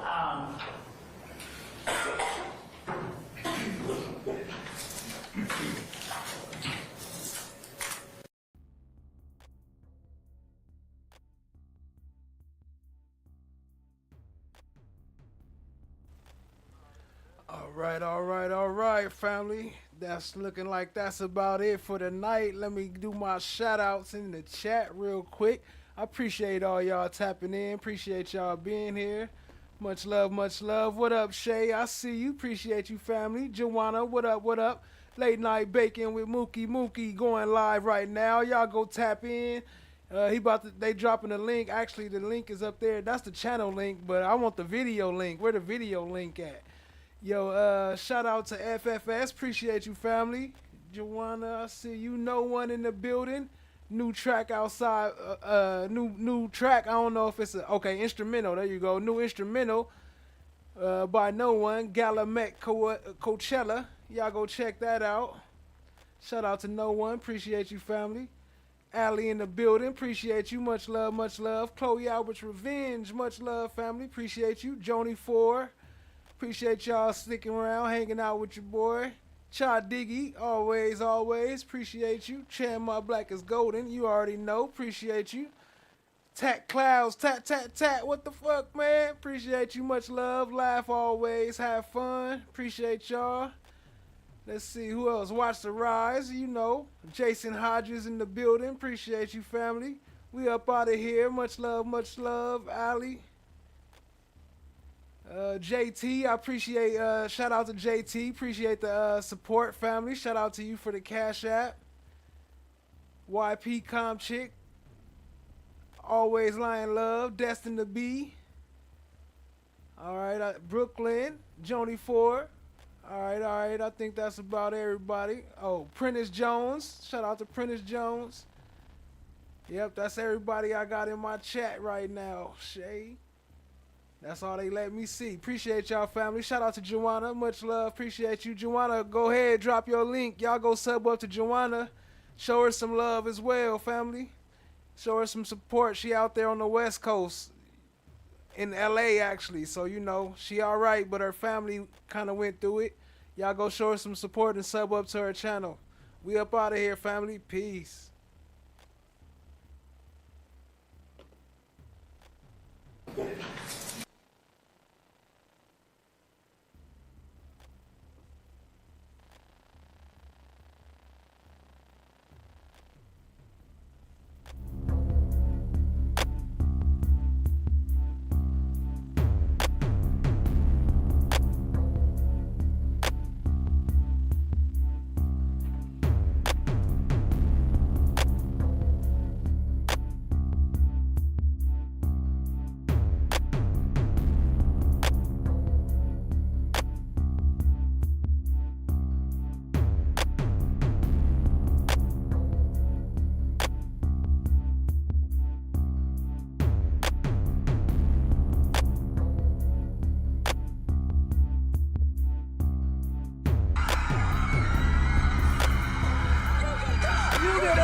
You get a Rico. You get a Rico.